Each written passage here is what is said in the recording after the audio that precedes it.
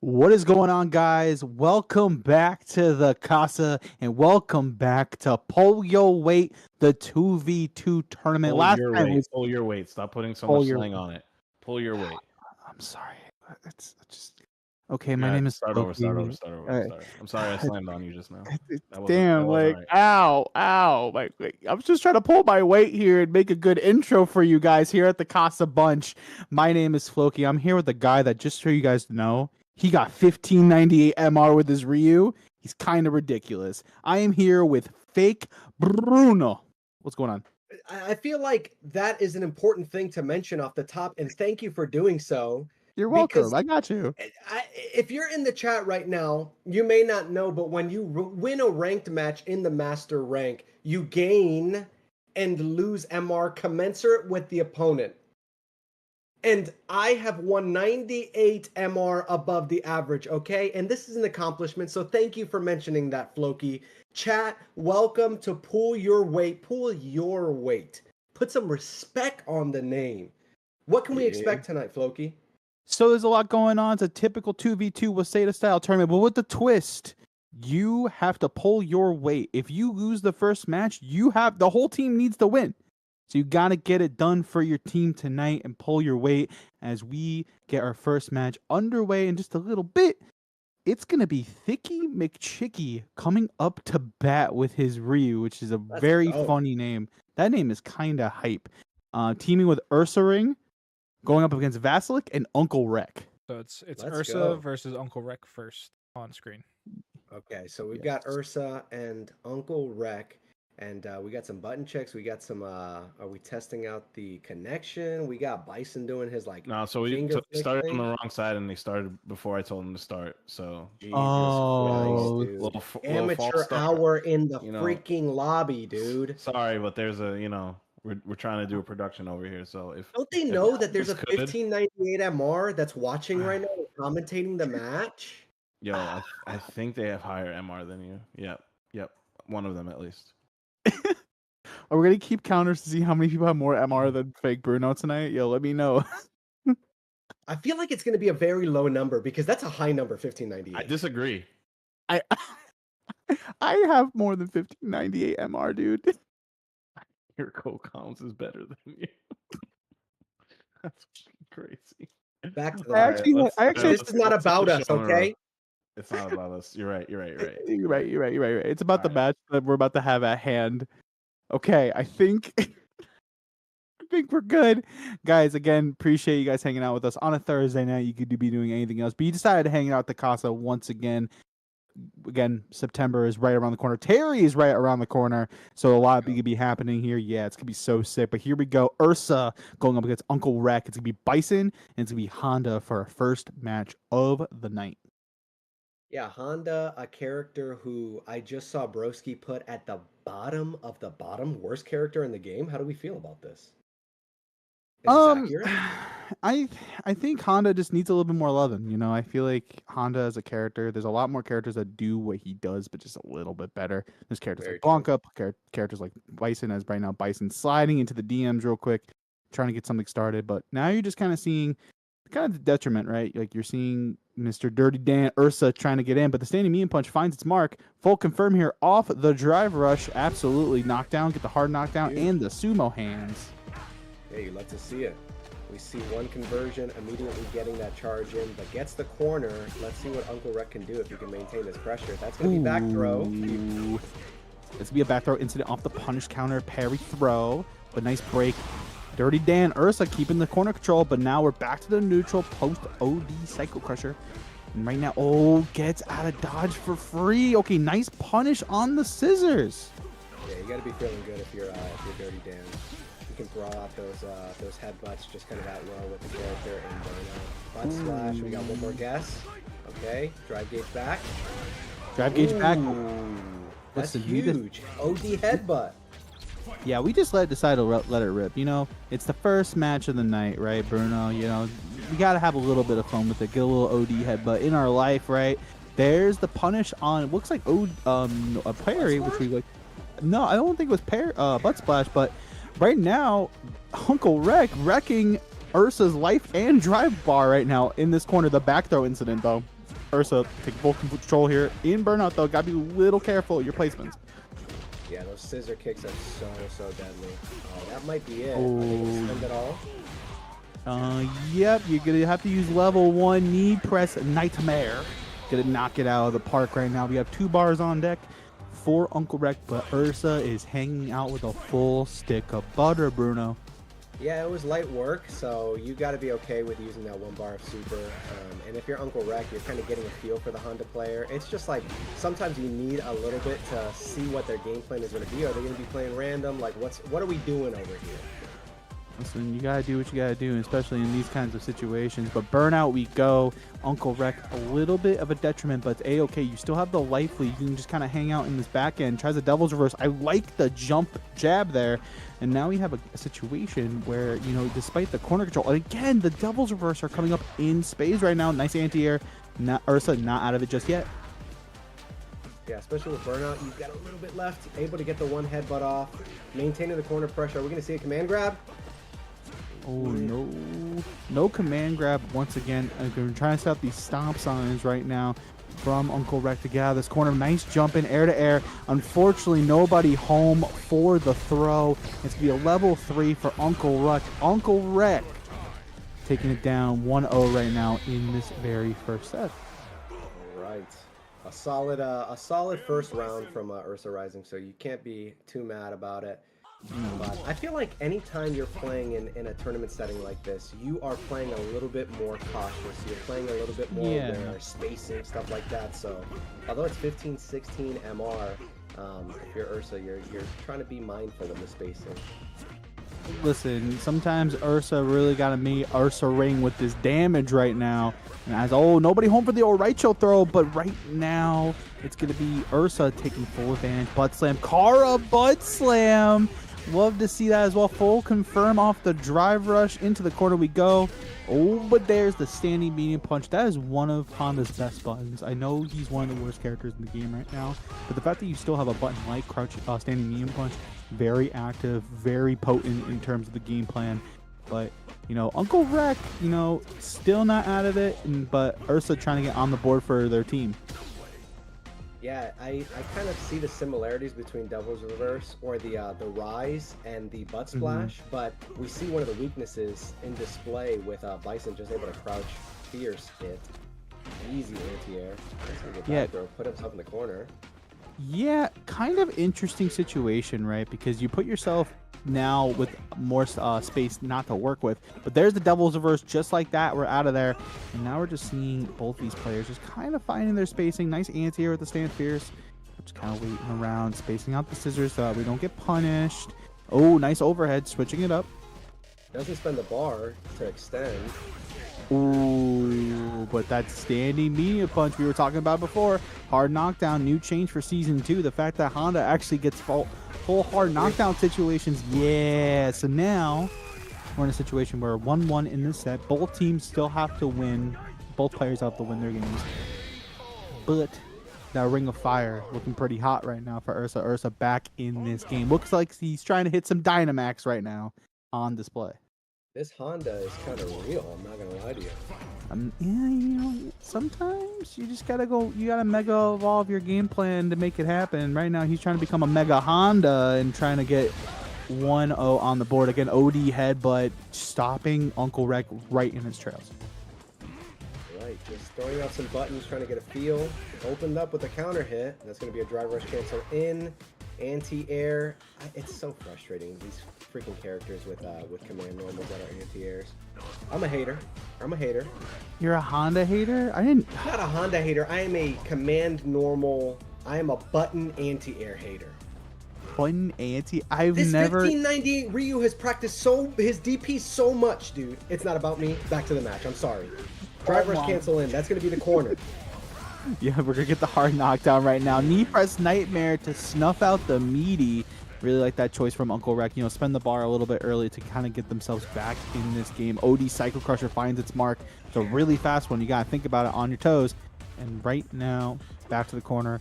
is Ursa. Ursa, I like the walk, and I like the spacing that they're keeping themselves at. Be like, okay, now I'm going to put you in a situation that even though you're trying to space myself out, I have plenty of time to get back and get that positioning right where I need it.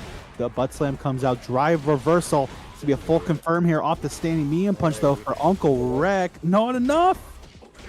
Oh, they're kicking themselves.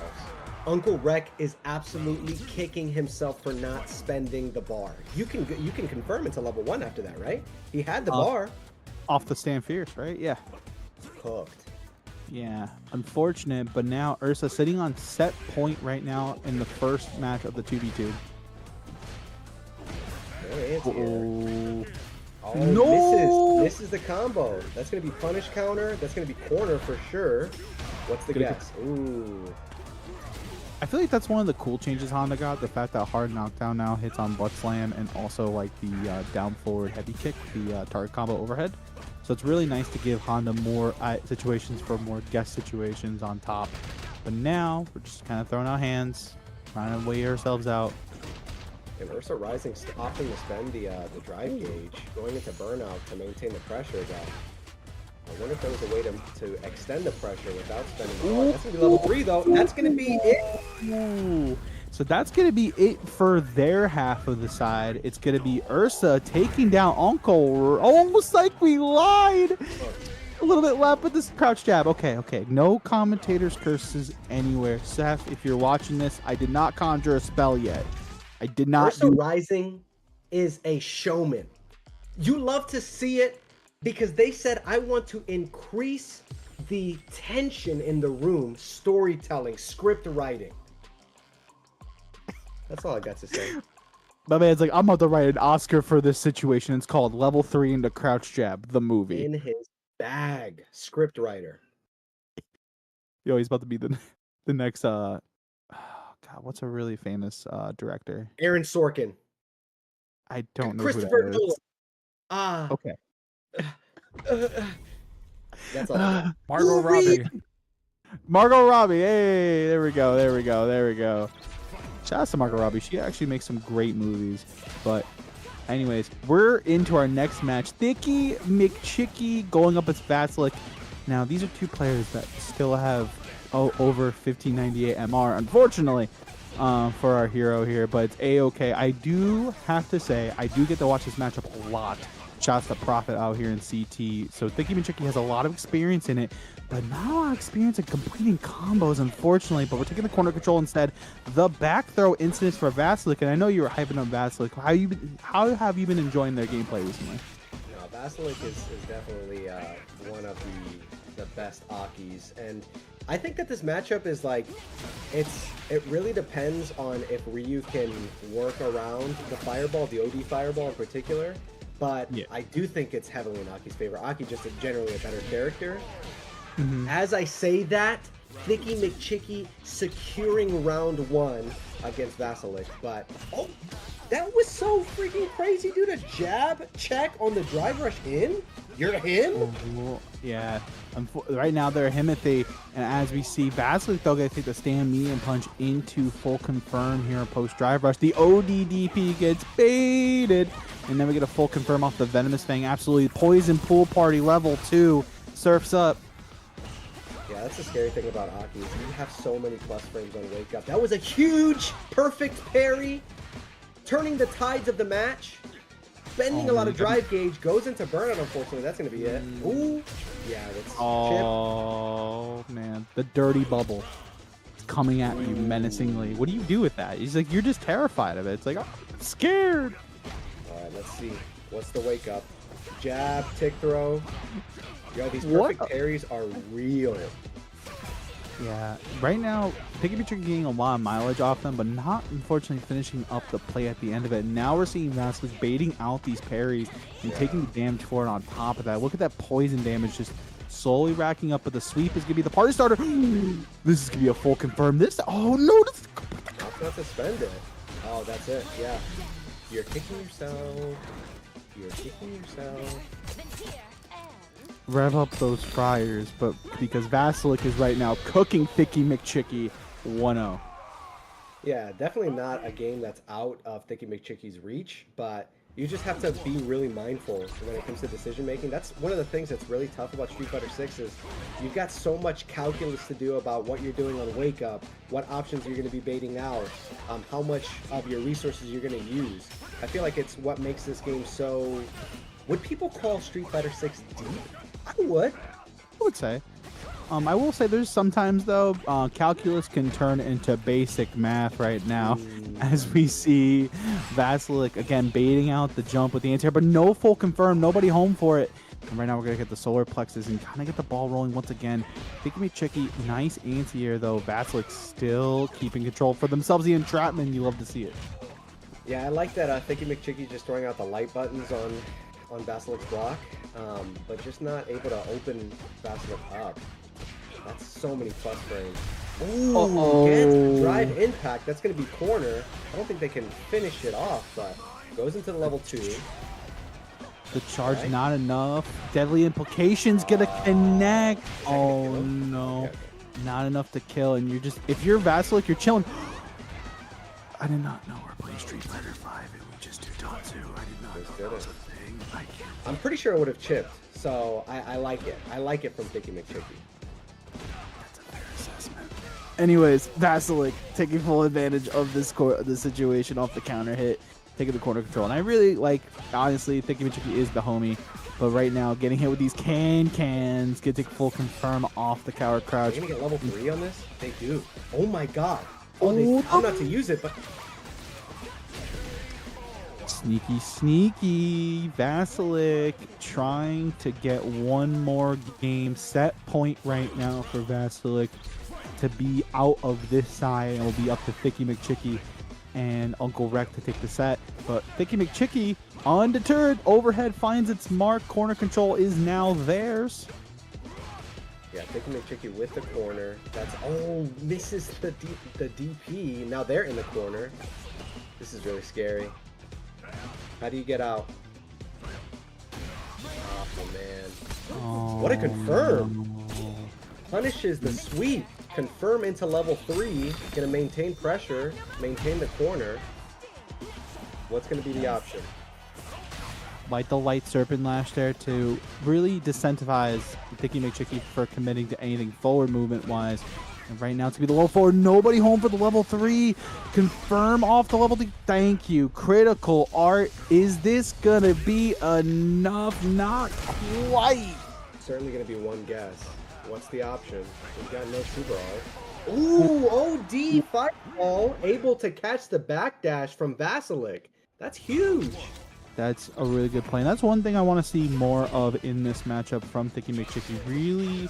Really thinking about those nightshade pulses, and we're going to start using OD Fireball to counteract. Light Serpent Lash finds its mark. The overhead once again. Reapply the poison. The control is theirs once again. Full confirm it. Oh my goodness. This is like a Super Broly combo. You see this damage? Over the Oki. Sir, unfortunately I have to tell you this. You just got messed up. That, ow.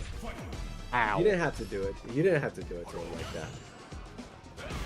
Listen, it's pull your weight. So you got to pull your weight and pull yourself out of this mess. Thicky McChicky. The double overhead. Pretty ballsy, and you gotta like it from Thicky McChicky. That kind of indicates to us that they are not afraid, although they just got perfected. They're willing to throw it out. In the corner again, though. This is tough. Oh, Another interaction is going to be level 3. Ooh, does it confirm off the sweep into the level 3. One last guess on the table, and the sneaky impact will find its mark. Vasilik is going to take it over Thicky McChicky, but this is the cool part about pull your weight. The losers have to play in order for the team to win the match. So Thicky McChicky has to get back on and meet Uncle Rec for one final set to see who is going to be moving on in our winner's side of things. Yeah, it's going to be interesting. Ryu against Bison. There are some tools that I feel like universally you can employ against Bison on Wake Up that kind of limit Bison's like explosive offense. Sure. So it should be a good match overall. But Vasilik really putting it together there, mounting the pressure against Thicky McChicky, against Ryu in the corner, baiting out those DPs, baiting out those parry attempts. A really solid play overall. Yeah, and it was a really good like showcase of what Aki can do in season 2. But this is the fun part, Uncle Rek and Thicky McChicky. It's time to pull your weight for your team. Who is going to be moving on in winner side of things? Ryu versus Bison, the fated matchup. Here we go. All right, what's it going to be on round start? Ooh, immediately goes for the jump, throw. I think this is also will be a test for Uncle Rek to see what they want to do in terms of anti-airs. Obviously, you have Psycho Crusher and OD Psycho Crusher. You also have Crouching Pierce. But Ryu has a really good job of making sure that non-reversal Bison is non-potent. As we see a jump out, though, from Uncle Rek, and now it's their turn to have the corner control. Yeah, if you don't have those crosscuts on lock, it can be pretty diabolical. But able to get the corner back, and Thicky McChicky mounting the pressure. Ooh, that's great. Nice. Drive rush in, what's the guess? Throw. Overhead? You went for it twice! Okay, walking each other. I love the jump last second on the OD Psycho Crusher to get themselves out of the corner. Oh no, they bought the cross up, but the stand light kick is going to find its mark. I will say Thicky McChicky also has matchup experience because a couple of the Bisons here in Connecticut. So won't be surprised if they have a little bit of matchup knowledge here. Nice confirm. Oh, it doesn't go for the Tatsu. Oh, but they get the corner anyways. Yep, the spacing trap, I really love that from Ryu or anybody with a really good fireball into DP, right? Because then it really desensitizes you. So I'm like, oh, I'm going to jump. Oh, this is a perfect fireball situation. Nah, psych, I have a DP locked and loaded for you all. And right now, Thicky McChicky just trying to jump around. But also Uncle Rek's jumping around. It's like a bouncy house right now on the King Street. Right, back to neutral. Thicky McChicky loving to mount the pressure against Bison. Throwing out those lights, throwing out the donkey kick. Solar Plexus is so good plus frames, but you get the opening. That's going to be level 3. They're able to maintain the drive gauge. It's going to be like mid-stage, so won't be too bad in terms of positioning. Drive rush in, baits the perfect parry. One more guess. Oh, but the impact will find its mark. We're going to take the plus frames of the Hasho, but not enough. You got to keep it together. And right now, Uncle Rek evens out the round count 1 apiece. Yeah, that was really scary. If they were able to get the opening, it was certainly going to be level 3, but Bison able to maintain composure and weather that storm. Yup. Here comes the Bison. The mine is there, but the overhead is there right with it. Right now, Thicky McChicky walking out the corners. The stand, fierce punish counter. What a confirmed by Uncle Rek. Uncle Rek reapplies the mine. Plus frames on that. Nice drive reversal. Gets the Denjin. Gotta be careful now. Oh my goodness. The anti-air. This is corner. Is going to be level 3 on wake up. Ooh, are we going to see it? Oh, that kills. Street Fighter 6 throw loops. Sometimes able to take it. Sometimes taking the throw, unfortunately, leads to death. And right now, Uncle Rek, just like that, continues to pull their weight a little bit. And right now, Thicky McChicky back against the wall. Psycho Mine's applied. It's gotta let that pop real quick. Absolutely. Oh, no, it gets contact, though, but no full confirm. Oh, my goodness. They're scrapping. Yeah, this is unreal. Punishing that. Oh. Able to get a level 1. Yep, and I kind of like this, right? Because in nice Psycho Crusher for the perfect, I really like using the level 1 here because then it forces Thicky McChicky to like add to their mental stack and like think about the pressure that they're getting put into, right? Yeah. Because you're like, okay, I'm committing to this level 1 because I know I'm going to win this round and I'm going to fully commit all my bar. But right now, Uncle Rek in Burnout, though, can Thicky McChicky find a way to get the stun? Looks like they won't, but they'll take the punish counter confirm anyway. Back to the corner on the other side now. Uh-oh. No confirmed. They want the plus frames. Ooh, what did they block? Oh, they went for the throw. That's going to be the corner. Unfortunate. Got like 2 interactions. 2, maybe 1 left in the tank. The scissors finds its mark as well as the throw. 2-piece all set. Uncle Rek, Vasilik, with a devious duo of Aki and Bison, move on in the winner side of things. And let's just check out these replays right now. By the way, shout out to production in the background. Look at this deadly implication. Like, man, you hate to see So it. different. But throws out the Tatsu, gets the chip. Yeah, sometimes you got to bring it back to the old days. You know what I'm gonna do? I'm a full screen Tatsu, and you know what? You're still gonna get hit by it. I got hit by it. I know you did. Yeah, I'm only 1598, my MR level with Ryu, so I probably would have got hit. Even though it's a pretty high level, I probably would have still gotten hit. But overall, really solid. Uncle Rek had to dig deep because they were on the receiving end of the loss against the E-Honda from Ursa. And yeah, I mean, they just locked it in. I really particularly like the fact that Bison was neutralizing the plus frames that Ryu wanted to get on Wake Up, like that level 1 that we saw in the final game.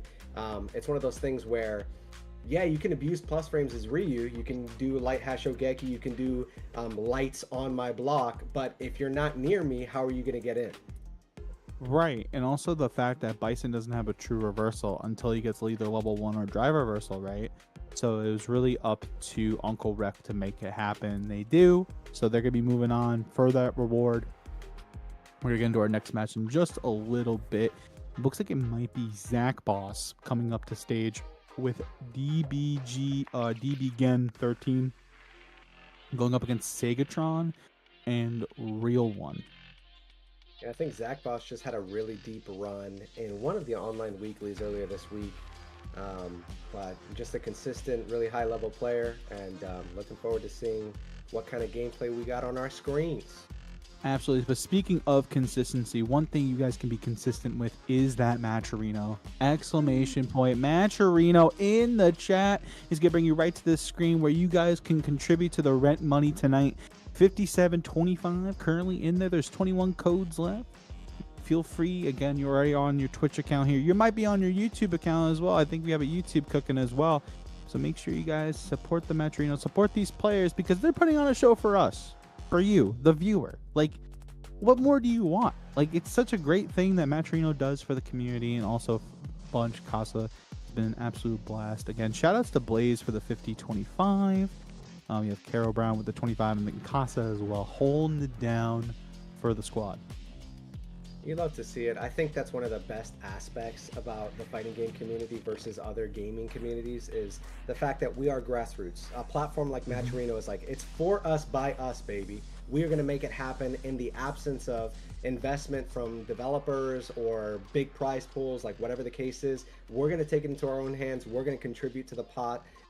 We're going to get involved. We're going to embrace these online weeklies. Shout out to Casa. I mean, we don't appreciate enough the hours of volunteering that these tournament organizers are doing on a weekly basis. Casa, the entire team, production, every aspect of it comes at a cost, and if it's not monetary, then it's time. And I as a viewer, as an enjoyer of fighting games, I really do appreciate the level of sheen, the level of sophistication at every level of the Casa production. So appreciate y'all. Why don't you just drop a heart in the chat, okay? Why don't you do it? Drop a follow, drop a subscribe if you're on the YouTube as well. And I said this a couple of times to other people. I said that Casa is doing a really great job and really changing the game in terms of production for Street Fighter 6 online week to week. You know, you have things like the 2v2 pull your weight event. You also have the kickback, which was probably my favorite thing I've been not only a part of, but also to kind of see play out, because then you get to actually have that one-on-one with the player as they're going through the ladder. You know, you also, they're doing the standard, you know, bracket style events, but also game day. And I know Under Night had a great tournament. I hadn't have a second to watch that event, but we're about to get back into this event, into pull your weight. And it's going to look like it's going to be, like I said, Zach Boss and DBG coming up to bat. I don't know who we have first on our end, but this is going to be a good one. Let's get it.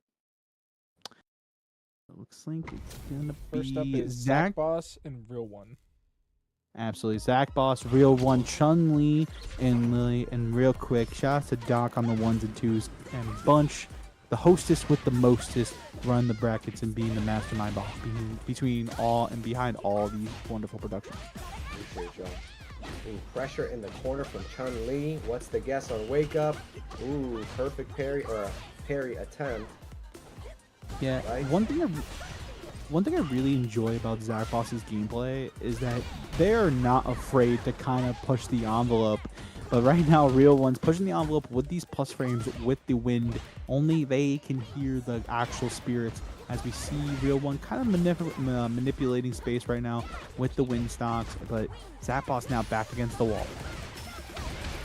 Yeah, they're able to get their drive gauge back, so it's not as nerve-wracking. But one opening is going to be the first round for Zach Boss. It's really tough as Lily. You have to like manage how am I going to get in.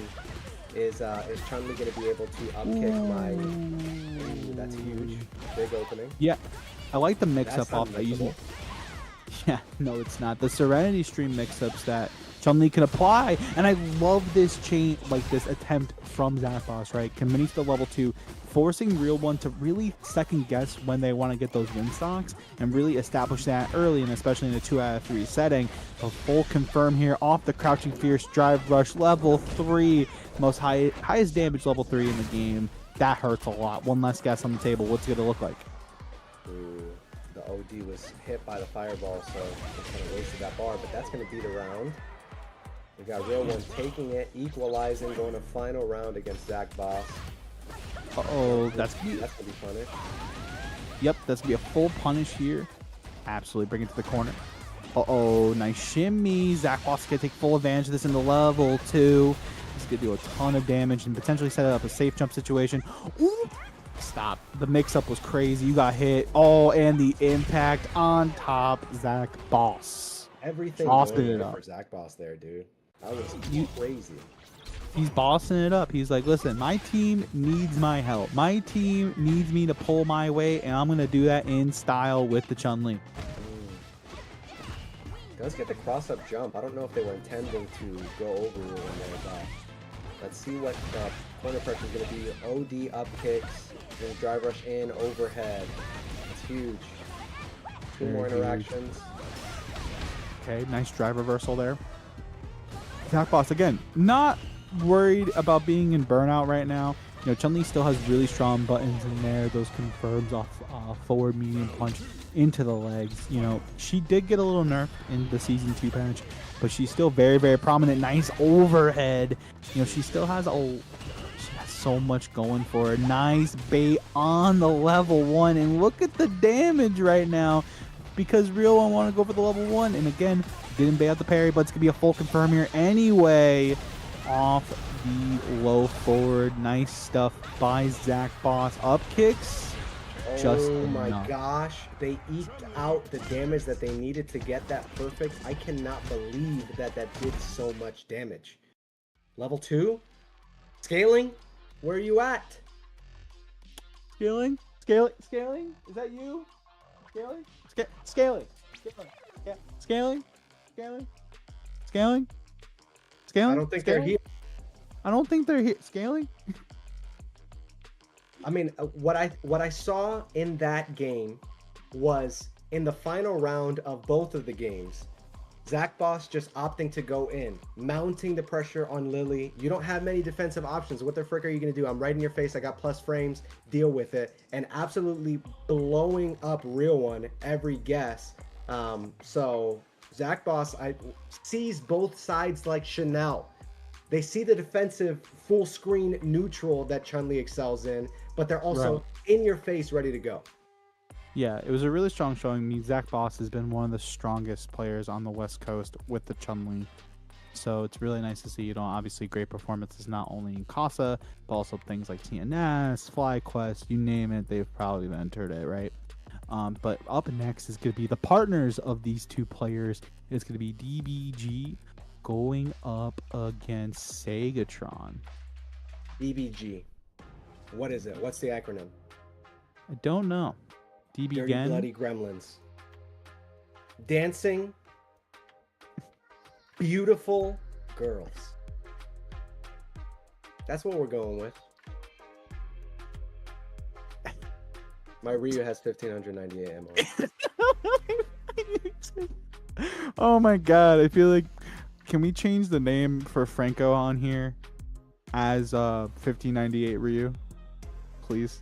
production. That would be just not even like his actual name anymore, or just just at 1598 MR Ryu on that should be your Twitter handle. My Ryu has 1598 MR. Bronze Ryu Day. Let's go. Into the Let's go. match.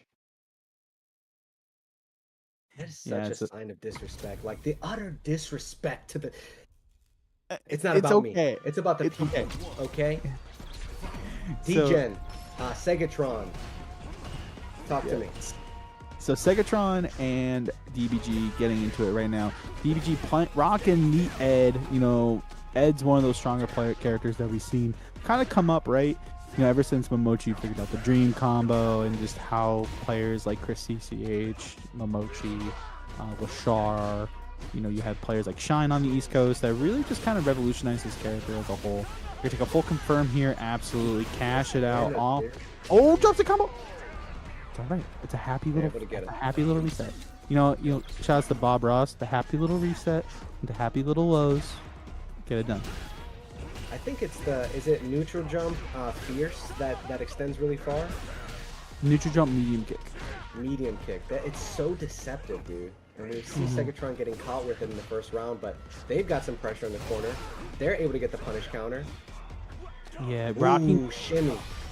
That Kuma looking definitely sinister ever since the character's been released in early 2024. Has really caused a ruckus. Tried to demon raid, nobody home though. Take the throw, DBG trying to get the party rolling. The low 4 going to burnout and nice confirm. Keep it easy. But right now, Segatron really needs to get something together because 3 bars on both sides, but Akuma got 9k health. Yeah, it is. At this point, it's a meme, but it really does affect the consistency of the character. We're going to see level 2. Is it going to be Dream? Is it going to be full corner? Ooh, we got it. Yeah. Set it up. 2, 3, into 4. Right now, we counting how many DPs this dude can do. DBG, nice anti-air on the fireball. Nobody home for the Tatsu, though. Punish the Tatsu. Okay. Ooh, just throws it out. Equalizing the health. This is scary. This is very scary. Also, if you're Segatron, you are chilling. Nice anti-air on the Demon Raid.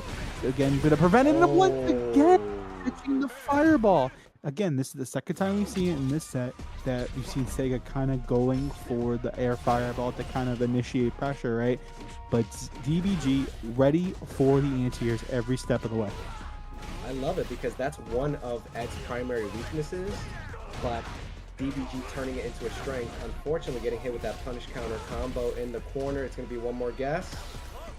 Going for the shimmies. It's a couple times that we've seen that represented at this point. Ooh, goes wild with the heavy DP. Nobody home though. But it's A-OK. Yep, back to mid-screen. DBG starting up the fireball on that. I feel like Ed's one of the characters that can really play well with it, but a character does even better is that Kuma with that OD fireball, which by the way, listen, if Capcom is watching this, first of all, hi. Second of all, please do something about fireball hurt box. Why is it in his chest? Uh-oh. Right in the corner. Ooh, a jump. Yep. Great time jump. Uh-oh. ODDP unhand me, says Sega. Sega trying to set up the fireball war. One thing I'm really liking right now is the change in timings. No combo off the forced knockdown, unfortunate. And we're going to take a full confirm here off the crouching medium kick into the OD flicker. Absolutely. Keep it meterless. Keep it simple. Set point now for the team. Huge. Again, we've got another repeat of the situation from the last game. A big jump in, gets the punish counter, gets the corner. Ooh, dashes in. Starts up with flicker pressure. This is the second time we've seen that interaction get the ball rolling. And it's going to be the level 3, the Psycho Chamber, that's going to be taking it potentially for the team. And it looks like it's going to be just enough with the knockout punch itself. The 7 letters are on the screen, and they say perfect. DBG, Zach Boss with fashion. Move on. Yeah, we didn't see much jumping from DBG up until that point, until like the latter half of the set, and really paying dividends for them getting those punish counter combos, getting the corner carry. It's crazy that in Street Fighter 6 it's like 2 neutral wins and you've got the corner, regardless of what side of the stage that you're in, and the corner being such an important part of like your offense, more combo potential, all that kind of stuff. So DBG getting the corner within like the first 5 seconds of the match is going to be huge. Yeah, and I think once you notice that the game plan was changed and DBG took full advantage of said fireballs, changing from a fireball war that I'm just gonna jump in. I'm gonna take full confirm here, especially with a character like Ed. Gonna get the knockdown off a heavy blitz, and then you can start up the Oki, and then you can start up the flicker game. You know, it's one of those things that, you know, as a Kuma you have to be worried about. But, you know, unfortunately for, you know, Segatron and Real One, they have to head to the less than fortunate side of the bracket, while they have to duke it out in the loser side. But Zach Boss and DBG can be moving on, and their reward, by the way, is to play Noah the Prodigy and Enzo the Hokage. That's hilarious. Light work. Easy. Easy, but we appreciate you guys hanging out with us. You know, first event of the new month here at the Casabunch. We really do appreciate all the love you guys give each and every Thursday. Also, want to give a quick shout out to the podcast. I got to take a peek at that yesterday, the day before. Really good stuff. There's always something happening here at the Casa for you guys to enjoy. But let me ask you a question, Bruno. Who do you like winning tonight? Who is gonna pull their way to victory out of the teams that are here? I would like to be a memer. I would like to make some sort of untoward joke, but NuckleDu and Punk are on a team, and that is like Federer and Djokovic playing Floki and fake Bruno in a doubles match. Wait, so we're cooked. I don't play tennis. It's okay. It's okay. Exactly. I get where it's going with that. This is what I'm trying to demonstrate. I will say, Punk and NuckleDu on the same teams like Goku and Vegeta. Like, they're literally them on the same team, and they fuse together to make Gogeta, like, or Vegito, depending on who you prefer. That's what I'm saying. Yeah. It's looking like a really stacked team. But speaking of a stacked team, we gotta show some love to our Canadian homies. Zycles and Slice, Ottawa boys, up to bat, going up against Bonsai and MJB Matt. This is gonna be a good one. Correct me if I'm wrong, but Zycles is next up alumni? Yep, Zycles is next up alumni. Rocking the Kimberly during that show. Slice had a really strong performance at Gommel this past year with the Dawson and the Blanca. So it's really nice to see them still perform at such a high level. Going against Bonsai, unfortunately, I'm not that versed in Bonsai's gameplay, so I'm not really sure who they play, but I'm really excited to see him as well as MJB Matt. These guys, again, Zycles and Slice, they just had a team exhibition over in Canada. I forget the other city that was involved, but I saw a pop-off from Slice for the whole city, so it was really cool to see that tournament. I have to catch the VOD for it because it was absolutely delightful. As you see Zycles queuing up, ready to go, waiting for the opponents to figure out who are they sending to deal with Kimberly tonight. But how do we feel about Kimberly? Crayon eater. Damn. I should start hitting you with the one-word associations. Okay. We can do this right now. We have a little bit of time. Yo, give me one word to describe Jury.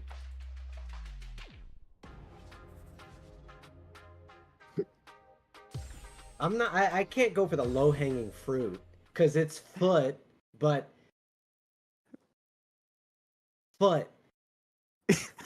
I got one for you. It's called Diabolical. And right now, it's going to be Zycles going up against Bonsai. This is actually a Canada match. Okay. Canada getting some love tonight at the Casa. Let's go. Lebronto. That's all the Canada reference that you're going to get out of me. Serious? Flip the toes, pedicure, and we're going to go to the corner. What's the guess? Throws the bomb out. But just a jump out gets Bonsai out of the corner, and now they've got the positioning. Yeah, Batista jumps, but nice parry, and I like the side switch off the crouching fierce Now, you know, one thing that's cool about Kimberly is the fact that Crouching Fears really initiates 50-50. Shout out to Dama SOS of Casa fame with that Kimberly. You know, really, this character is so fun to watch. He's one of those characters like JP, right? Where it's like, anytime you see them, you know it's going to be a good time. But Jury, Bonsai, let's be serious. Jury won $1 million. This character is still prominent in Season 2 as we see a stand, medium punch, thread the needle for the level 1. Gonna burn the stock to get a little bit more damage. Nobody home for the rest of it. Drive reversal though into burnout. Headhunter. Yeah, willing to go into burnout, but they've only got, I mean, that's all you have to do if you're Bonsai. You just need to level 1 on Wake Up and it's checkmate. So I'm not too sure about going into burnout with the drive reversal in the corner there. Kind of to maybe reestablish pace, but yet actually forcing Bonsai to use the level 1 in that scenario. A nice OD DP to get them off. But again, nice block on the mix. Perfect parry. The back throw incident. Looking pretty good for Bonsai. Bonsai just taking full advantage with the cross up right back at you. Bonsai, it's your turn to deal with this corner pressure. Jeez, that's 2 OD DPs on Wake Up. Random. Ooh, okay. Drive impact. Is that going to be it? Are they going to spend 1 bar? Do they want to end it? No, we're going to save it for a rainy day and go for Headhunter. And it's going to be for Zycles to even out the round count. Listen, I didn't pay $60. I didn't pay $60 to hold block. I paid $60 to ODDP. I just not care. You guess on deal or no deal? Not in Street Fighter 6, baby. We're going into level 3. And I love this from Zycles, and a lot of Kimberly's like this too, you know, get the damage and the speed buff. And right now, again, Bonsai going into burnout, not a great place to want to be as a character like Kimberly's on the screen. Her pressure in burnout is so extraneous, and you really have to think about it. Nice air jump, medium, the jumping is in. Now party time, nobody home for the level 3, party time. Spray can initiate. Oh yeah, you gotta cash it out. Secret Arts, full confirm here. Level 1's not gonna be enough. You just do it. You just do it. You just say, let's go gambling, and I'm gonna hit a DI, and guess what? You can't even DI back because you have no life. Yeah, that was so tricky from Zycles, especially because in that situation, Jury is like 1 pixel away from getting back the drive gauge. They were buffering level 3 the entire time in the corner. They were hoping to get their drive gauge back at the perfect opportune moment and still gets hit with the DI. But here we see Bonsai coming back with a vengeance, get in the corner, maintaining the pressure against Zycles. Ooh, checks the drive rush, and that's going to be it. Really like that stuff there from Bonsai with the stand fierce checking to full confirm. Zycles, you know, this is how the game started last time, right? Bonsai took the first round, Zycles got the download, and Zycles made the adjustments. But Bonsai right now, throw looping in the corner. We're going to take the spray can to really force Bonsai to not go into that area. We're going to take a stand light kick. Nobody home for the full confirm though, but A-okay. The drive rush stand jab. Going to find its mark. And right now, we're just stringing up. Oh!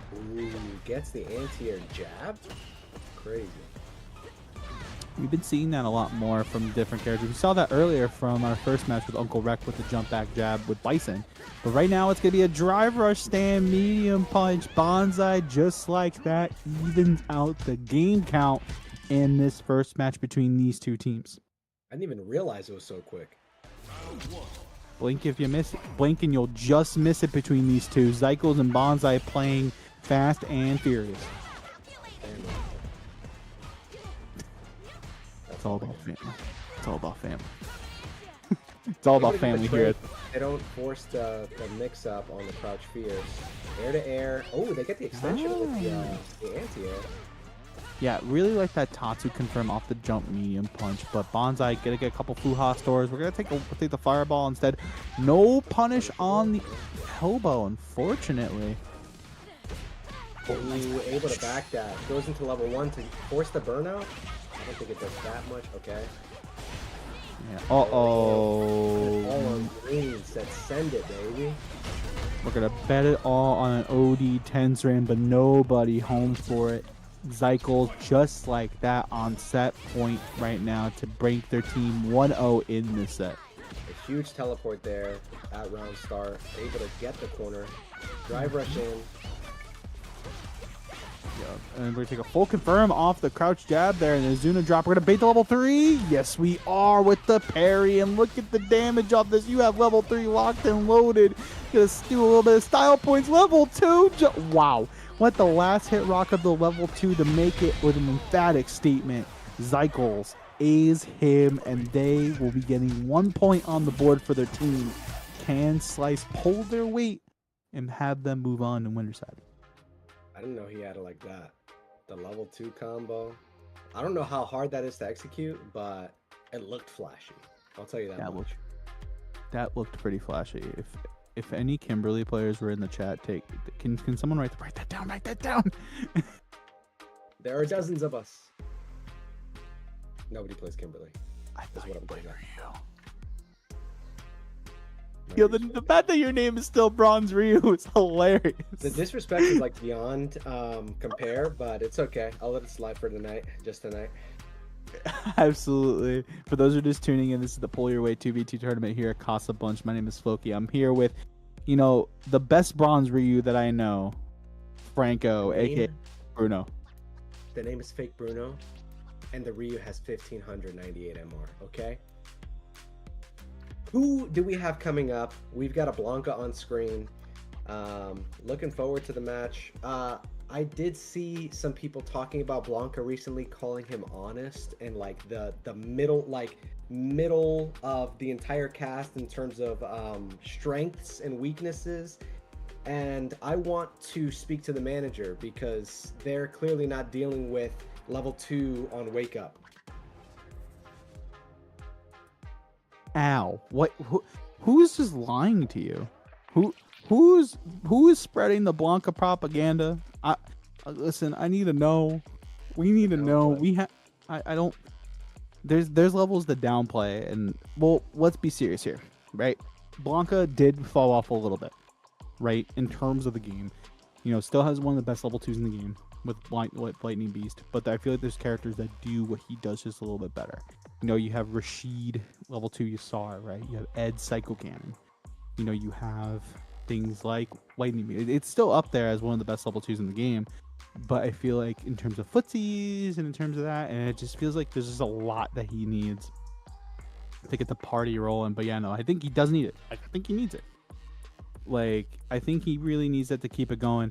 Also, can we just say shout outs to Cravat in the chat room, holding us down, the Pokemon Master in the chat room with us tonight. But looks like we're going to get Slice rocking the Blanca and then going up against, it's going to be MJB Matt. Is this going to be a Blanca mirror, if I'm not mistaken? That would be wild.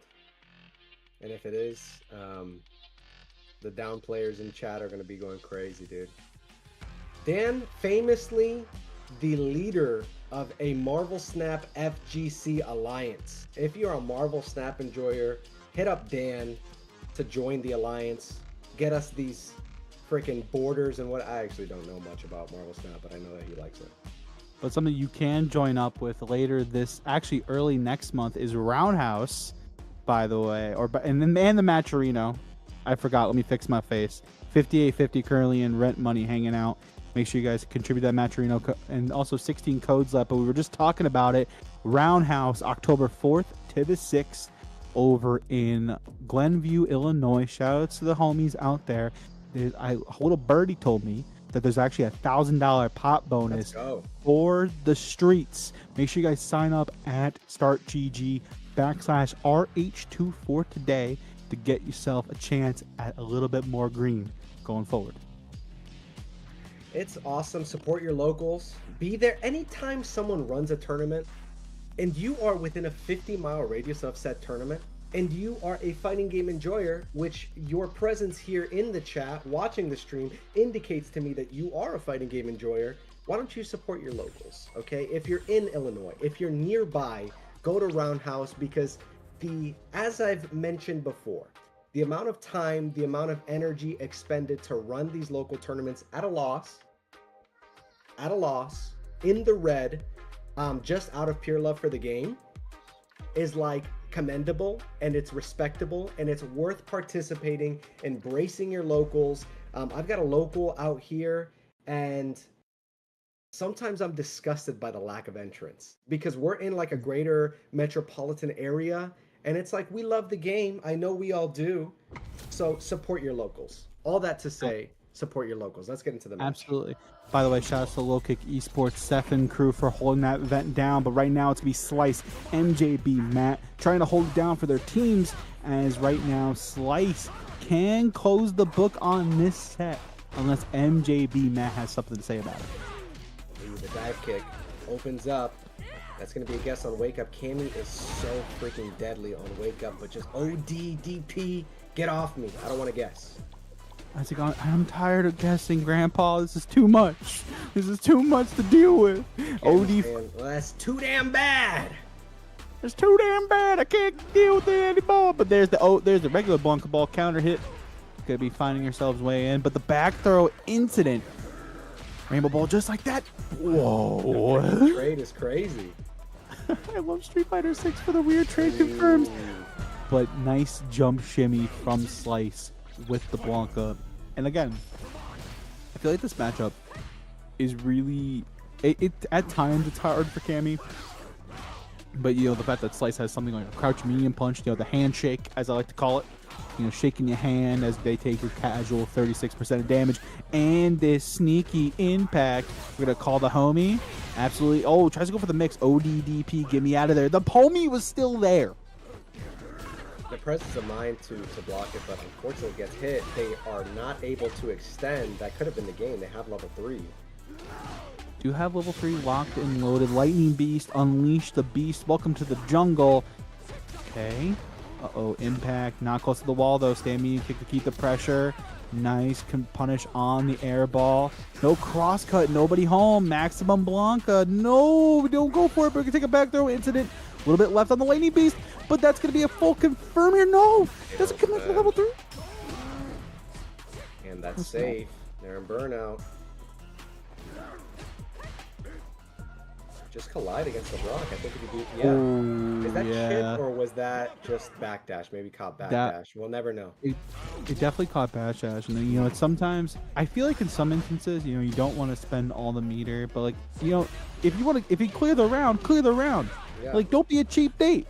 Listen, sometimes you gotta ball out a little bit, you know, even if it's, you know, balling a little bit more than your normal confirms here. As Zycles has to be thrilled that, you know, Slice is doing so much work against MJB Matt.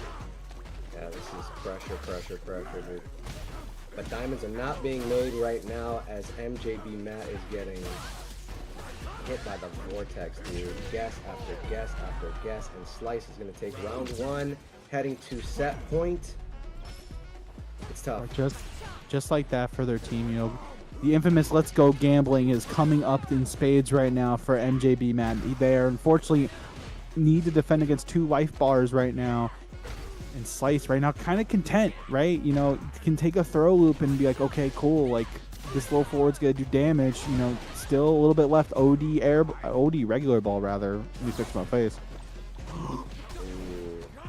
Nobody home.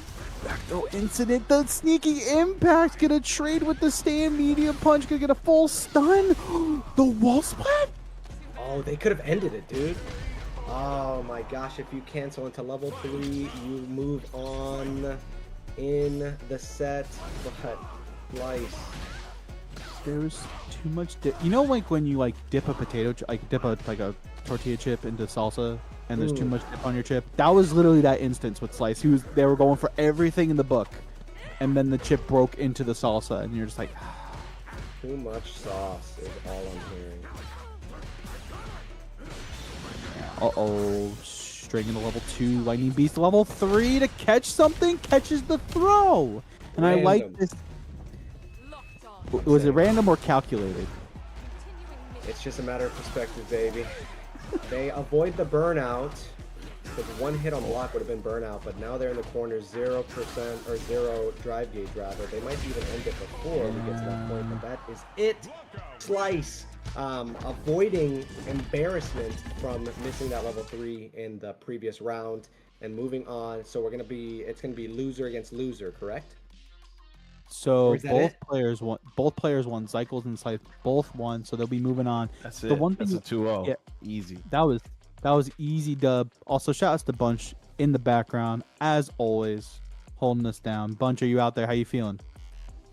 Feeling pretty good. This winner side is going pretty fast, so I gotta keep up with this loser side. Make sure we're getting all the DQs out of the way. Thank you to all the players being very on their toes when I'm sending these invites out, and all the players kind of just being cool with learning the flow of the tournament format. I know it's a little confusing for some people, but everybody's being good sports out there. It's a good event. I'm a little reticent to give Bunch his flowers because I think he's responsible for this disrespect that's going on screen. But I don't think he is.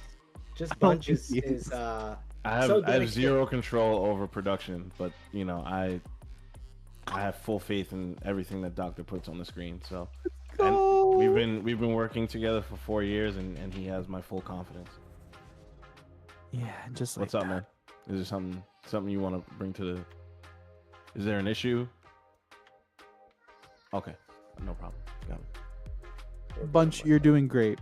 I just want to appreciate you for what you do, and also make sure you guys again showing Bunch and the rest of the Casa crew some love, not only here on Twitch and also on YouTube. Really do appreciate it. Obviously, September is also a thing as well. So any subscriptions as well really does go a long way. But speaking of going a long way, before we go long, double check somebody in the chat. I do believe there is that promotion for the Kami color currently. There is. So. That does. Yeah. What is it? 2 subs? Is that what it is? I think it's so. Just one. It's a gift sub or a tier 1. So hey, listen. Like, if you play Kami and you want a cool color for September, that's gonna be excellent. But speaking of cool things, we have to talk about the event that's happening in October, the weekend after Roundhouse, the Capcom premiere spot for the East Coast. I am talking about none other than East Coast Throwdown. Make sure you guys are signing up for that. Again, that's October 11th to the 13th. But right now, we're going to our next match. But there you see it on the screen, Connecticut Convention Center. Real quick, sign-ups right now are in late registration. Make sure you guys head on over to ecthrowdown.com as we throw down a shout-out to IDOM and Y for the party of 86 with the raid. We appreciate you guys hanging out. You guys came at a perfect time. Yo, IDOM, how come you and Shine didn't team up? That would have been the only thing that could stand up to Punk and Knuckle Dude. Talk to him. I'm just saying. All right. So Vasilic versus Punk, and this is going to be corner for Aki.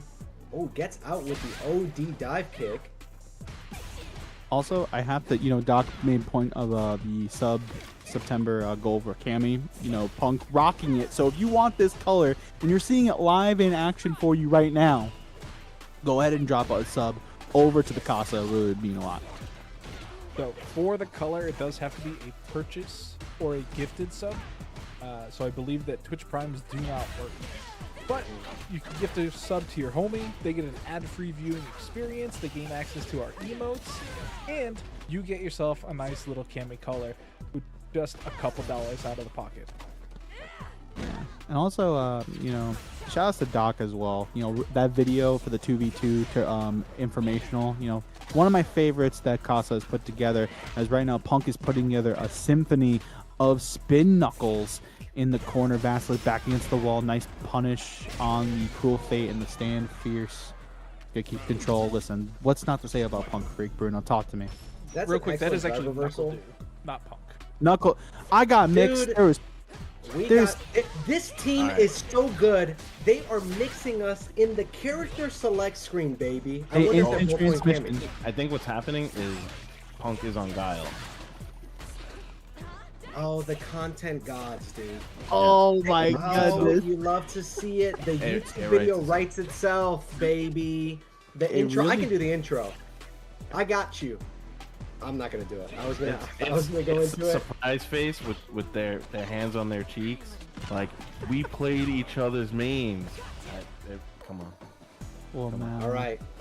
Well, NuckleDoo in trouble here in the corner. Vasilik putting the pressure on, able to punish the drive reversal, able to secure that round with a perfect KO. Not just a regular KO, baby. A perfect.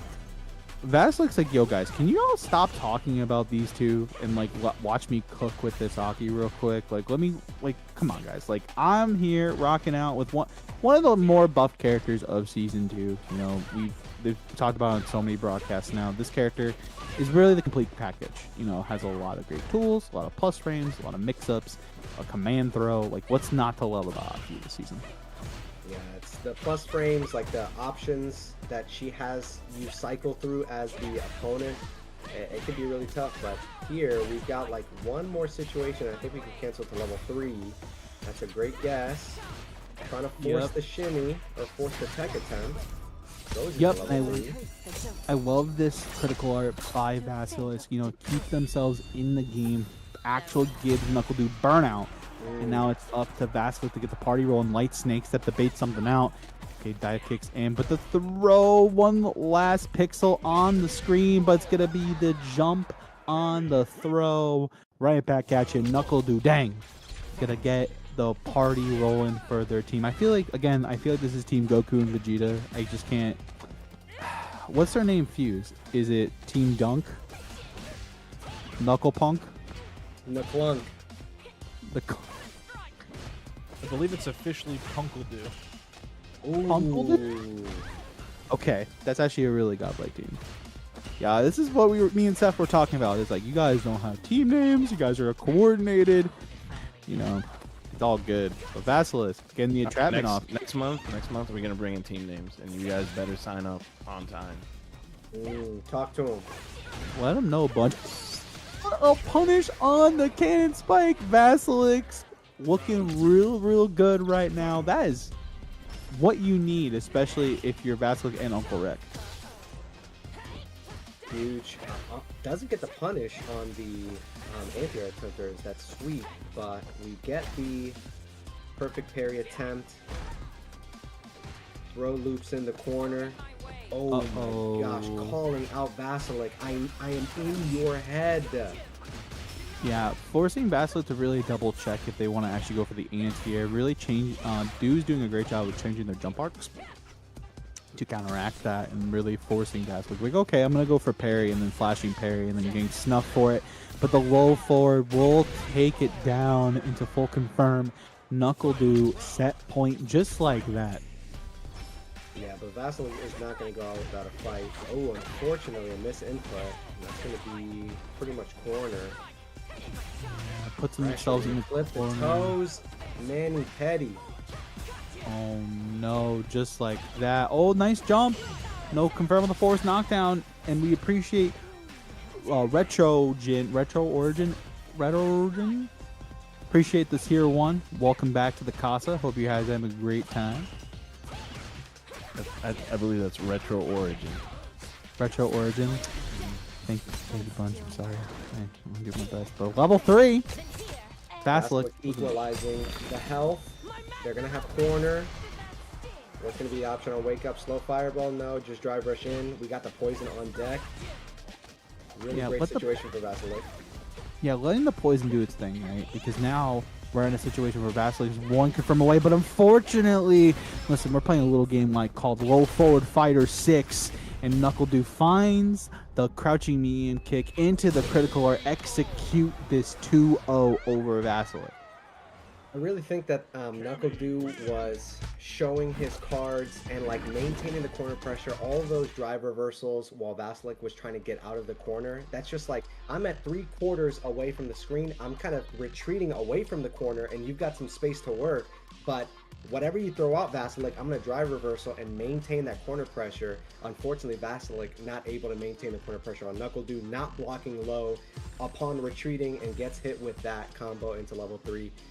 It's pretty tough. It's pretty tough against Cammy, who has so many threats when they've got their back against the wall. Yeah, and especially with a player like NuckleDoo, you know, that they do rock the Guile as a primary character, but also as a Cammy, also as a DJ. So, you know, they're very used to playing that defensive style where it's like, okay, I'm gonna walk myself to the corner, I'm gonna put you in a trap, and then I'm gonna take the corner, take the advantage, But now it's time for the Evo champ himself. I've never seen this color. This color actually is kind of nice. I'm not going to hold you. That's pretty sweet. Punk the God, rocking the Guile, content creator, connoisseur, the Alpha Academy Zone, going against Uncle Rec and Mr. Bison. That is so funny. Guile Stylus was in their bag when they were putting those spoils on him. Absolutely. We're going to take an OD knee press here into the corner situation. Level 1. Nobody home for it. And this, look at this damage. Huge punish. Oop. Won't kill, but Yeah. pretty close. Gonna put them on life support with this knee press nightmare. Granted, you are in burnout, but Punk content with just holding down back, hitting the crouching knee and punch.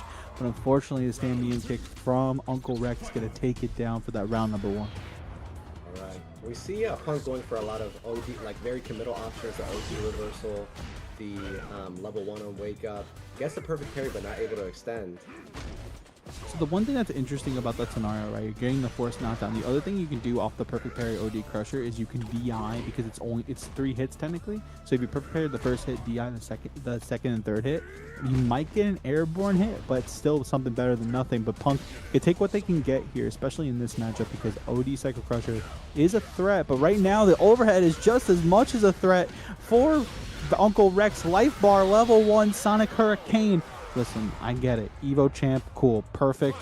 You know, doesn't matter. They can play. They could play random select, and they'll still be cooking. Yeah, he's going ham right now. I've never seen this guy though. I've seen Punk play a lot of characters, being willing to be varietous in his character picks, but I've yet to see the guy, and it's working out for him so far. What a punish on the scissors there, and that just shows the kind of excellence as a player you have to be, especially against a character like Bison. You know, you have to deal with these really spaced out scissors at points, but when they space them, it's full punish city for certain characters like Guile, like Ed. But right now, the Psycho Mine is there, and unfortunately,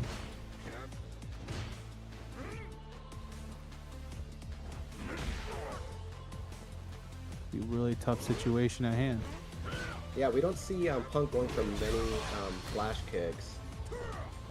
It is like a charge character, character player kind of thing to be ready for it, but that's gonna be it. No. Yeah. Not Not enough for the baby. Not enough for the baby booms to find their mark. Oh my God, the critical art. That's gonna find themselves for Uncle Rec and Vasilic. If I'm Vasilic, I am popping off. But it's not enough to kill. Knuckle Dude would have closed this round out already. Oof, talk to him. Shots fired. I feel like they're just talking smack. Oh, the double KO! Are you serious? The trade on the Devil's Reverse and Flash Kick? Yeah, only at What? Casa. Hey, yo, Mr. T.O. They have to replay, right? They have to replay. That's typically the rule. Yeah, they're just going back into it. I think that's just you replay it. Well, that was game whole 1 game. regardless, so they have to replay. What did the game say? Double Did KO. it say anything? It said double KO and then immediately went into a waiting player selection. Alright, let's see who comes out. And then it doesn't say either side won, so it's just a full I'm reset. I'm down with 0-0. Yeah, I think it's replay. You just replay the game. That makes sense, but the bazooka knee does make sense right now as Punk tries to get the pressure bowl. And, you know, honestly, oh, the target combo out of nowhere? Interesting stuff. Face it out. Huge punish. They probably could kill here with level 1. Oh no, he's him. Oh my gosh, Trixie's baby. Happy Feet. Wombo combo. Where you at? Where you at? That Gotta show. freaking overhead is so, like, such a ranked jump scare. Oh my god, the extensions, brother. Punk ready with the boom loops at helm, and but right now, oh, tries to get fancy with the scissor kicks. Fortunately, nobody home for him. And right now, Punk, look at this, just content. The level 1's gonna get sniped though by the Devil's Reverse. Oh boy, this is looking scary. Just goes for the low forward. Set up safe jump. Yeah, set that up real quick. The low forward, just a poke out. You know, granted the scissors are plus right now on burnout, But Uncle Rec, life bar looking bleak, and it's going to be a 1-0 for Punk the God. So no double KO this time around. I'm going to take it cleanly. Me and my pink hair.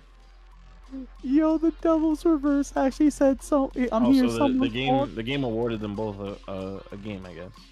Interesting. Are they going to go back into it? It looks like are they going back? Yeah, Uncle Rex hopping back on. Probably just one game. Yeah. Really good stuff. And also, shout out to Rotary Lover for the $5 dono into the match. Big Rotary. The big Rotary Lover. We love a good Rotary Lover. Shout outs to the Devil's Reverse being in the chat and in game. That's how potent that special move is. So good.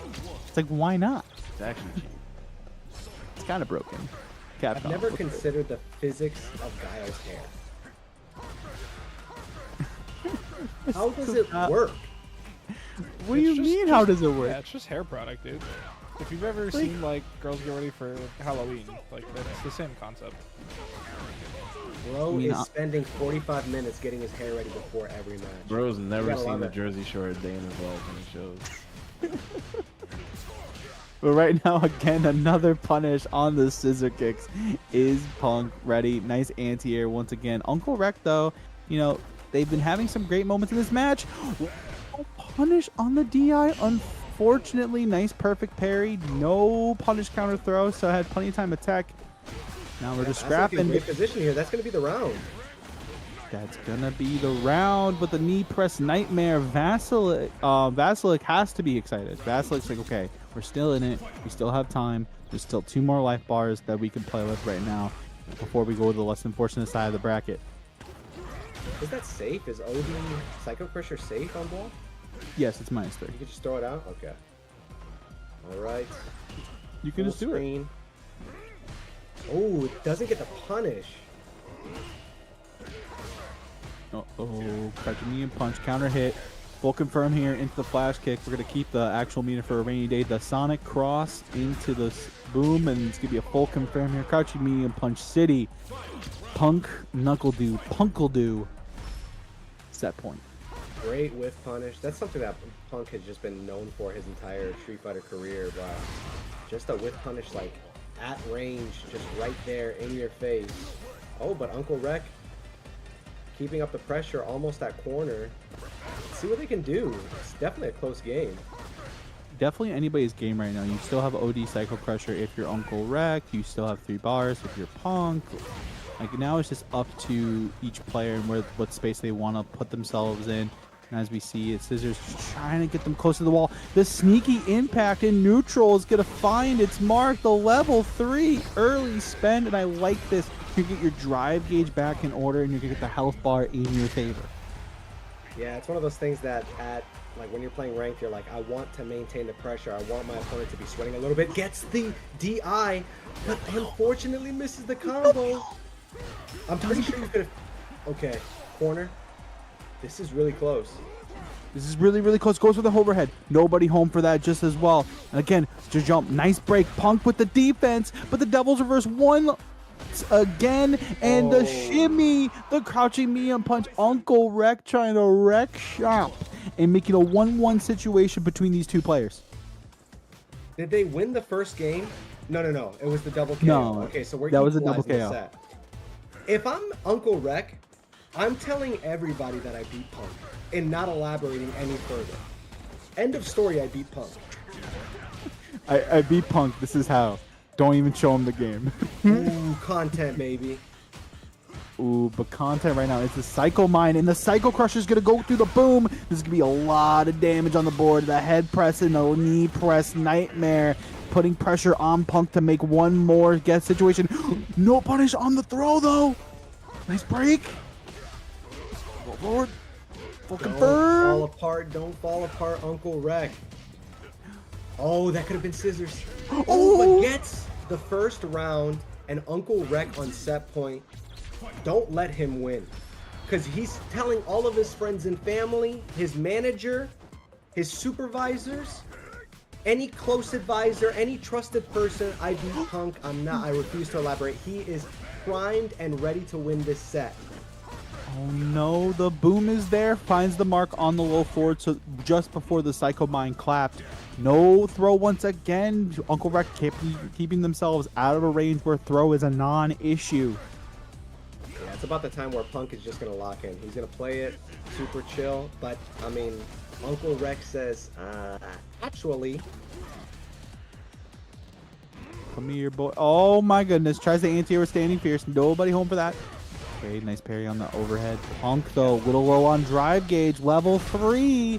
And again, we like this because now, again, same situation as before. Get the drive gauge in order, get the health bar in order, and putting Uncle Rec on a situation where burnout is imminent. Yeah, I love that Uncle Rec has been holding that parry. That's one of the things that Guile gets you with often. Oh, but that's going to be it.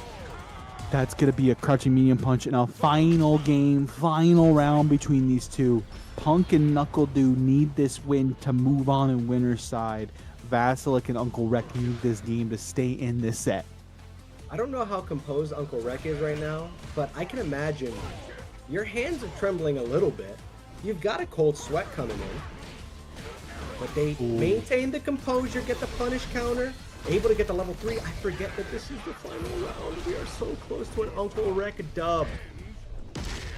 But not just yet. Punk, if he has anything to say about it, this is why they're an EVO champion. They're going to do what it takes to take the win. The booms are in place right now. The sneaky impact gets perfect parried. The drive impact back. The back throw incident. Nice anti-air. Punk keeping control for themselves right now. Nice break by Uncle Rec, and Uncle Rec is out. But that's nerves. That's nerves. You have 0 bar. That's going to be a DI. Oh, but Punk just letting him get out. The Devil's Reverse. Level 2. Okay. It's going to be a lot of chip. Look at the chip. Oh, baited it out. And just like that, with a jumping in a dream, the dreams of Vasilik and Uncle Rec staying in winner's bracket unfortunately have crumbled. And Punkledoo is going to be moving on in our winner side of things and be moving into our winner semis, which, by the way, they get to play Zycles and Slice.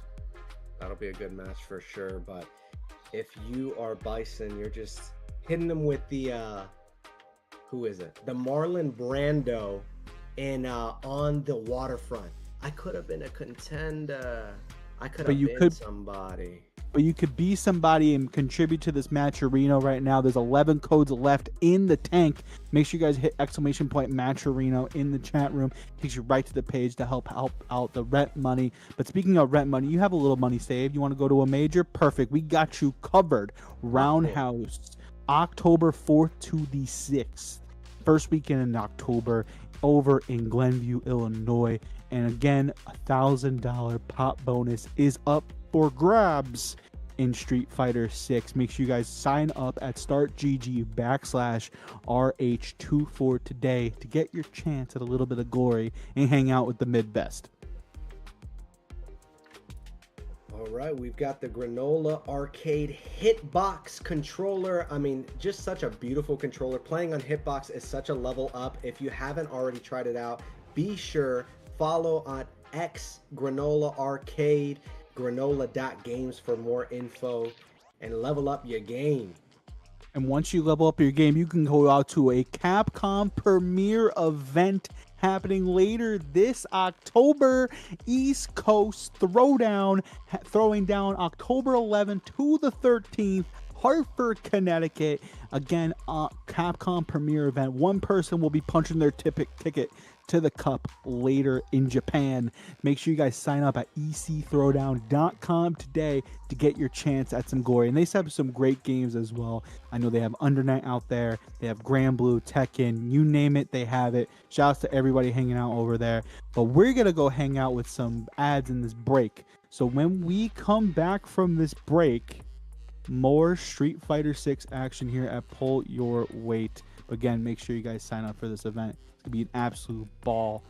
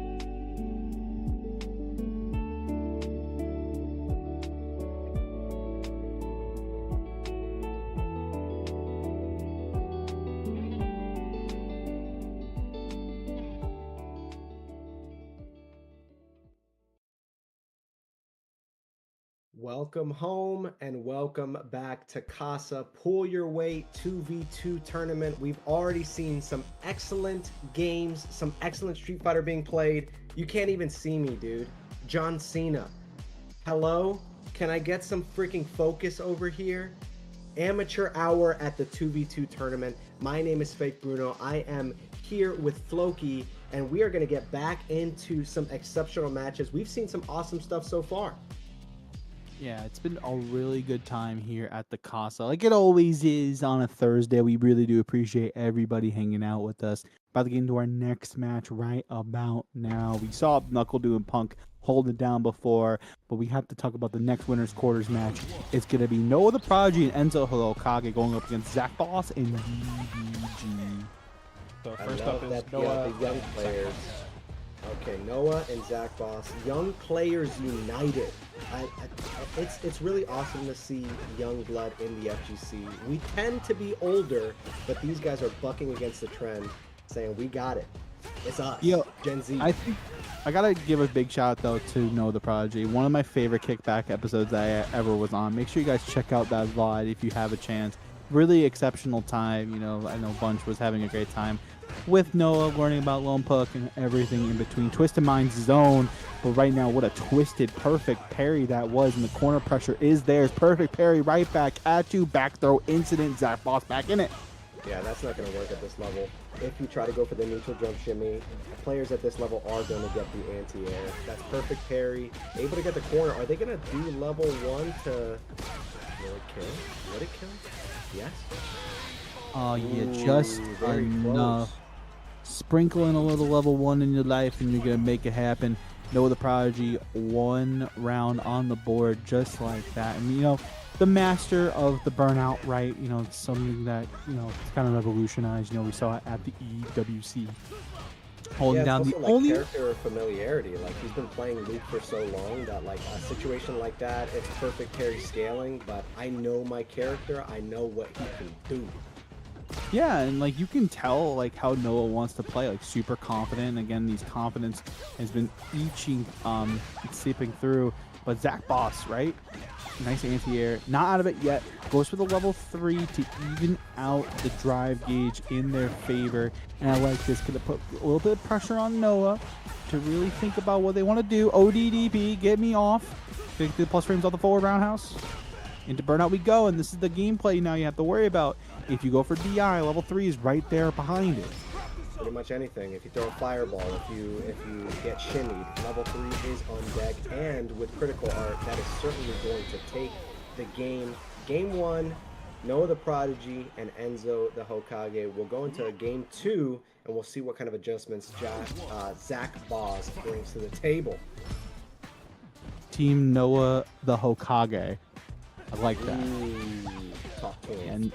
And the high council of the younger generation.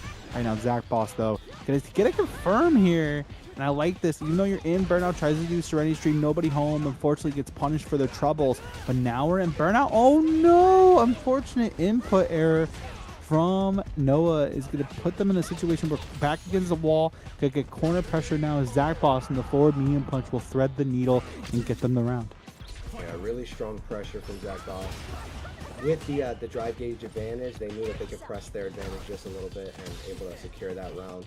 With the fact that Noah the Prodigy and Enzo the Hokage are so young, do we have to commentate in line with their ages? Do we have to bring some skibbity wrist to the table? Are they mogging their competition? Hey, production, I say this with every nice bone in my body. Can I get another commentator that's not 5998 on the MR scale? I feel like they're getting mogged right now. Like the Skibbity Riz is on a different level. No cap. No cap, bro. He's him right now. He's from Ohio. Oh no. The Ohio on block. Negative frames. I don't know. I've got no more references. It's those two cycled over and over. Oh no, this level 2. Zach Boss close to taking it. That's gonna be level 1, and that will be the game. I'm pretty surprised, but Zach Boss was able to tighten it up and win pretty solidly against Noah the Prodigy, saying take your Skibidi Riz back to Ohio with you. You're getting mobbed now. He's like, listen, get off of my lawn, kid. This is the real world now. But Noah's gonna take the sweep instead. Punishes the up kicks. Unfortunate for Zach Boss, and now it's Noah gonna take full advantage on the shimmy, and this is gonna do so much damage off the perfect level 1. Get it done just like that. Plus 1,000 aura for Noah the Prodigy. Good stuff. I'm here all night. Oh my gosh, make sure you guys are following Faye Bruno on Twitter. Pressure. Okay.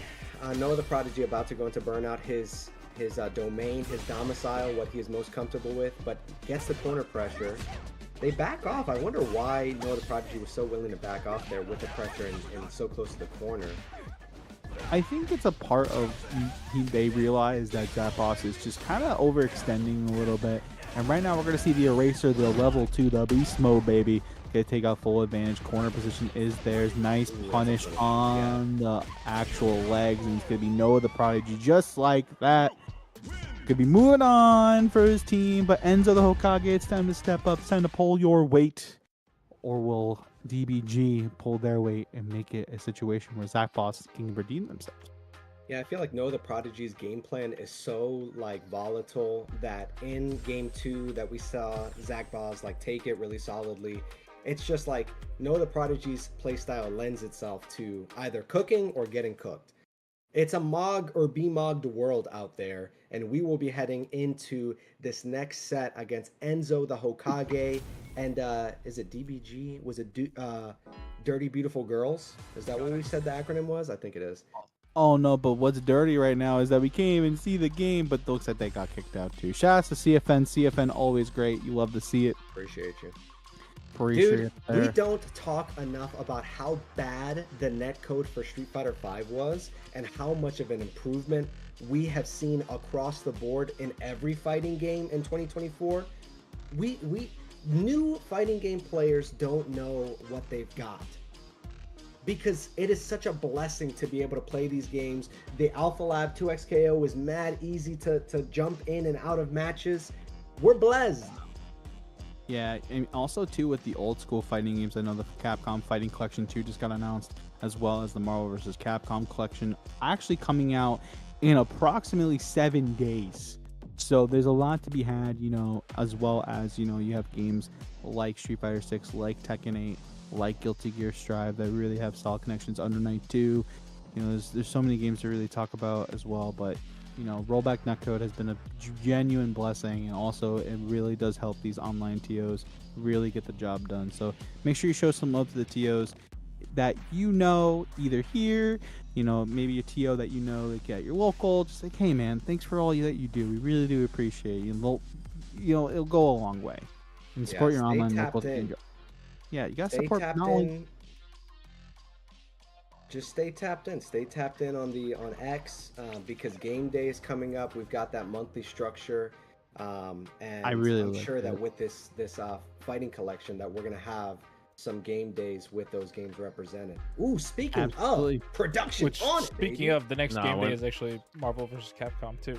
Oh wait, did we announce that already? Yeah, we did yesterday. Damn. I was gonna build up Mystique. I was like, nah, we're never gonna do that. we're never gonna do it. I'm just like, why are you unveiling? It's like, why are you unveiling the secrets? already announced it. Yeah, so we're doing Marvel vs. Capcom 2 on game day, September 26th. I have a really cool surprise, and I'm potentially working on another surprise, and I don't want to say it yet because it's gonna be cool. We do like a good surprise. Shouts like the Casabunch as well. Also, we have the kickback later this month as well with a guest that you guys have, you know, again, used to that format as well. That one next we have not announced. Yeah. Ooh, spoiled it, dude. I don't know. You think production tells me on what they're gonna do? Like they're like, hey Floki, can you talk about Ed and like how much he's a bad character? I say sure, man, I can definitely do that for you. And then I'm on here for like 2-3 hours enjoying the homie. So real quick, we're having some technical issues with Fighting Ground. So this set, unfortunately, is going to finish in a different lobby. I do apologize for the people that were trying to see Enzo and DBGen cook. However, I need to keep this thing going. So we are going to kick it over to Zykel Slice versus Knuckle Do Punk. So again, I do apologize for the inconvenience. Well, good. That's just the beauty of it. Sometimes, unfortunately, the cookie crumbles the way you don't want it to.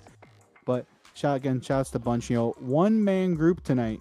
With the production, I know a lot of people are doing some other stuff. The whole staff. I'm definitely not one man for sure. This is definitely something that happens amongst like the smallest. Everybody. This thing can run. Like I usually have 2 bracket runners, sure, but this thing does not run unless I have somebody on production, somebody on social media, and all that jazz. So I want to give a huge shout out to my team always. Yeah, we love a modest king. He's a modest king, and his team is absolutely phenomenal. Brad, Doc, Dom, Dan, Yost, Bunch. Am I missing anybody?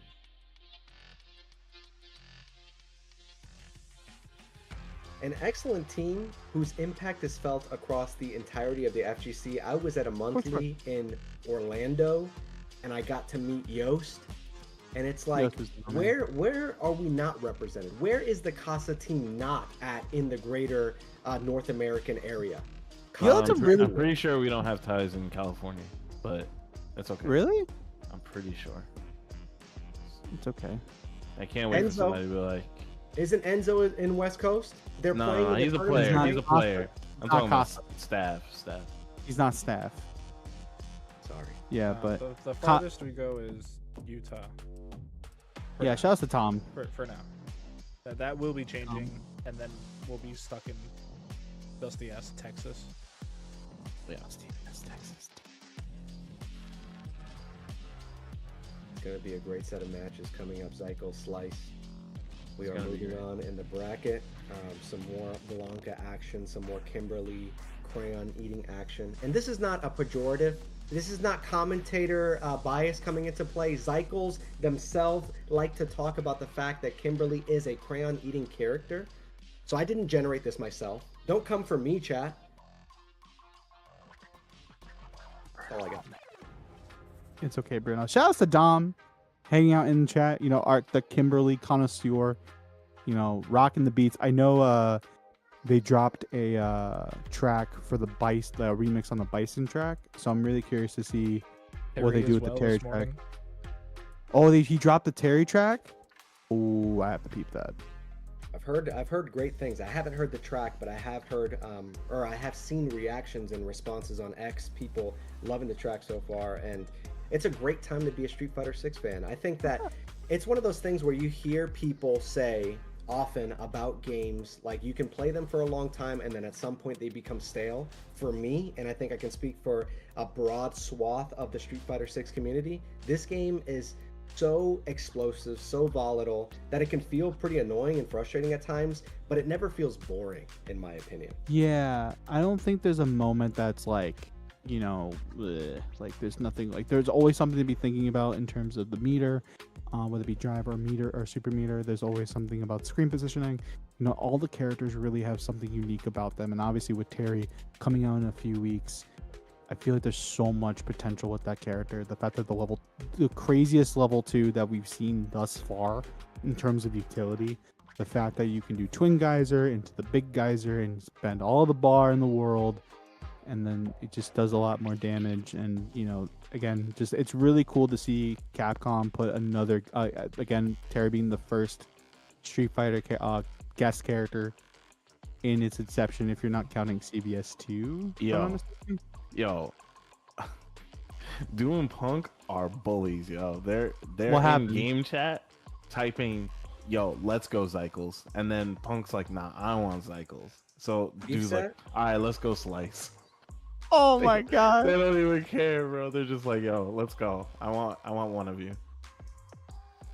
They're just it feels like it's like 2 different huddles, right? It's like, it's like the group huddle's like, okay, like what are we gonna do here? What's gonna happen? I like that we're in the Please era don't of hurt me. toxic Knuckle Dew.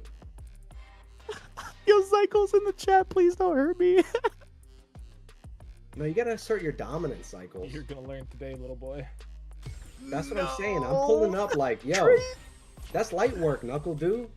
That's easy. If I'm Cycles, if I'm in that position, I can't talk. I can't. It's okay. It's okay. Ryu. We're just two commentators that are trying to make things happen right now on the ones and twos. You know, trying to guide you through the matches right now. But here we go. Punkledoo back on the stage, going up against Team Ottawa, rocking Cycles and Slice. Immediately at the beginning of the game, we got the corner. Cycles having a fight for their life, guessing on wake up after guess on wake up. This is so tough if you are in Cycles' position. Working on a perfect. Ooh, nice perfect parry, last ditch effort. Nice break though, Knuckle Dew. Again, what a perfect parry on the DI. Cycles is ready. Oh, but the jump back jab, not ready for that though, unfortunately. Also, can we give like a shout out to Cycles' name on CFN? Brain Rot Cycles? Is this Skibbity Cycles? Oh my god, he really said Skibbity Cycles. It's just everything in the universe you love to see wanting it. us to do this kind of commentary, dude.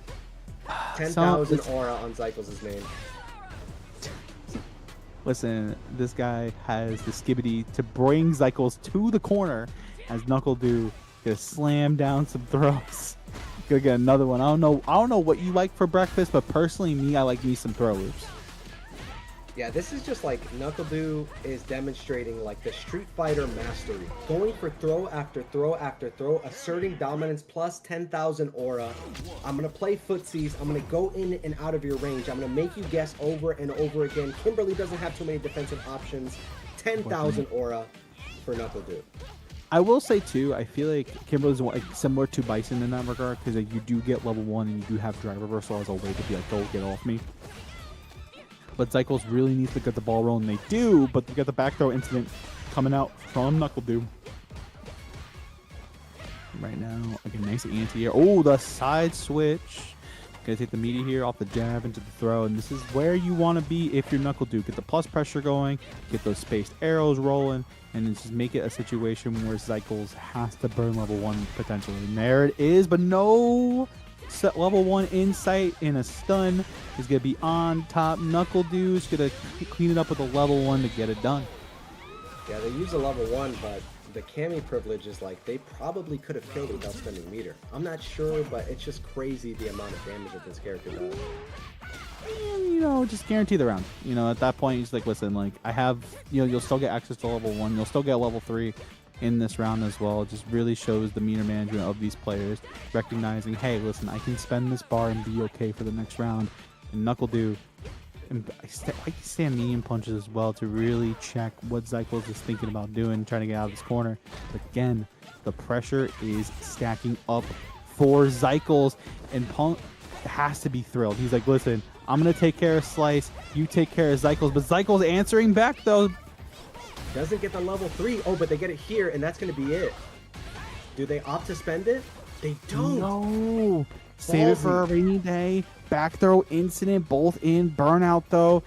Both have level 3 on deck. We're just going to pesky with ourselves with our jabs a little bit. And right now, no, there's the anti-air on the elbow, and the stand fierce to catch the run. And Punk has to be thrilled because all he has to do now is run Slice out of this situation. And Punk and Knuckle Dew solidify their spot in top 4 winner side.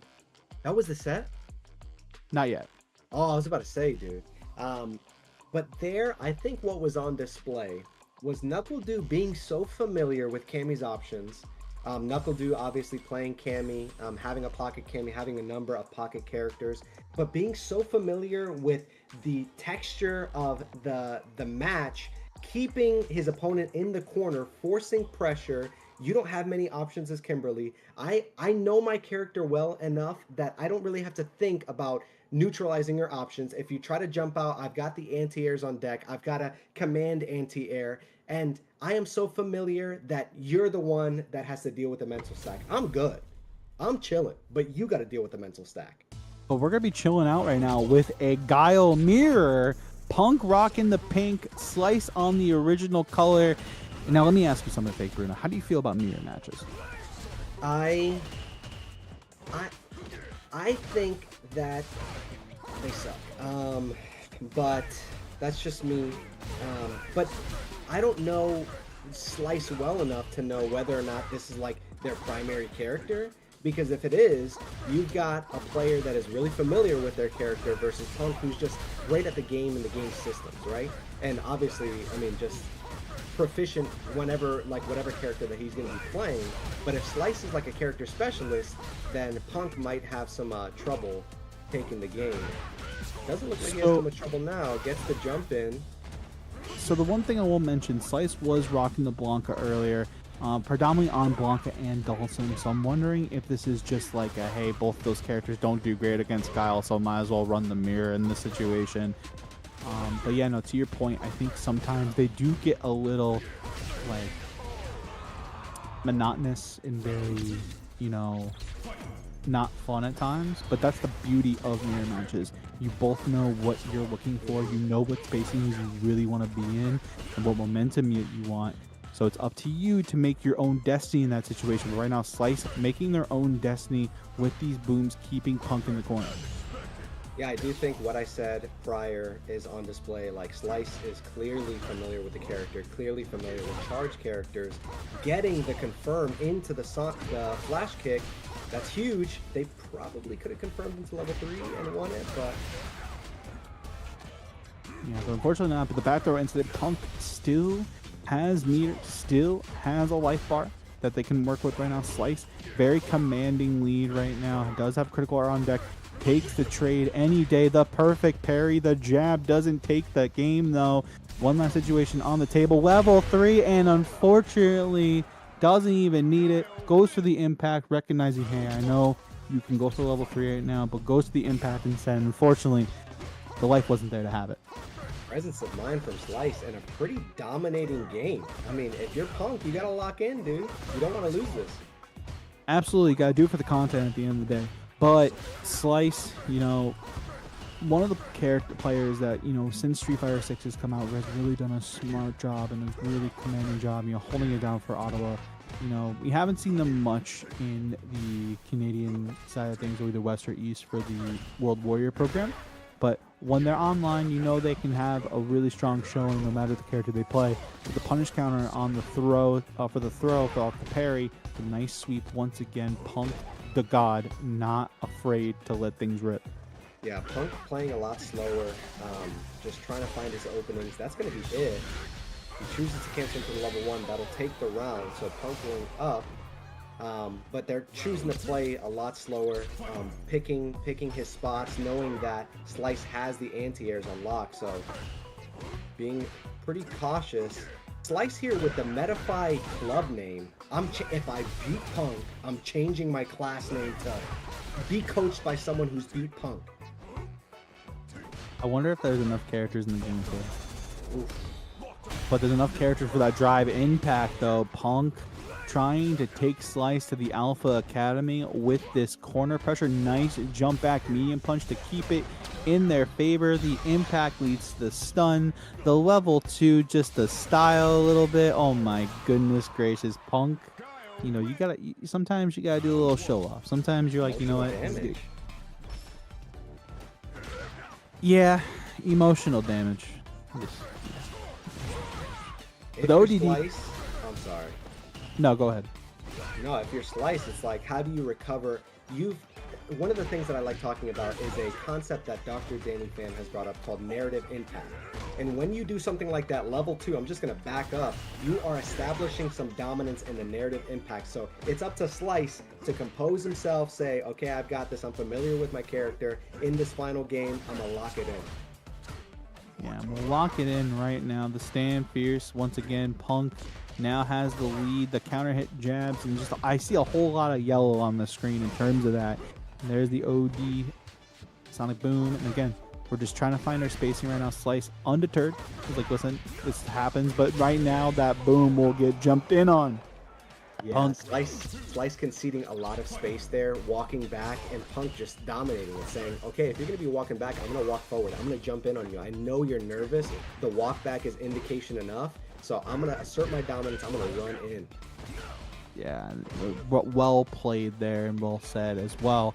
But right now, Punk has in the life deficit right now. Nice break, though, by Slice. Nice anti-air. Once again, the OD flash kick, get them off. Right now, again, we're just kind of chilling, throwing out Sobots here and there. You got, just trying to initiate space. Nice anti-air once again. Just trying to moving and grooving right now. Okay, Slice, confirm. Okay. Oh, this is tense. Very tense. They're just chucking booms. They're like, listen, I'm tired of this, and it's gonna be an impact in between. Slice now on set point to keep their team alive in winners. Yeah, this is as equal as it comes. It's a mirror match. We both got level 3 in the final game, final round. Equals. Uh-oh, but the overhead's going to find its mark. We're going to take Slice to the corner right now. Punk with the commanding lead. Nice break by Slice. Slice has to play really strong defense right now and fortress it up. But the Stand Fierce finds its mark. Going to take a full confirm here. Boom Loop City. And we're going to take it into a level 3. And it's going to be Punkledoo finding themselves in the winners finals of the Casa 2v2 Pull Your Weight tournament, just like that. Jesus Christ, dude. What and what we saw at the end was exactly what we saw with NuckleDoo. Is I, as the character with so much experience, I've played at the highest levels. I've been on the biggest stages. I know what you can do in the corner. I'm not scared about any option that you throw out. If you jump, if you drive impact, I've got level 3. I've got every advantage. But as the player in the corner, you have to have the composure to say, okay, I'm not going to ODDP. I'm not going to try to perfect parry because I know I'm going to get thrown. I'm going to respond to the offense that my opponent is putting forth, and Punk just able to get that huge confirm into the level 3. Yeah, and it really just shows how strong of a player that he is. Just recognizing, okay, this is the moment. I'm going to take full advantage of it. And Punk and NuckleDoo will be moving into our winners finals. Will they be waiting the winner of Noah the Prodigy, Enzo the Okage versus Azin and Sigma Male. Again, thank you guys so much for hanging out with us tonight here at the 2v2 tournament. Guys, make sure not only follow Casabunch and the whole crew here, amazing production team, amazing staff as always. Make sure you guys are showing some love to Fank Bruno. First time commentating with you, my friend, and it's been an absolute blast. It's super fun, man, and I love getting to highlight and showcase great Street Fighter 6 with someone of your stature, someone with your level of experience. So the honor is mine. I appreciate the opportunity to hop on with you. Yeah, man. We are going to show some love to an event that is being hosted by another member of the Casa staff. Those of you who know Tom Winkley, who has been, running a lot of events in his time, and people should have seen him on the Casa Tour as a production host. He's going to be running his own event as it's coming up pretty soon. It's looking pretty good. So let's take a look at the video that he set up for us. So here we go.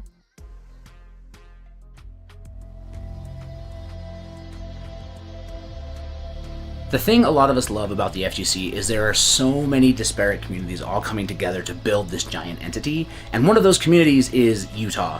We actually have an incredibly talented community across a ton of different games, and we are so excited to showcase that talent, but not just for Utah, but for all the regions surrounding us. But truth be told, we have incredible restaurants, we have gorgeous scenery, we have amazing bars, and to top it all off, we have an amazing community that's going to come through and show you the best time.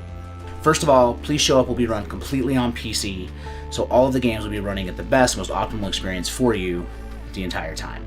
The games we're going to be running are Guilty Gear Strive, Street Fighter 6, and Tekken 8, and each of those games will have a guaranteed $1,000 prize pool. And the event is going to take place over 2 days, November 2nd and November 3rd. It's a Saturday and a Sunday. Lets you fly in on a Friday night, check out some of the scenery and the nightlife. Game with us all day Saturday, game with us all day Sunday, and then you can head back home on a Monday. I am so excited to introduce the Utah FGC to everybody that can make it out to this event. If you are within any kind of striking distance, you don't want to miss this. And as always, I'm going to keep asking you this. please show up.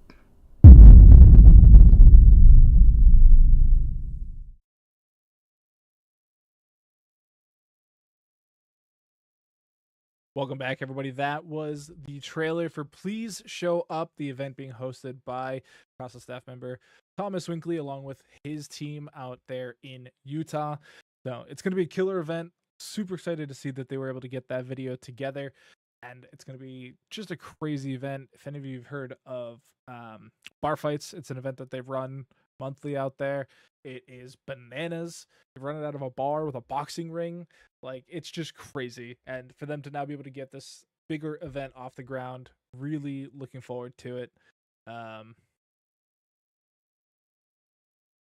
Discord just gave me a red flag. Interesting. Nah, you sound good. You sound good. You sound good. Well, no, Oh, it's you're still good. something about Spotify. But yeah. Oh. Shout out to Tom and the Get Good FGC crew putting on that Sick. event. And if you have the time, you got the money, and you want to visit beautiful Salt Lake City, be sure to check it Do out. it up. Yeah, really good stuff. Honestly, I was watching the trailers as they were coming out, like the teasers, and it was really awesome production. So if you guys, like Doc said, if you guys are in the Salt Lake City area or you just want to go there for the first time, make sure you guys head out to Please Show Up. I like that name. That name is just Please Show Up. Just support the fighting community at large. But speaking of, we got to get back to this pull your weight action. Enzo the Hokage is up to bat against Azen. So it looks like Noah the Prodigy and Enzo the Hokage did 2-0 Zach Boss and DB Gen on off stream. On and Yes, off. we've got some good Jamie action. We got a Diamond Jamie. I wonder if this is an alt and this is their. I don't know what's going on, but I'm looking forward to seeing it. Jamie, one of the characters that isn't represented at the highest levels, has a lot of weaknesses, but in the hands of a player that is really familiar with the tools, able to get the drinks off, it can be a really threatening matchup. Yeah, like there is some Jamie players, we do have Bolt Strike over in the EU, for example. I do not recall, unfortunately, the player out in Japan that's been doing some damage over at Street Fighter League with this character. And obviously you have Automatic Jibbo still holding it down with the Jamie, with the drinks on deck. This character is still really, really fun to play, I think, and really fun to watch. Again, it's just kind of like having things locked behind the drink mechanic. Sometimes it's a little monotonous. We do have new buffs with the palm, as we see a DP right now. We get the 2 drinks. Now we have breakdance in case the fireballs become problematic. But Enzo, just very relentless. They both play similar. They just do a lot of damage, and it's going to be run stop into a round 1 win. Enzo the Hokage, just one of the youngest players. It's something that people remark on all the time, but at legend rank, at the age that he is, and it's like the future is bright for Street Fighter. Yeah, and I think Enzo, has a couple tournament wins under their belt, a couple really strong tournament games under the belt as well. Very prominent here at the Casa as well, so it's always nice to see Enzo rocking out with us here on a Thursday night, as Azen right now has three drinks. Command throw is on deck if needed, but the DPs, and now we're loaded up. Drinks are on Azen. And right now we're gonna get the Wrecker pressure going, trying to force Enzo to make a mistake, but Enzo looking very, very Fortress-like with how they're just layering their offense. I just realized that there is another example of the almost gets a drive impact, but another example of the Gen Z speak in Sigma male. What the Sigma? Here on that. Doesn't punish. Goes for level 2. Goes for full drinks to make it safe on block. Yeah, I like that recognition from Azen. Recognize, okay, if I do this, this is gonna get me out of dodge, baiting out the fireball though. And right now, Azen back against the wall, nice parry on the impact. Again, may not have a lot of life left. 15 seconds left on the clock. Fake Bruno. What's gonna happen? The parry though. Ooh, that's huge. Okay, reset. That's it. Just like that. Sometimes you need 4 drinks and 10 seconds on the clock to make the gears turn a little bit. And Azen making it happen, drive reversal, and it's looking really good right now for the Jamie player on the screen. Yeah, it's like to have the composure for the time to be ticking the way that it is, to get that reset. Pretty solid play from Sigma Man. Yeah, and I think too, like, again, we don't see Jamie a lot, so it's when we get to see Jamie, it's always a treat. So to see, and it's also like a knowledge check for the other player, right? You know, because you don't see this character a lot, and we get the single button confirming the level 1 again. You love to see it. I really like that. Uh-oh, overhead. This is where it gets kind of tricky if you're Asin. Gotta be careful, but the stand medium kick is gonna find its mark. Asin 1-0 on the board right now against Enzo. I am not familiar with this player, but they are demonstrating a high level of skill right now on the screen. Yeah, Asin and Sigma have been doing it up in the bracket. So it's nice to see Asin can take the double impact to deal with the drive gauge, and now forcing Enzo into a burnout situation. Even though you get the corner control, you still have that butter expired, unfortunately. But it's not okay for Asin to deal with this Jinrai, but we're going to get out, bring it back to the neutral state. Yeah, great from Asin. Able to really wade through his options, goes for the overhead. And this is really where Jamie shines, is that pressure in burnout. Back throw. Gets Enzo the corner pressure. You see how Enzo is just fidgeting around, just making Asin really double check himself. And it's like, okay, do I press stand medium kick here? Do I not press stand medium kick here to really check Enzo's movement? But Enzo now getting away with the DP to catch the jump in, and Enzo trying to get on the board for his team. Yeah, with a player or a character like Ken, you've got so many options that the onus is on the opponent. Like, I have to react to whatever you're going to do because you have the advantage with your buttons. You play a better character, so I'm just going to react and I'm going to respond. Yeah, and respond in fold is going to be these two players. And again, right now, Asin though, to take the corner control here. 3 drinks on deck. Command throw is unlocked. So now you get the actual situations of 50-50. The stand medium kick once again perfectly placed. Gonna take the punch record, but the perfect parry's gonna take the side switch off the Dragon Lash. No, we're gonna bring it back to the neutral with the Tatsu. Ooh, huge. Very huge. Does not burn the bar, and I like this. Take the breakdance, get the drink, get the level 4, get the party rolling. Oh, gets the big jump in. That's going to be it. I didn't spend any meter. All I had to do was jump in, and we are going to final round. Asin with a chance to get a win over Enzo the Hokage, one of the brightest young players in Street Fighter 6 right now.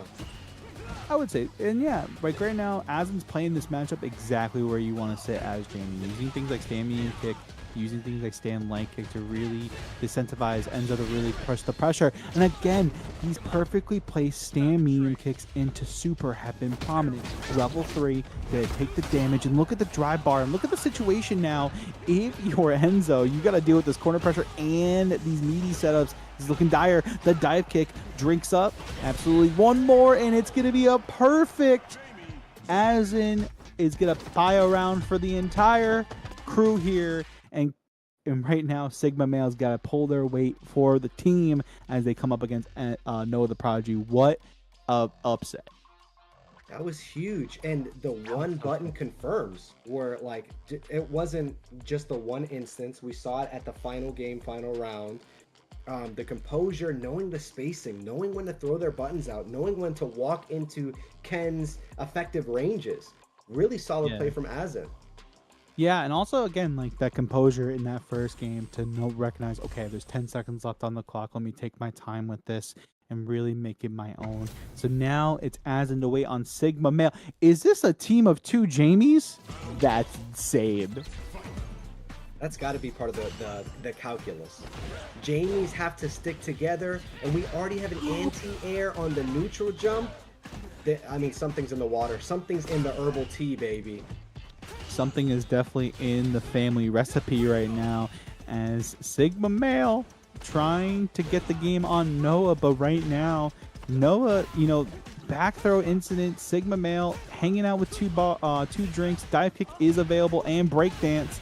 And we're going to take the corner right now. Baits the level 1. Yeah, this is going to hurt so bad. And a perfect? What is happening right now? Are we in season 3? Have the tiers changed already and we're not privy to it?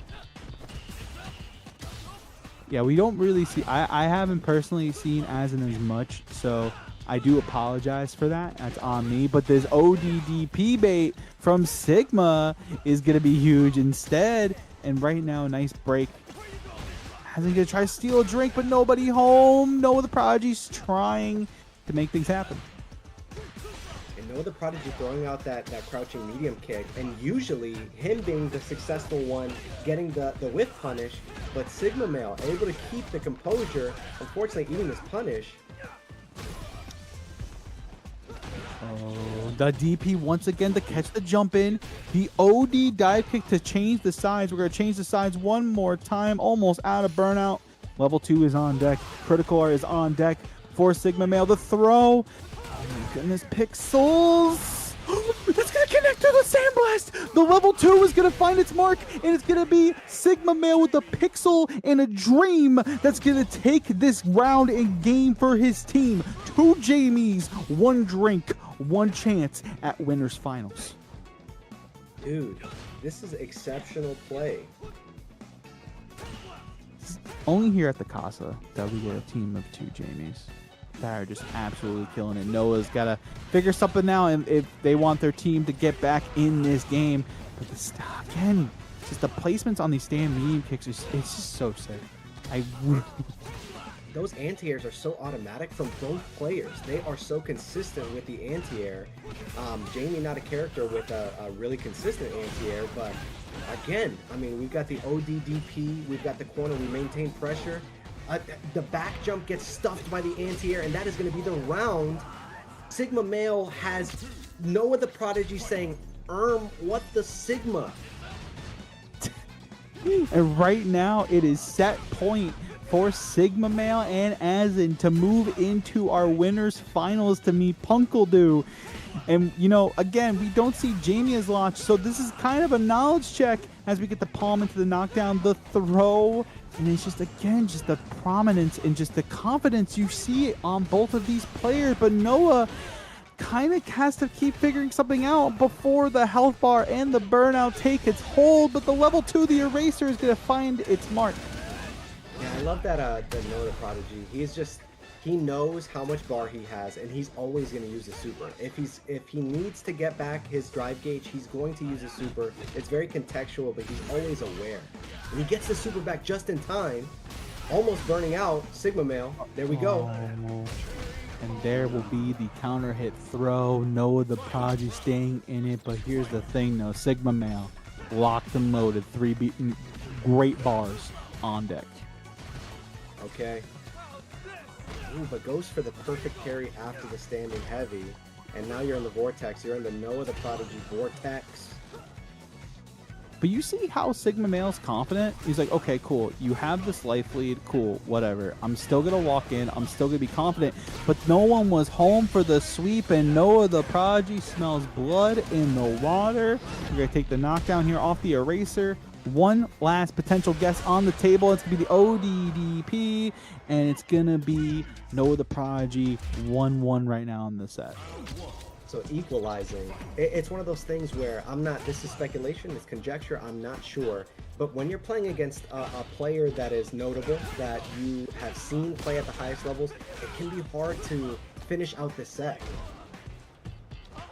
Yeah, so Asin was saying they're one of the best, is one of the best Jamies out in North America.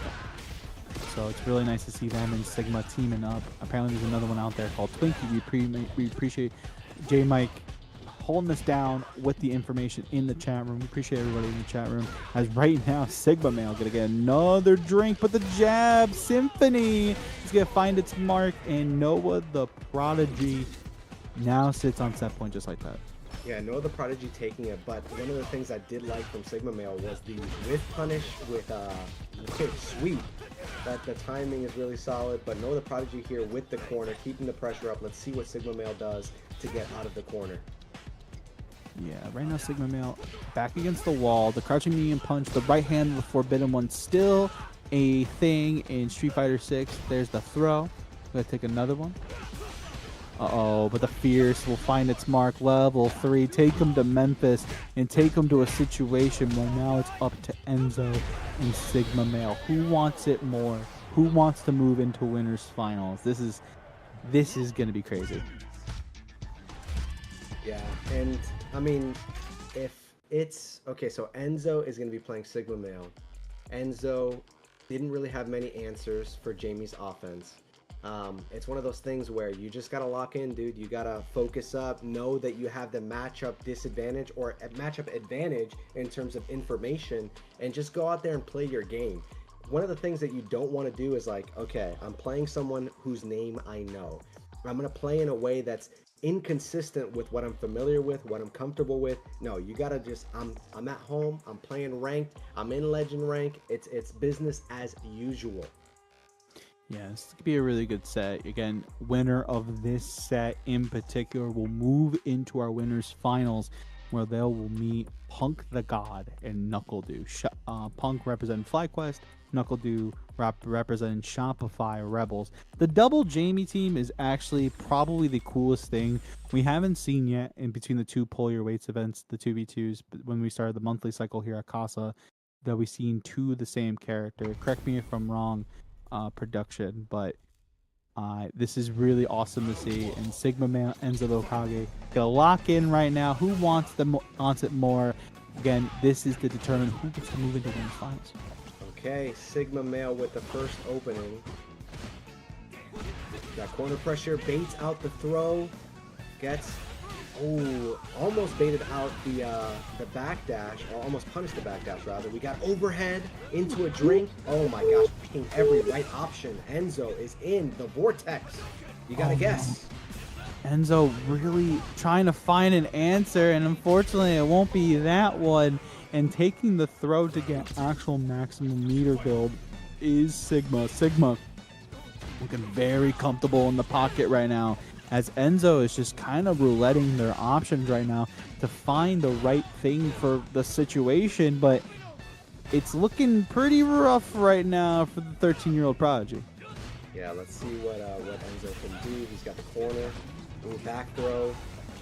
Sigma gonna maintain the pressure, gonna put it on, overhead, goes for the drink. And I really like that. That's great.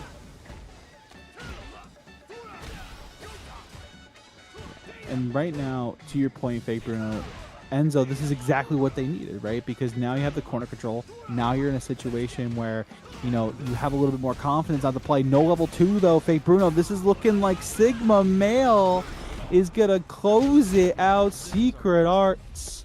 And Sigma now 1-0 on the board. Yeah, and Enzo not opting to use a level 3 could have secured the round there, but a huge error in calculation. We're gonna get. I mean, this would be a huge upset if they're able to not just in terms of player, but in terms of character. You love to see it. I would say so, but I also, again, we don't typically see Asin and Sigma Male a lot, so it's really nice to see this at the Pull Your Weight event. I'm not sure if they enter a lot more online tournaments, but again, it's the character, to your point, you don't really see them often. And right now, Sigma just looking the confidence, you can see it in the way they're throwing out these overheads and these buttons, and Enzo, and again, just this overhead is paying off in spades for Sigma, but Enzo unfortunately is now back against the wall. Set point for the Jamie duo. It's super solid play from Sigma Male. We see just the familiarity of the options. I am familiar with my character. I know what I can do. Therefore, I mean, I've seen a billion online pens. I know what you can do. You have to deal with me. You're in here with me. I didn't say someone hit the ring the bell. Keep going. I love it. Who gets the drink? Again, the overhead again. You're gonna drink up to get the level 4 word loaded up. And right now, Sigma Male. Okay, ODDP, get me out of here, says Enzo. Enzo back against the wall. Critical are on deck, but the standing medium kick was the bane and the kryptonite for Enzo in that set between it all. And the Jamie duo of Asin and Sigma Male will go and meet Punk and NuckleDu. That was light work, I'm afraid. But, I mean, just character mastery. It's one of those things where If there is a disadvantage in terms of information, if Enzo rarely faces off against Jamie, you have that advantage in terms of information. You know what buttons you can press, you know what you can bait out, and we saw over and over again the Enzo in the left corner cycling through options on Wake Up, and Sigma Male just choosing right every single time, and Enzo choosing wrong every single time. I think it was one ODDP in that final round that he was able to successfully get, but just had Enzo in the vortex, had him guessing over and over and over again. Let's go gambling, baby. Let's go gambling indeed. And right now, are they both gonna run? They have no hope in that matchup. Shout out to Complex in the chat. Again, we're waiting for on losers to hang out and come back with us a little bit, but we appreciate you guys hanging out with us again. Again, starting the new month cycle here at Casabunch. This week is the 2v2 Pull Your Weight event, and I believe next week is going to be the standard bracket style tournament, which is again just the classics. You know, you see it at 9-12. 9-19 is going to be the kickback, the interview type style show, the podcast that, again, something that Casa is really known for now and something I really, really enjoy. So I'll be tuning in so you can jump into that ladder, and as well as game day. They already spoiled it. It's going to be the new Age of Heroes on 9/26. Marvel vs. Capcom 2 is going to be taking center stage. So again, make sure you guys lock in with Casa all September long and get your fighting game on. Yeah, I love that Casa is like doing just unique styles in addition to the traditional brackets. The kickback is just one of the coolest things to watch. I was watching this last episode of the kickback, and Fatality Falcon was on. Super dope to get someone with a greater competitive history in Smash, transition into Street Fighter 6, have a lot of success, getting better at the game, and giving their perspective. If you haven't seen it, go check out the YouTube, it's up there. But as someone that came from the Melee community, that was like my first fighting game, it's one of the things that you always think about a Smash player's perspective when they transition into Street Fighter 6. You've got Fatality, you've got Riddles, and they're performing at the highest levels. So it was really cool, and shout out to Casa for having those unique kind of bracket styles, tournament styles, one of the premier online weeklies in the space. Absolutely. But speaking of premieres in the situation, in the space, that Matcherino is at $79.50. There is 2 codes left of free rent money that you guys can put right into the pockets of these players and really support them at the end of the night. Would really mean a lot. Exclamation point Matcherino in the chat brings you right to the page. You're already either logged in on your Twitch or your YouTube page. Make sure you guys do us a favor and hang out over there and support these players and also support the Casa. We've got Roundhouse coming up October 4th through the 6th, Fighting Games Forever. It is an opportunity for you to show up, show out, support your locals. Renaissance Glenview in Glenview, Illinois. $1,000 pot bonus. It is going to be an awesome tournament, and like we've said over and over again tonight, support your locals, be a part, embrace the scene. It is so much sweat equity put into these tournaments on a weekly basis all the time. So just pull up, start.gg/RH24, show up and show out. Absolutely. And if you want to show out, with the right gear, and you want to reach those new heights with Granola Arcade, one of the premier leverlesses on the market, you know, helping out local businesses here, and also one of the mainstays here at the Casabunch.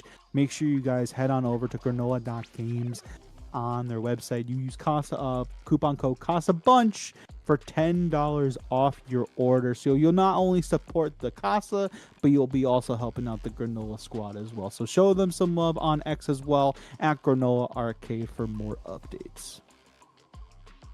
ECT is coming up October 11th through the 13th, Connecticut Convention Center, one of the premier tournaments in the fighting game community.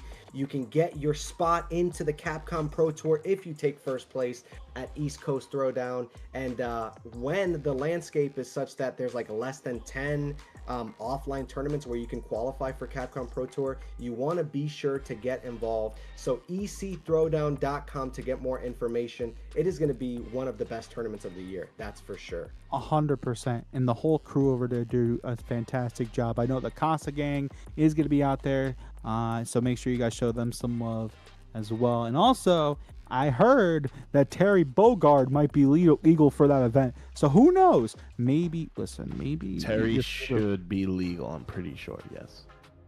Yes. So it's well over 2 weeks. Yeah. So plenty of time. Well over 2 weeks. Hopefully you don't get hit with the Buster Wolf in pools. So it'll be really cool to see. And again, shout outs to the ECT team for really holding this down.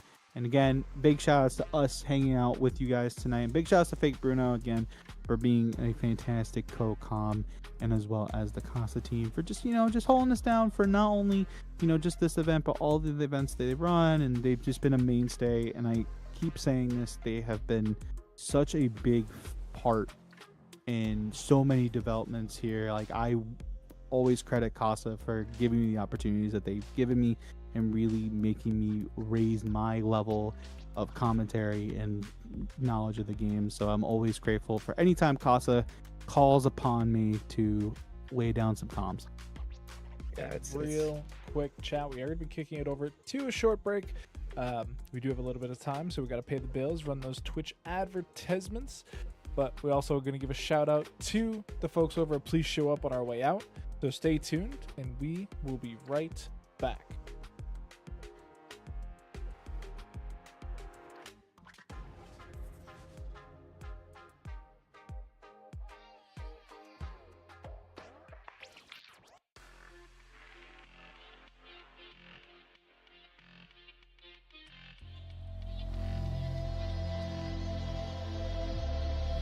The thing a lot of us love about the FGC is there are so many disparate communities all coming together to build this giant entity, and one of those communities is Utah.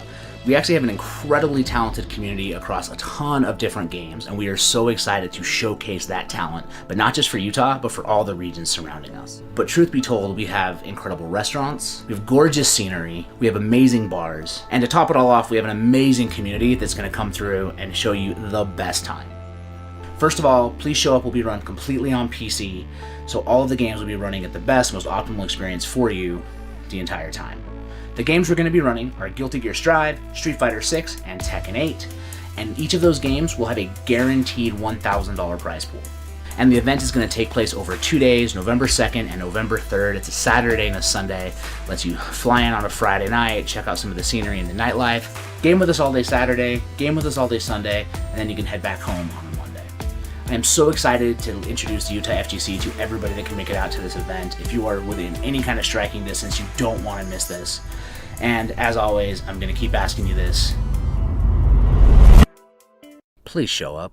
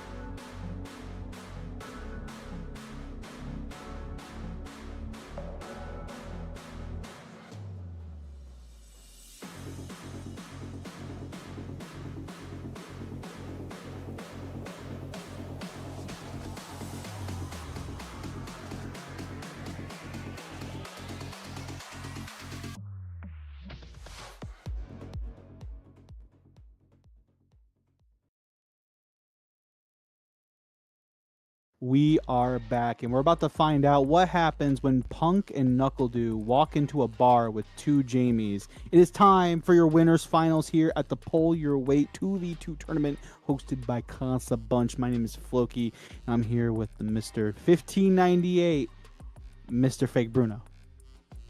My Ryu is 1,598 MR, and I think that that's worth applauding. That's worth recognizing, but it's not about me. It's about the people that are on the screen right now. These two Jamies, who I was informed by chat, if I knew who Asin was, I wouldn't be calling it an upset. Fact. I wasn't familiar with your game. I'm sorry. Yeah, like, it's one of those things, like, we don't see these players often, right, in the online circuit. So when we get to see them, it's a treat. And we always get to, the fact that as commentators, we get to learn about new players all the time. I remember the first night I learned about Campaign, the hockey player, and I just learned about how strong they are with the character. I was a fan after that night. And tonight I'm a big fan of Asin and Sigma Male, but they have a tall task ahead of them. They have to beat the Goku and Vegeta of this bracket. NuckleDu and Punk on different characters. They're playing Punk's playing Guile. NuckleDu is playing Cammy. This is gonna be crazy. I mean, you want to talk about like tier disparity between the characters, and it's going to be really tough. I imagine against Punk, it's like, how the frick do you get in as Jamie? Like, what am I even going to do? How am I going to keep Cammy off me against her? Like, they've got a tall task, as you've said, ahead of them. Yeah, definitely a tall task indeed. But we appreciate you guys hanging out with us all night long. Again, shout out to production, as always, and the Casa staff for really doing a really great job behind the scenes to make sure this whole show goes without a hitch. So make sure you show everybody some love in the chat room, and make sure you guys are following the Casa here, and to stay up to date on what's going on. Yeah, we're about to head into the match, but be sure to subscribe on the YouTube channel. Every tournament is going up weekly now, so you can pull up, expect some great Street Fighter, great fighting games in general. We just got the Uni 2 tournament up on the Casa YouTube channel, so we're growing over here on this side. We are growing indeed. We are going into our winners finals. It's gonna be Punk the God on the Guile going up against Asin rocking the Jamie, and here we go. Asserting dominance early on with punishing with the sweep. Okay, if this is a sign of things to come, I think we've got a great set ahead of us.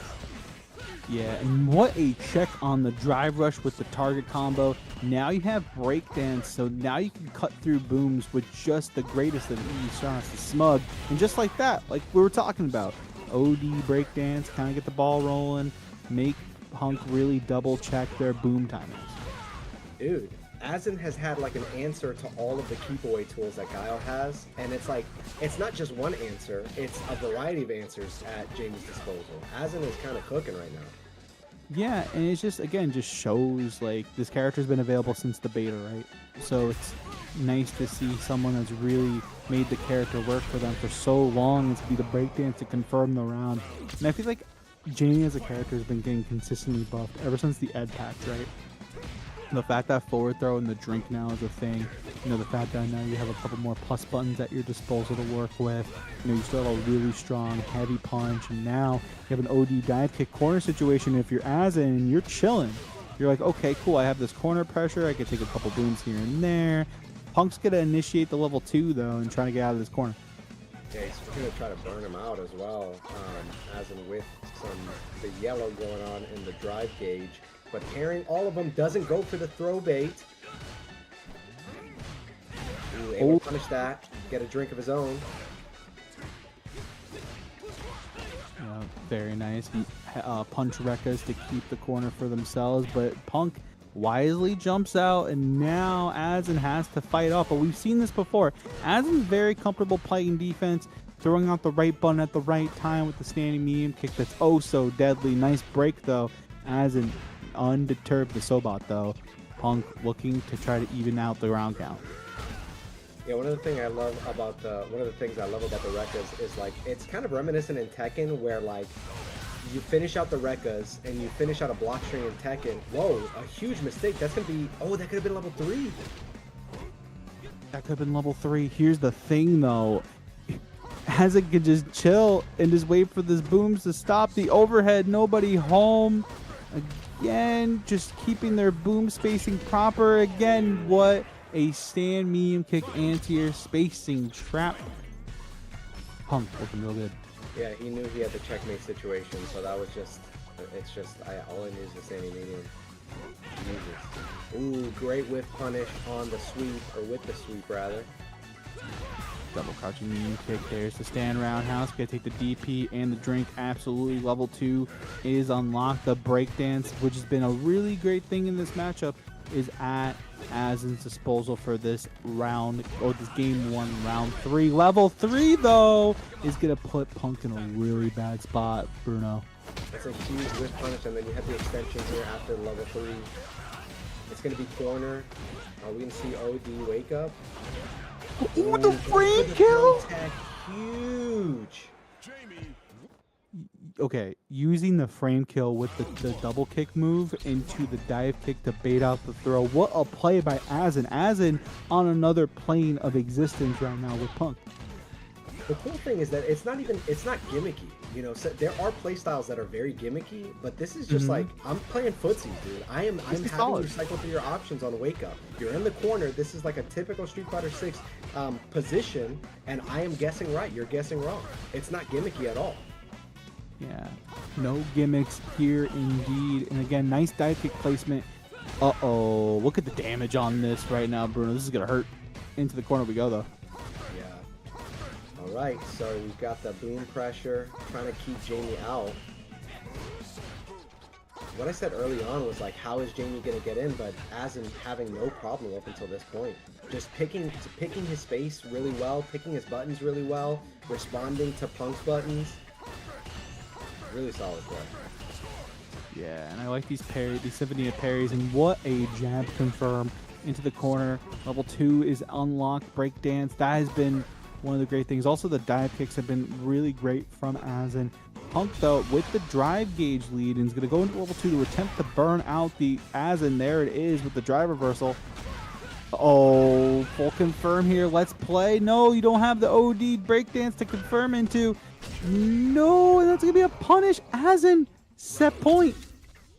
This is solid play. I love that Azin was retreating back, knowing that his drive gauge was really low before he threw out the drive reversal at the end of that sequence.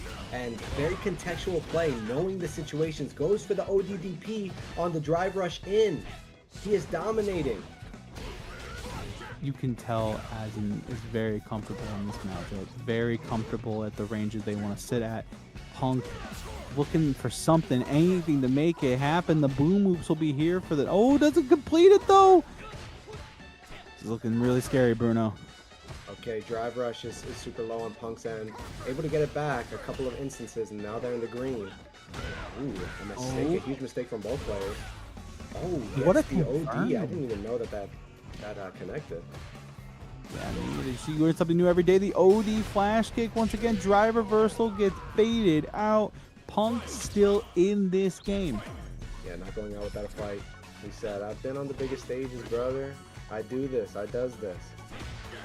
This is what I do. And right now, Punk, you can tell the momentum switch and the mood switch has really changed, because now Punk is super confident in their boom timings, in their placement of their buttons. And right now, Azin trying to make things happen. That dry gauge is looking really, really low. You got to be really careful if you're Azin now. Yeah, the funny thing is, like, when you play fast, it looks visually, what a great air grab. It looks visually like you've got the, oh my gosh, the anti-air level 3 will not let me speak. Punk says, shut up and witness greatness, baby. The level 3 is there, did not have enough damage to clean out the round, and now it's just a low forward. But anything will do it. Level 2 to bring them not out of burnout, unfortunately, and this is looking long. And a flash kick will even out the game count. This is a very, very highly contested match. Yeah, you gotta imagine that the momentum is in Punk's favor, though. What I was trying to say earlier is that when you're playing fast, when you're playing very offensive, the way that Asin has been, not that his gameplay is just one note. If you're able to neutralize that fast play, that offense, then and you've got answers to the offense, then things switch in your favor. You're playing slower, you're responding to options really well, and that's what we see from Punk's end. You're doing a really great job as now Punk confident as ever. We're going to take this corner control, post flash kick combo, and again, Pester with the Sobot, the upside down kick, everything at Guile's disposal. We're going to go for the boom loop, get the knockdown off the sweep into the meaty Sonic boom into the overhead. And Punk just like that, Zeppelin. Wong factor. That's what we're witnessing, dude. Asin is playing exceptional, great whiff punishes, another whiff punish with the sweep, but sometimes it's just you have more familiarity. If your opponent is more familiar, able to bait out the tech. You've got some pressure in the corner. Punk able to get out. Looking real good. Nice break though by Asin, not out of it just yet. Nice punish with the low forward into Rekka's. This is looking really tough right now for Punk. Punk still sitting on 3 meters, so in case they need it, they can go to it at their disposal.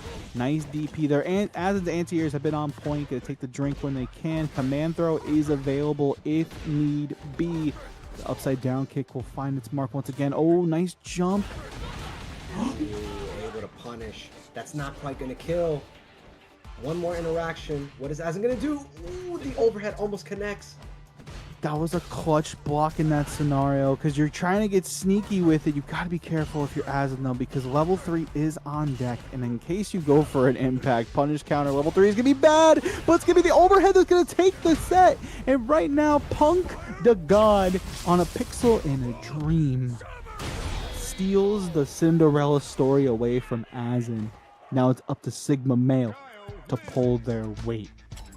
Asin, I mean, a really commendable game overall. Like, really solid play from his end.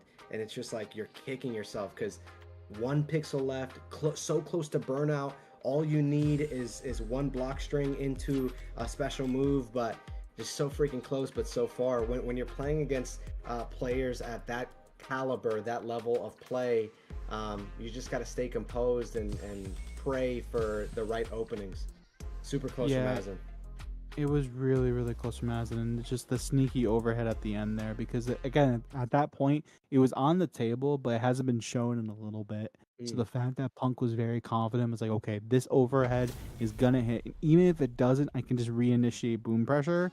It was a really good play. Sigma Male, Knuckle Do up to bat next. Cammy, Jamie, here we go. Right. Some pressure. Cammy getting that stand light kick is so important because you show, like, I'm going to punish you when you do that as Jamie. Jamie gets away with that a lot against other players, but I'm sure that if you see that, you're like, I'm going to think twice about whether or not we'll go for that option. A perfect parry gets Knuckle Do that corner pressure, and now you got to guess. Yeah, right now Knuckle Dude's just taking full advantage of this corner control to take the jump. We saw that earlier in a couple of their sets, right? Very comfortable with changing their jump arcs, whether it be going for dive kick, whether it be going for a floaty jump, but right now it's going to be OD dive kick that's going to take full advantage of it, take the target combo and get the round 1 on the board for them.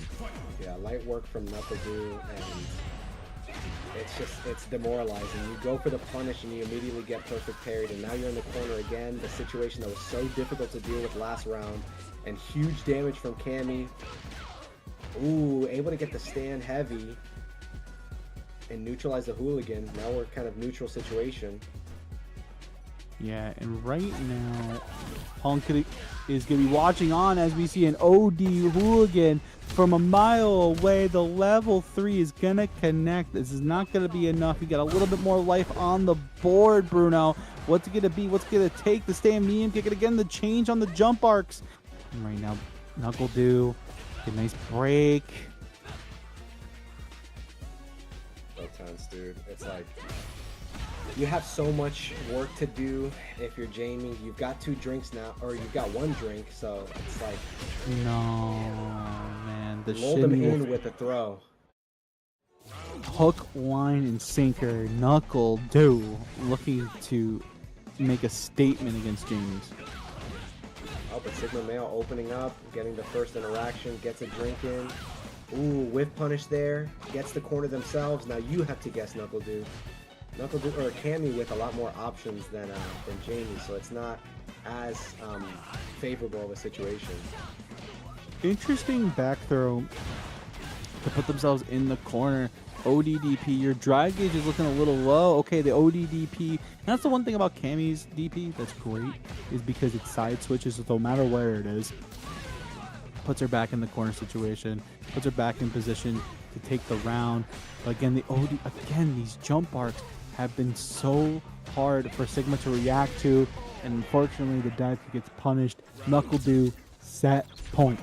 It was very scrambly at the end of that round, dude. It was like, what am I going to do? What are you going to do? I don't know if I can confidently say this, but is Knuckle Dude playing random, dude? The OD hooligan in the first game, and then that ODDP after the jump. Is he going to beat the random allegations? No, he gets the throw. He gets the shimmy actually into level 3. That's going to be it. A perfect from Knuckle Dude to take the set. Yeah, unfortunately, Azin and Sigma Male have to pay the tab of Punk and Knuckle Do as they move on into our grand finals on Winner's Side. What we're doing is we're upping the tension. Don't worry, Jamie Bros. This is all about storytelling. This is all about rising action. This is about increasing the tension so that we see the crazy bracket reset in grand finals. Don't lose sight of the fact I'm the script writer. I'll take it from here. Don't you worry, baby. They'll be back, Azin and Sigma Male, but Knuckle Do and Punk taking it pretty cleanly with a 2-0 against the Jamie Bros. Really good stuff. All right, so real quick, I gotta get a little ghetto with it. So like we don't have any more matches on Winner's Side, so I gotta go into the trenches and get us into the lobby that's currently happening right now. So we're gonna jump mid-set. Don't beat me up, bro. You gotta do what you gotta do, baby. I'm trying to make sure that this tournament ends at a decent time. You feel me? You're resourceful. You know, Bunch always thinking on their feet. I feel like you would do good on Naked and Afraid. Because you're resourceful. Is that the show where people be outside for like a month? That's what I'm saying. No. Why? No. Absolutely not. It's cold. It's You're also nasty, naked. Like, I feel like you're and skipping afraid. over that whole part. And I'm afraid. Like, Right none now, of that we can't- sounds good at all. All right. He just said I would do good on Naked and Afraid. That's I would. anyway. Back to the match. We we can't be afraid of this losers quarterfinal match. Level 3 from Zycles going up against, I believe this is Amigo Pool in Rook. So says it's the Rover, so I don't know who that is. I believe that's Amigo Pool. Okay. Had that Ed Naked and Afraid. Okay. We're moving on. Okay. Was that the first game? No. ooh, So this should be. Well, I don't know. I'm pretty sure it's the first game of this set. Okay. But this should be the second set of the match. Okay. Yeah, second side of the match. Slice and Zycles are up 1-0 right now. Gonna go for OD Blitz right now. Amigo Pool trying to get something going. There's the jumping medium kick, but nobody home for the full conversion. They put themselves in the burnout. And right now, Zycles is playing a really OPD. I like the slide out, and there's the impact. We're going to take full advantage of this. Going to take the Tatu. We're going to keep the spray can, the overhead, and this is just not where you want to be if you're Ed, Bruno. You have to think about like 9 different things if you're in the corner and burnout against Kimberly, so it's tough. Ooh, able to block that tricky setup, and now they have their drive gauge back. They're able to mount the pressure against Kimberly. What is Zycles going to do? Just walking back. Throws both of the cans? Very rare that you see them move. Oh, but doesn't go for the Psycho Cannon level 2 or the level 1. And right now, Zycles going to take the sweep. Going to try to bait something up, but there's going to be the throw, and it's going to be enough. Zycles now sitting at set I think that's 1-0 right now on the board for Zycles, if I'm not mistaken. So it's going to be set point right now, I believe, for the team. Yeah, throw being such a big part of Kimberly's. Ooh, tricky setup.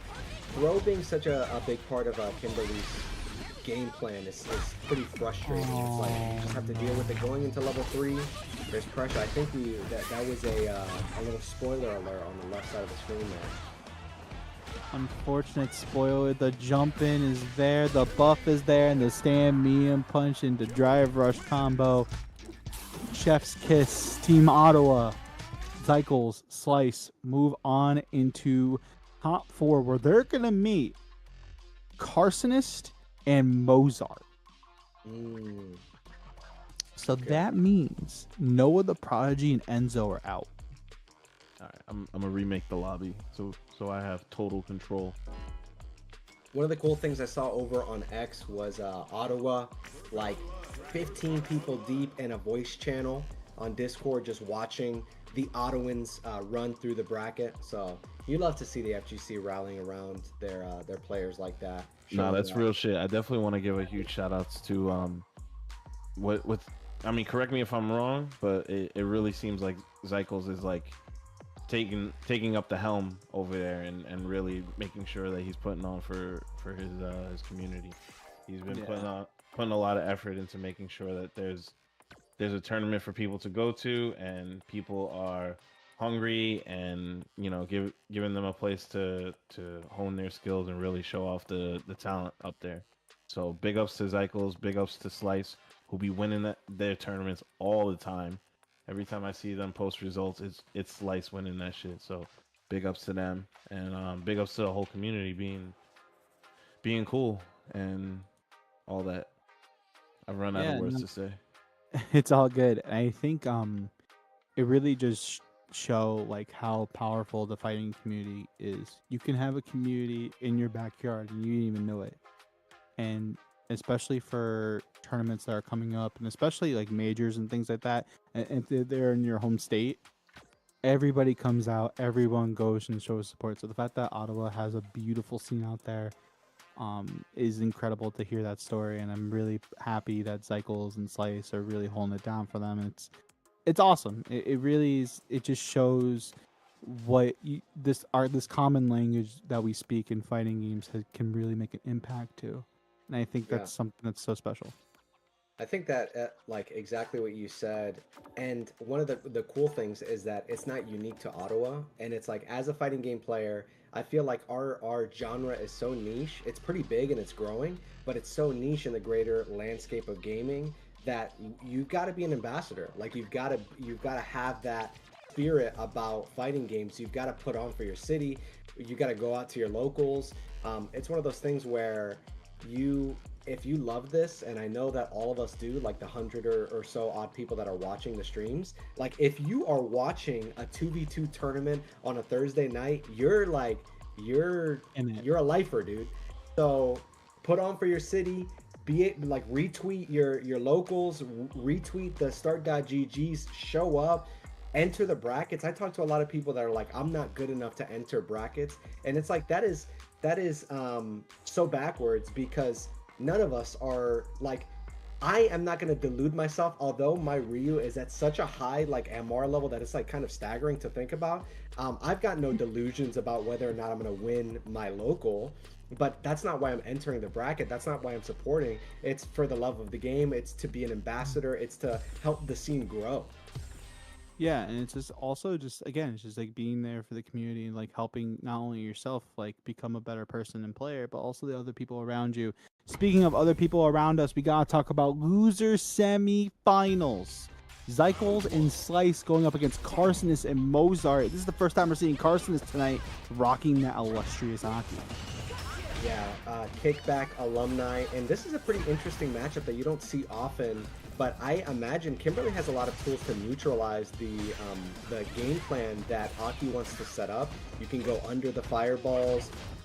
You're very mobile as Kimberly, but here we see Aki's strengths in spades, which is the pressure and burnout. unfortunately mistimes or misspaces the throw, and Kimberly able to get her drive gauge back and force Carcinus in the corner. Another misspaced throw. What's going on here? Yeah, perfect parry. The spray can was there, and I really like that placement, right? Because you did the crouching jab that flipped Carcinus out, and the can was there just for Oki. But now we're in a situation where Cycles can take full advantage, keep this quarter control.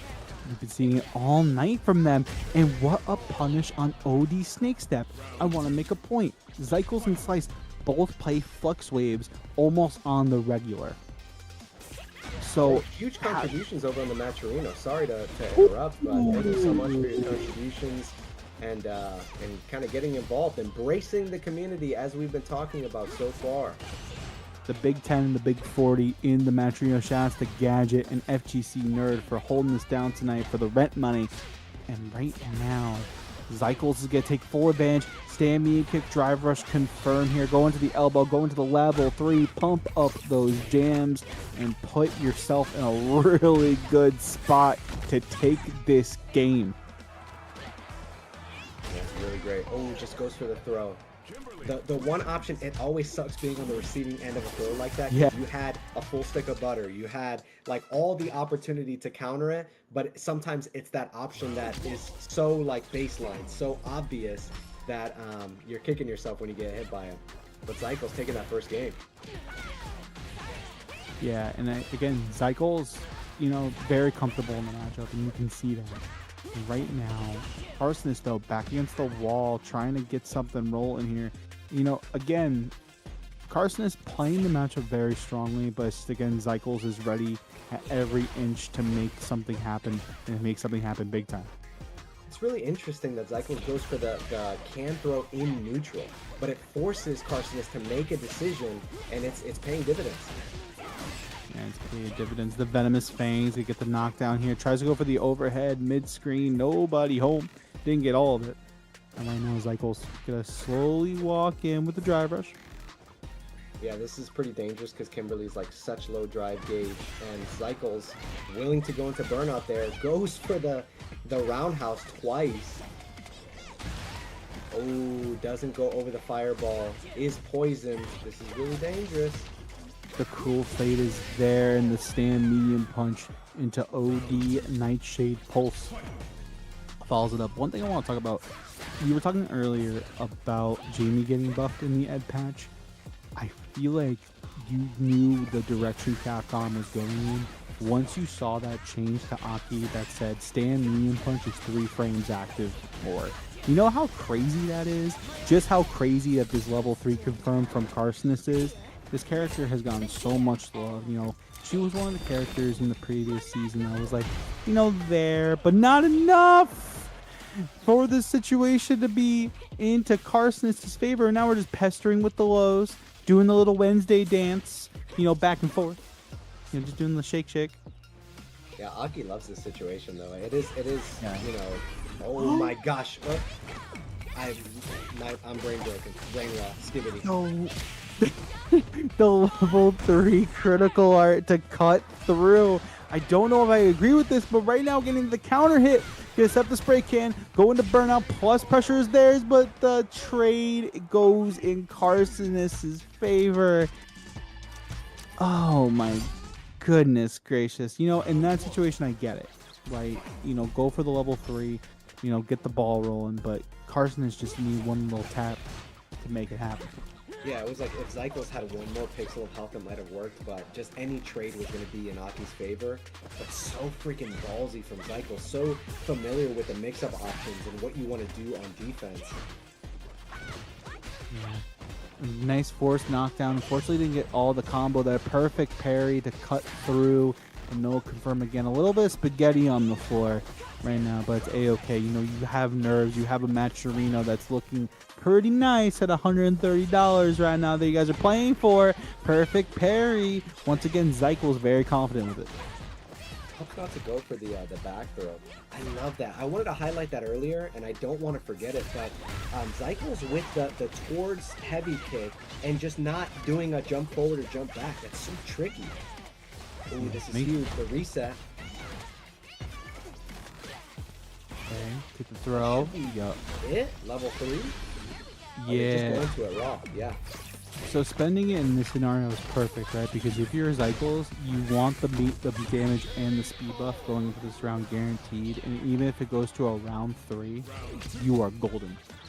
Yeah, it's all upside for you. Alright, you got neutral. Going in, goes for the drive reversal. Gets the spray can, that's huge too. Oh, but they don't confirm. They probably could have comboed after that. Ooh. Really well-placed teleport. Yeah, we've been seeing that from Zycles all night, right? The OD teleports coming out at perfect places. The Venomous Fang actually punishing the spray can. Really well placed by Carsonist. And again, Petra Fierce. Both these players are playing very high octane. This is the beauty of Street Fighter 6. There's sometimes where you just don't know what to say because these two are just playing at such a pace that you can't even keep up with. Yeah, and this is like Zycles being really familiar. I don't know if he's particularly familiar with the Aki matchup. It might be Fluxways, as you mentioned, but using the spray can as a projectile for Kimberly. No. Like, that's really interesting use of the spray can. Yeah. Get take the drive reversal, get them off. OD spray can to get both up now.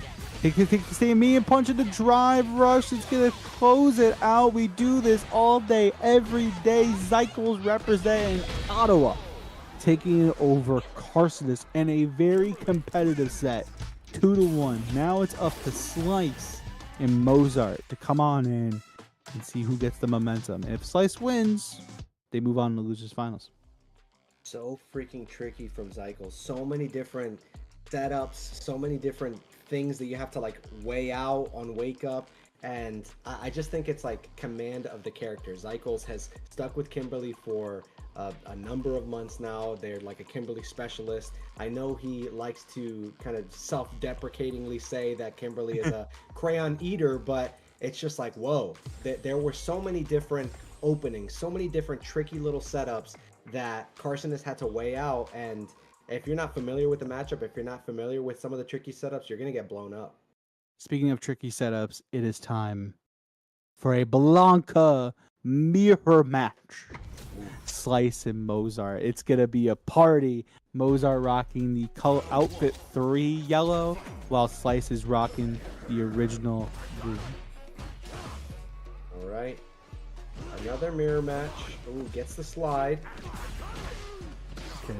Could take the low forward here. Mozart could take the damage off this. Gonna do the standing medium punch to really make Slice recognize, hey, I can't really go in just yet. Let me just take my time a little bit. Gonna do the river run, try to make it happen. The OD vertical ball. Gonna keep Mozart in control. Might have been an Aaron's perfect parry to get hit by that. But doesn't. Wait. I don't know what happened. I don't know if it was a Blanca Chan.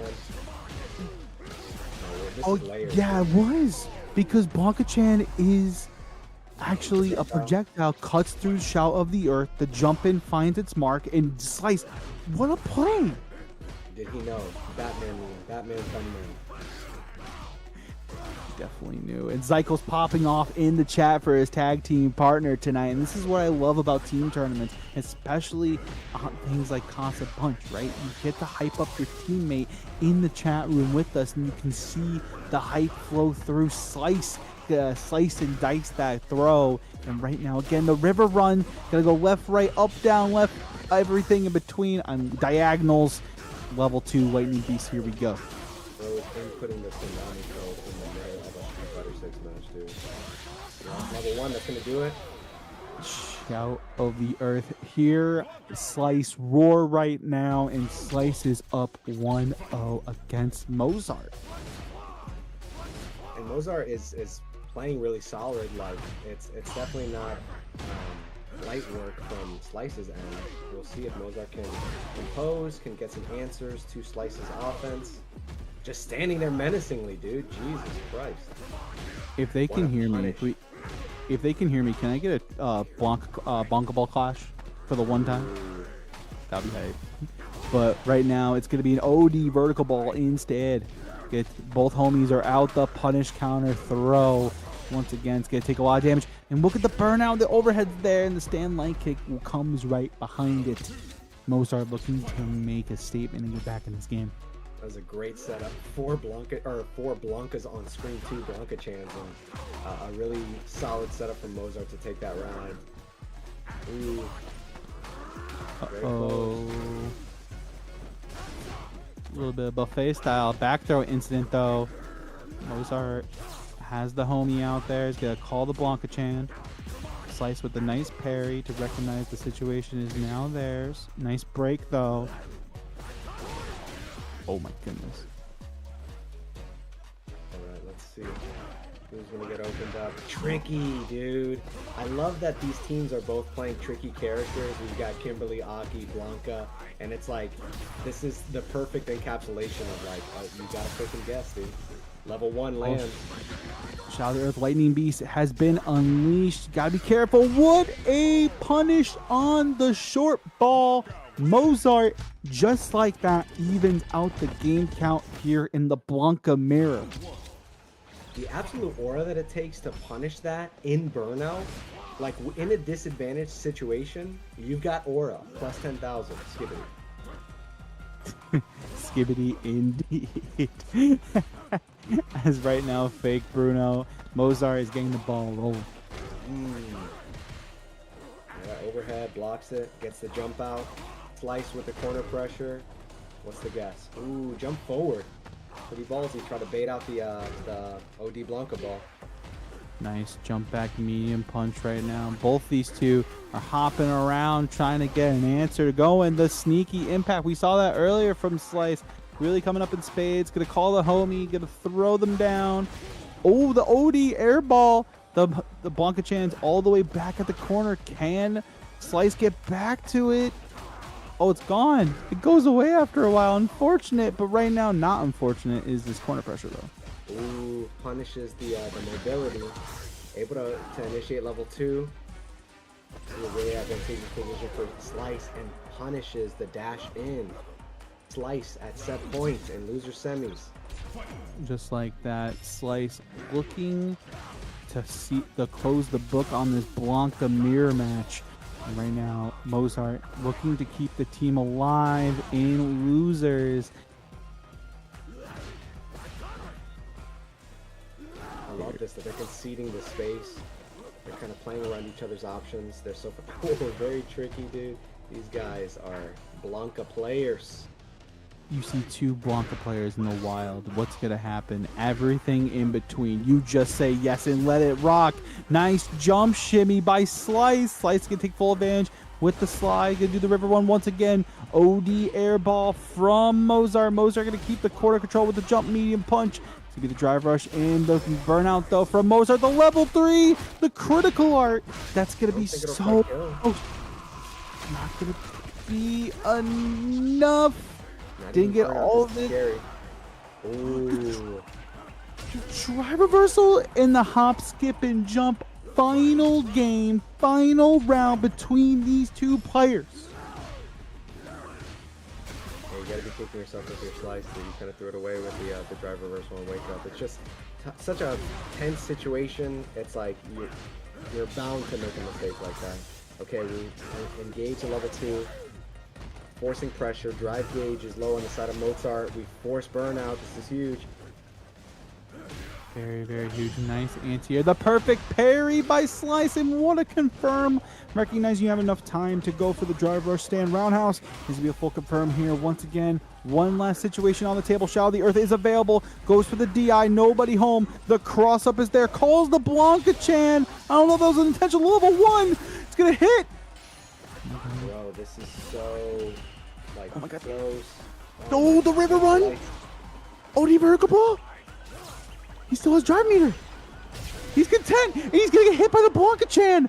Mozart takes the mirror, stays alive, and pulls his weight. And now it is up to the 2 unfortunate losers of this match. Carsonist and Slice need to step up, pull their weight, and pull their team to losers finals. Be your own plushies, dude. Be your own homies. Really be your own homies. Ratting you out.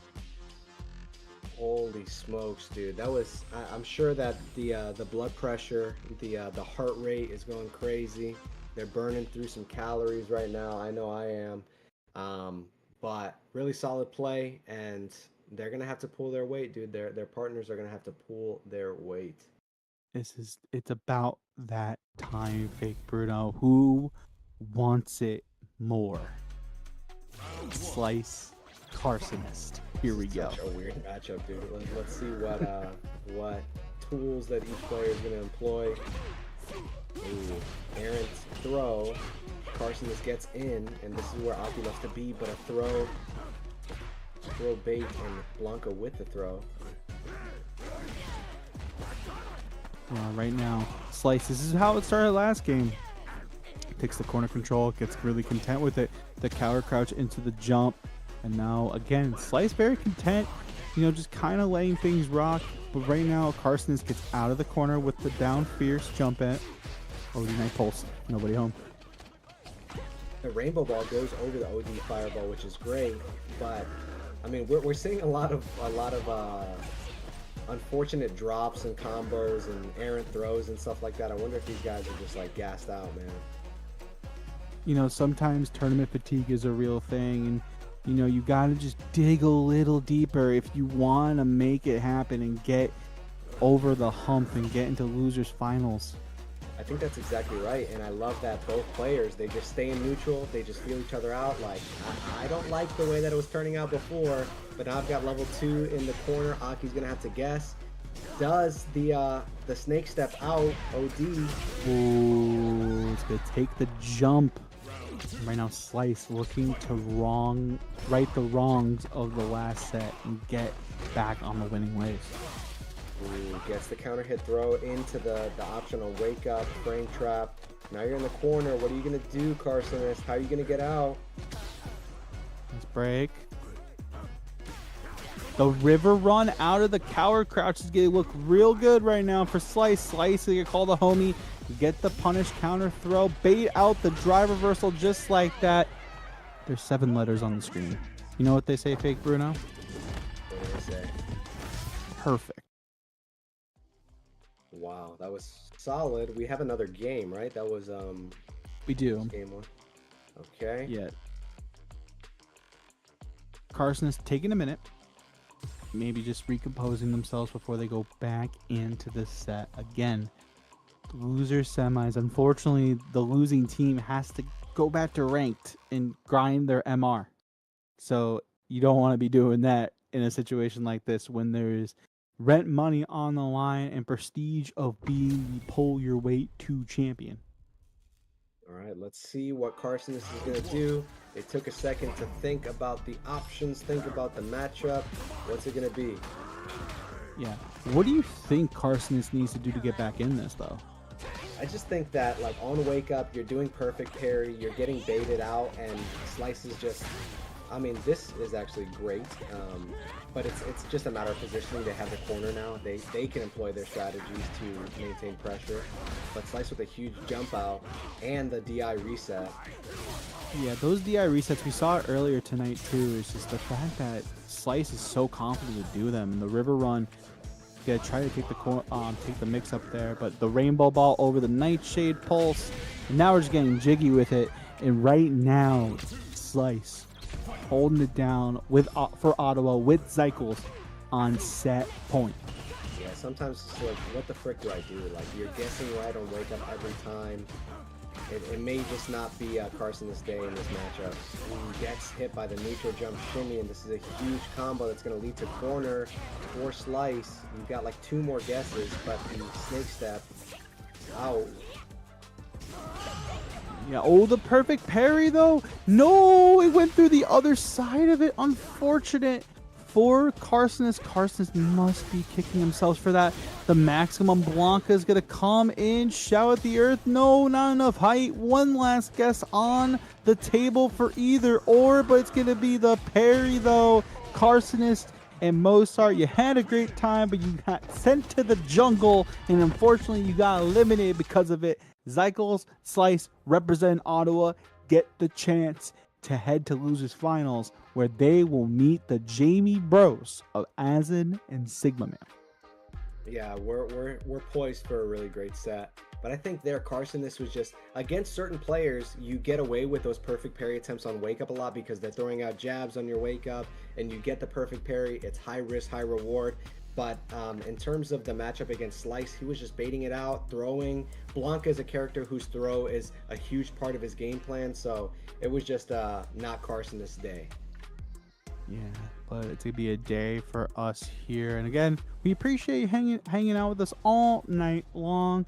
Again, shout out to the Casa production on the 1s and 2s. You know, Doctor, you got Bunch, you got Brad, you got Dom, you got Yost, you got Tom out in Utah. You know, there's so many great folks running this production behind the scenes. So we really want to give them all the love in the world. Make sure you guys give them some praise, especially if you see them out at your next major and next event this coming fall. I'm seeing in the chat here that Slice said GG's online is horrid.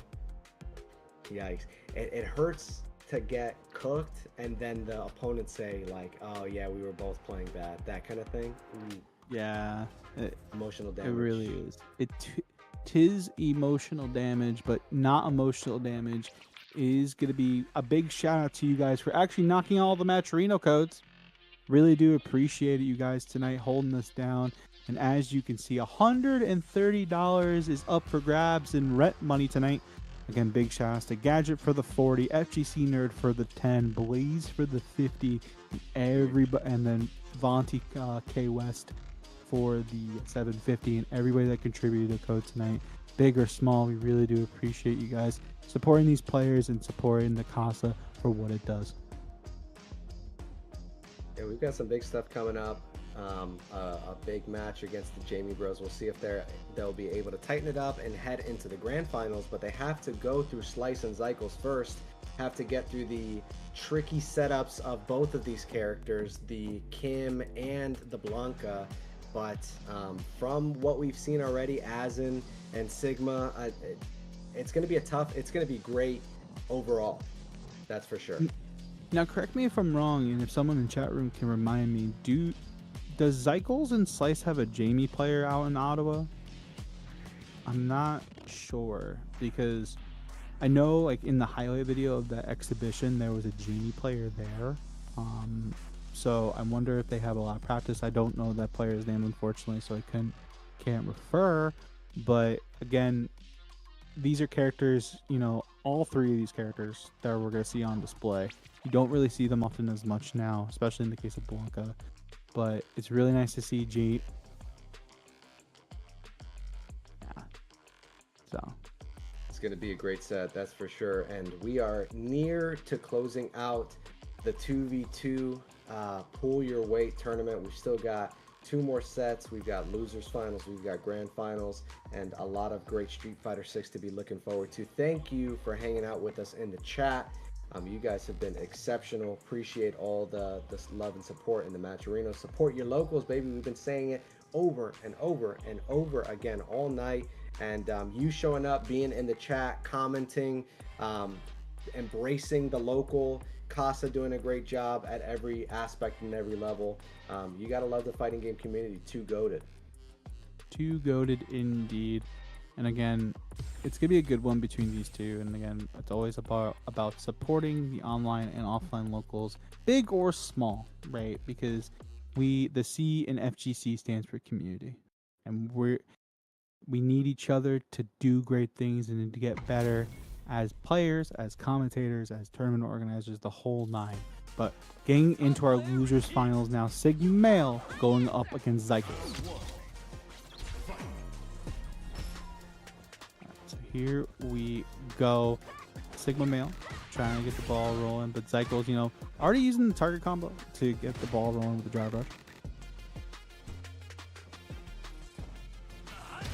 Trying to find our way in, the palm going in, and now we're just kind of hanging out. The stand medium kick will be a thing here, but the crouching medium kick will be the situation now at hand for Zycles as he has got to deal with this corner, but jumps right out of it with the Azuna drop. Full confirm here, gonna set up something. Oh, used the throw as a frame kill. That's an interesting call out, but the jump shimmy from Sigma Male.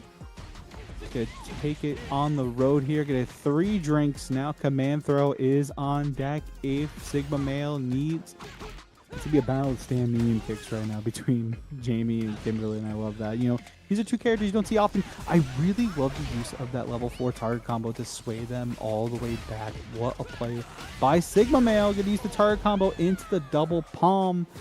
Is gonna take it round number 1 for Sigma. They take the kick. Rekka's here. Gonna get the ball rolling with the level 1. Now we got level 2 off the dive kick confirmed. Uh-oh, overhead. And right now, Sigma Male just kind of cooking right with all this loaded up drinks. The herbal tea looking fire, fake burn on the... What a bait on the drive impact, but nobody home for it. Doesn't get the punish, but that was huge. Okay, still poised to win the match. And we got the pressure here from Jamie. This is such destructive pressure in burnout against Jamie, but throws out the level 3. Let's see if it hits. It does. Ooh, it hits the crouching medium kick, and this is where Zycles needed it. Got their meter back for their drive and making Sigma Males. Oh, and it baits out the DP. This is going to be so much damage. Now, maybe not enough to clean out the round, and it will use everything. You know, don't be gotta be a cheap date. Zycles, just like that. You rarely see Kimberly do that much damage, but when he needed it most, Kimberly pulling up and pressure in the corner against Sigma Male. All right, Sigma Male gonna get the ODDP here. Gonna get the drink up. Gonna hit the back throw. Get another drink. Overhead. Gets another drink. That's huge. We've been seeing that differentiation between the two Jamie players tonight, right?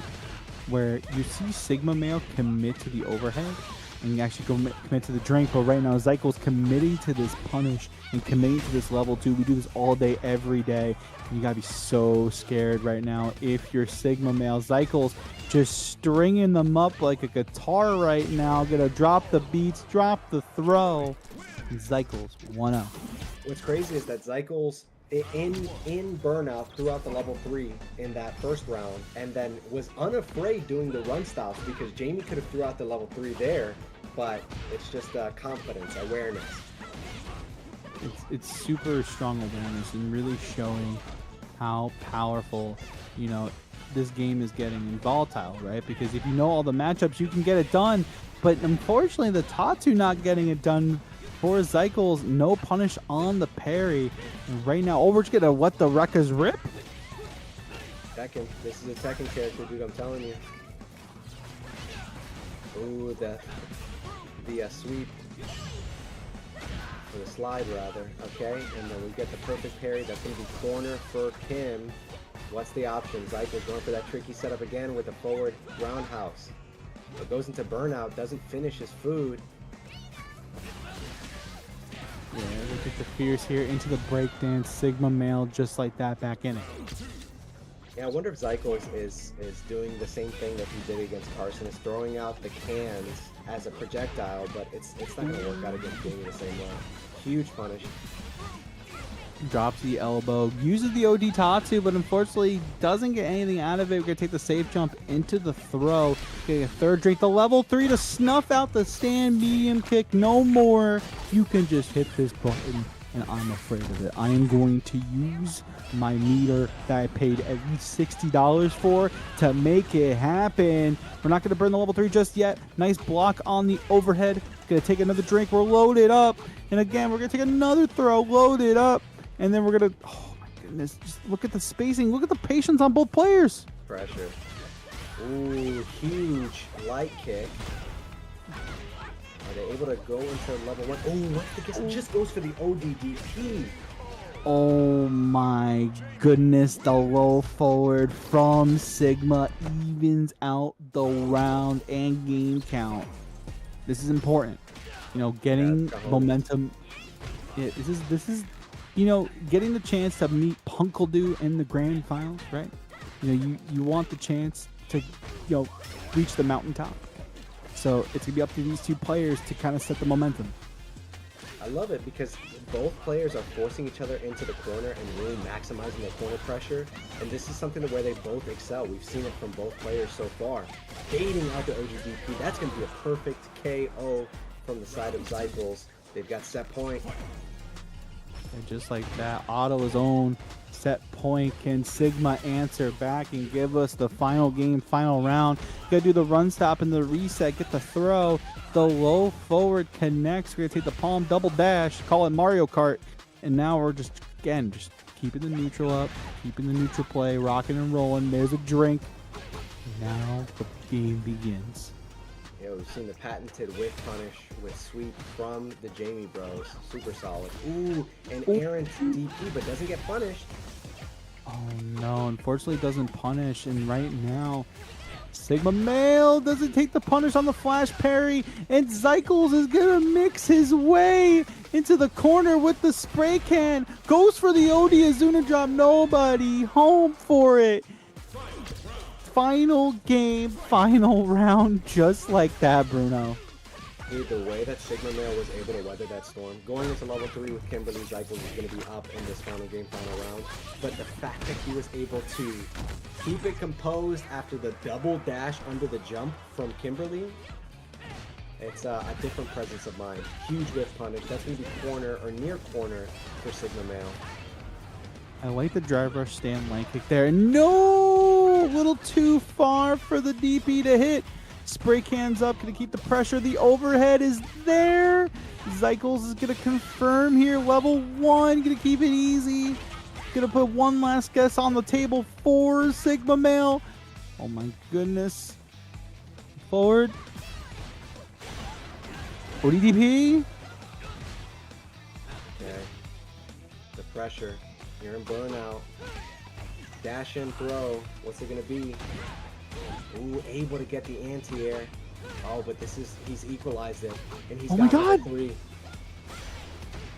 The burnout! He's got it! Sigma Male cleans it up. Target combo confirms. And they, again, now we're in a situation where Slice and Azen step up. Will the Jamie, are we in a scenario right now where Jamie is in, 2 Jamies are in grand finals of Pull Your Weight too? Zycles was poised to take that game. He was. Jamie going coast to coast from left corner to right corner, forcing Zycles to guess over and over again. We see one of Kimberly's main weaknesses on display, the lack of damage that she does, even with level 1, still leaving damage on the table, leaving Jamie alive. I mean, what in the composure to keep on the will to win Daigo ebook, baby. Oh my gosh, we are going into the final game of Losers Finals. It's going to be Azen versus Slice. Well, here's the thing though. If Slice does win, then it's up to Azen and Zycles. Oh, this is the second. I'm cooked. Second set. Never mind. Jabbing it out. Maybe a little connection error. connection error. Was Slice onto something? In the previous set, he said online is forward. They've got a third opponent in the ring. Got third opponent in the ring, and it's called CFM, but it's A-OK. The match rolls on, and these two are duking it out for the chance to meet Punkledoo in the grand finals. For those who are just tuning in, this is Pull Your Weight number 2. Huge cross cut from Azen, and maintaining a lot of pressure. Ooh, goes to the record. What's a rip? Safe jump. Yeah. What awareness. Slice literally just strutted his stuff. He was like, I'm gonna punish this real quick. I'm gonna punish. Smack. Stand roundhouse. Smack. That hurt. Yeah. Like you said, really great awareness because you don't often see safe jumps at mid-screen like that. It's usually in the corner. But Slice just so familiar with the setup, how many plus frames he has. They take the ODDP here. Gonna string up again. The stamina kick is there. It's so much freaking pressure, so much damage on the drive gauge. Whoa, tries to go for jump roundhouse on the rainbow ball. Unfortunately, doesn't work out in their favor, but he can take the punch records to keep the pressure going. Slice now out of the corner just like that. But right now, we're just trying to fish for something. Yeah, that's huge. Slice is going to get the corner or near the corner. Ooh, doesn't go for the neutral jump parry.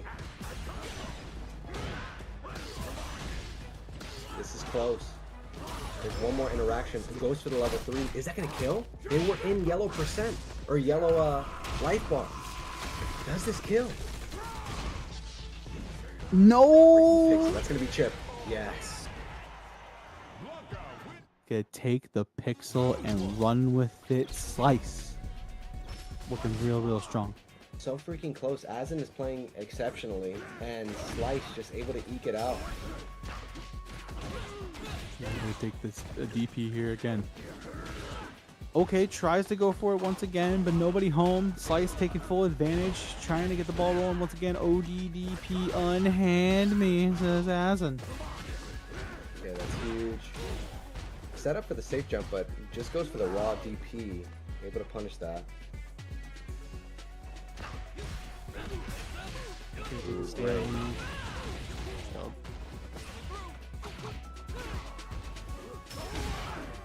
Goes for the drive reversal. Oh, gets a huge opening. That might not kill, but you've got to guess. Oh, what a whiff punish, and Azen maintaining composure to go up in this game too. Azen looking real strong right now, and I really like those choices of the DP. And once again, like we're just seeing Azen just adapt, right? You know, the man of many names. They're known for the Jamie, and for a reason. And we're gonna take a full confirm here. No, commentator's curse. I'm sorry. Doesn't go for the or doesn't get the cross cut rather, and they are stunned. What's going to be the setup? Okay, we've got the Blanca Chan. Oh my gosh!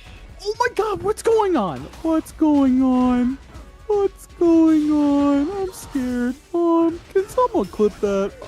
You press 1 if you got hit. Just gonna do it for you. And Slice. They both have gone for the 2-dash kind of mix-up. They are sparing the same brain cell right now, dude. I respect the 5. Respect the 5. Right now, Azen gonna take him down here. Oh, calls out the air ball with the OD dive kick into level 3. He's gonna do a lot. Yeah, the readiness to go into level 3 is, I don't know what visual confirm they were waiting for, but they got it. Nice Jump air back to on air. it. Okay. Keeps him same side. River run. Nobody home for it. Takes the DP. Gonna take the safe jump here. Absolutely. Stand kick, drive rush. Try to get the ball rolling. Once again, level 2. Lightning Beast. Yes, Azen just kind of overextends, trying to punish the raw activation. But now they're in the corner. Uh-oh. Calls the homie into the Blanca Chan. One last guess on the scenario here. The river run, the back medium kick, Slice. Eliminates Azen, and now is up to Azen and Zycles to see who is going to pull their way into losers finals. Can the Ottawa duo do it again? I know that chat wants to see more of the Jamie Bros. They're going to have to lock the frick in and get ready to face these mix-ups. Guess correctly. 50-50, baby. This is going to be a really interesting one. And yeah, chat room, I definitely got mixed. I got mixed 2 times. I got mixed by the Blanca and mixed by your reactions. You love to see it. Bless chat. All right, Azen versus Zycles. And we'll see who gets the first opening. It's going to be Zycles with the OD overhead. This is going to be, again, one of those things. This is going to be very scrambly, very scrappy. We saw this already from Zycles, right? Very content and very just like, okay, I'm going to just start my mix-up game, really start that. But as more kind of patient in some regard, some avenues, and also willing to just go for the stand medium kick in ranges that, typically, as a whip punch. And it's just nice to have. Yeah, it's huge. What I like seeing, the neutral early on, we get to confirm into level 1. Pressure on the side of Zycles. Gets the perfect parry. Are they going to go for the side switch? Ooh, they're trying to be tricky. Uh-oh, target combo into the breakdance. And as in trying to right the wrongs of the last set that they played. What I really like is that from like a viewer perspective, you can call the Kimberly gameplay random, but they're looking, Cycles is looking for the opening. Azim is looking for the initial opening, and then they're going to dash on your wake up. So it isn't random, it's just, I'm going to find my opening, and then I'm going to put pressure on you. Yeah, and right now, Azim doesn't get punished for the sweep. Works out in their favor. Could get the kick records, get the breakdance unlocked. Nice confirm off the dive kick. Oh, this is going to do so much damage. No, the drop. Unfortunate. Didn't have level 3 there, so it wouldn't have killed, but this is a huge turn of events. Zykel's dropping the combo themselves. Bro, why is there so much spaghetti on the floor? And the garlic bread, too. Why y'all drop the garlic bread? It's okay. Zykel's picked it up. Was like, listen, Floki, here's your garlic bread back, and we'll put it on the table for you as we conduct this level 3 critical art. Gets back in the game. All right. Equalizing the set. And this is, I mean, you're fighting for your tournament life, dude. Yeah, especially in this set, right? Getting that 1-0 in this set is a big momentum switch. Because now you're like, okay, I'm confident, I have plenty of time, I have another game to work with if I need. The single hit confirms from Azin all night long has been so strong. And now we see a potential burnout on the table for Zycles, and then the stun. Gonna drink up, gonna keep it easy, gonna get the knockdown here off the breakdance, gonna set it up once again. Oh no! Giving Cycles a chance to live! Tricky. SSX tricky, dude. Oh yeah, now you're bringing it back to something that, yo, that game was ridiculous. Oh my gosh, we have Zycles with the potential comeback here. They've got level 2 on the board. One more opening. Oh, the DP! Anything will do with the level 1! You're not gonna make it in time to punish! Regular dive kick, no! Not gonna punish in time! As in... Oh my goodness. Unfortunate. Call it Buca de Beppo. Call it Maggiano's, because there's spaghetti everywhere. Spaghetti's on the menu, boys. With the garlic bread too.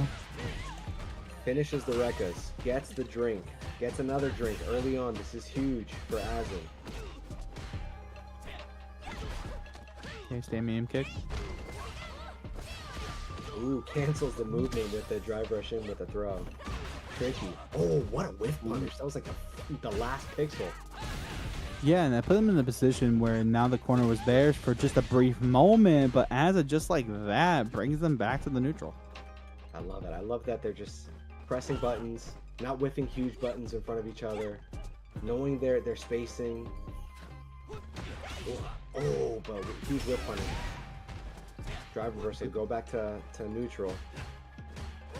Gonna take the drive reversal here. We're content right now. Gonna take the stand light kick into elbow. Gonna take the DP, and again, these dive kick confirms have been really strong for Azin. But Zycles is gonna be susceptible to the single hit confirm once again. Gonna set up the situation. No, the parry gets thrown. The amount of one button confirms. Azin is clearly Gen Z. Plus 10,000 aura because they have the reactions of a young person. Listen, we're talking about spaghetti and garlic bread because we just like some spaghetti and garlic bread. I don't know what to tell you. You know, it's just like there's a lot going on here, a lot of scramble situations. Yo, just walk back for like 3 seconds from Azin. Zycles again hit the corner pressure. The stand medium punch into low forward counter hit confirm. And I love that dive kick, keeping it shallow so that way the elbow doesn't connect. What spacing from Azin? That was a huge button, a huge commitment from Azin. That's going to lead to level 3 from Zycles. It's going to be a really advantageous position. Yeah, it's been really good, especially even if it's going to go a final round potentially. The fact of the matter is that you have the speed and the damage buff. Going to do the teleport into the guess. And Zycles right now to stay alive for the team.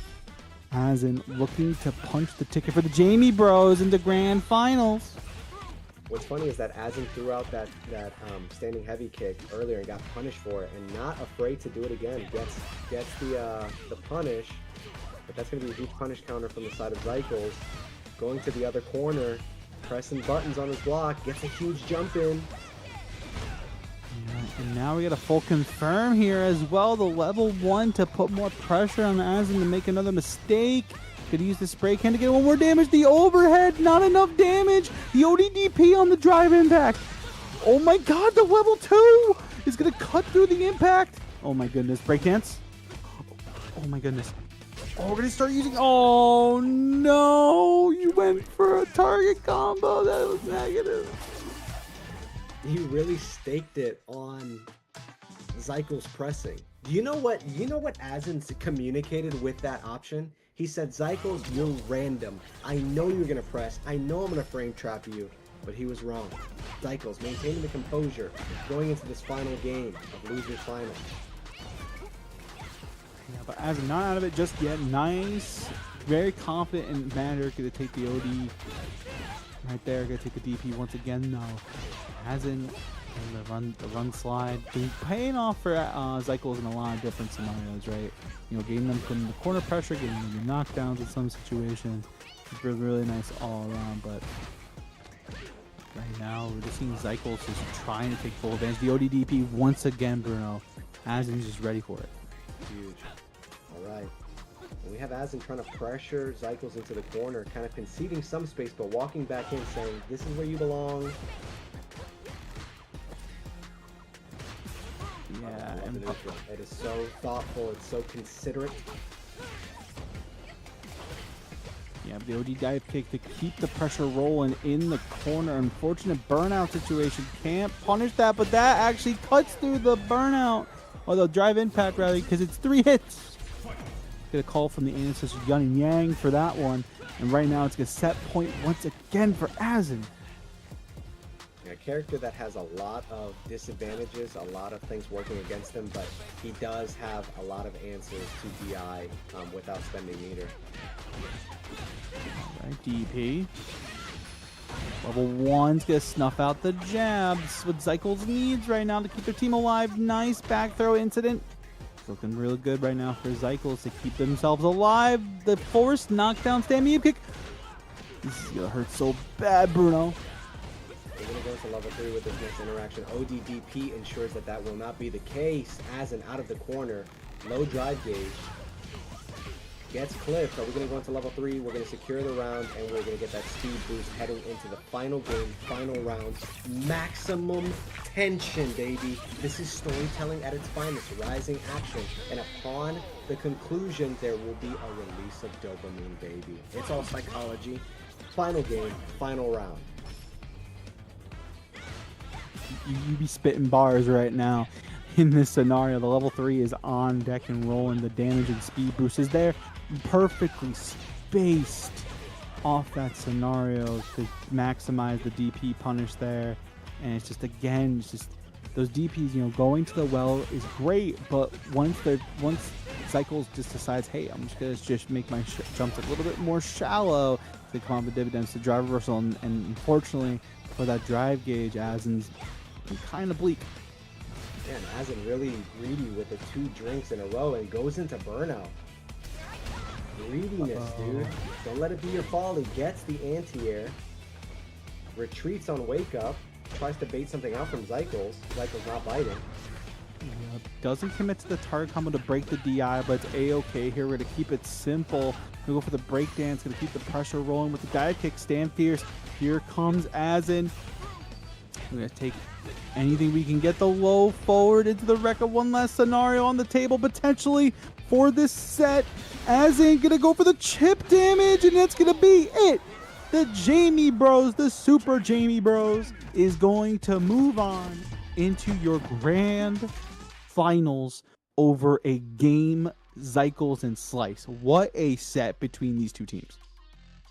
Zycles and Slice were just putting pure offense, and the Jamie Bros just able to weather the storm. Like, yo, chill out. Don't worry about me. I'm good over here on this side. I know that you I know that Kimberly is going wild. I know that Blanca is going nuts, but I'm chilling on my end. I've got my herbal tea, chamomile. My heart pressure, my blood pressure is low. Heart rate is chilling. You don't have to worry about me. I know that I got a crappy character, but I can weather the storm, baby. Twisters.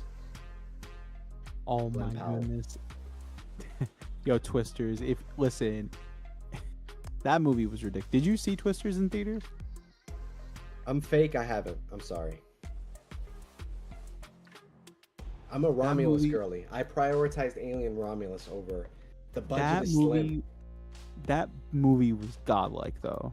Like I don't need to watch it in theaters because I saw Glenn Powell using Jamie weathering storms. I've seen the movie.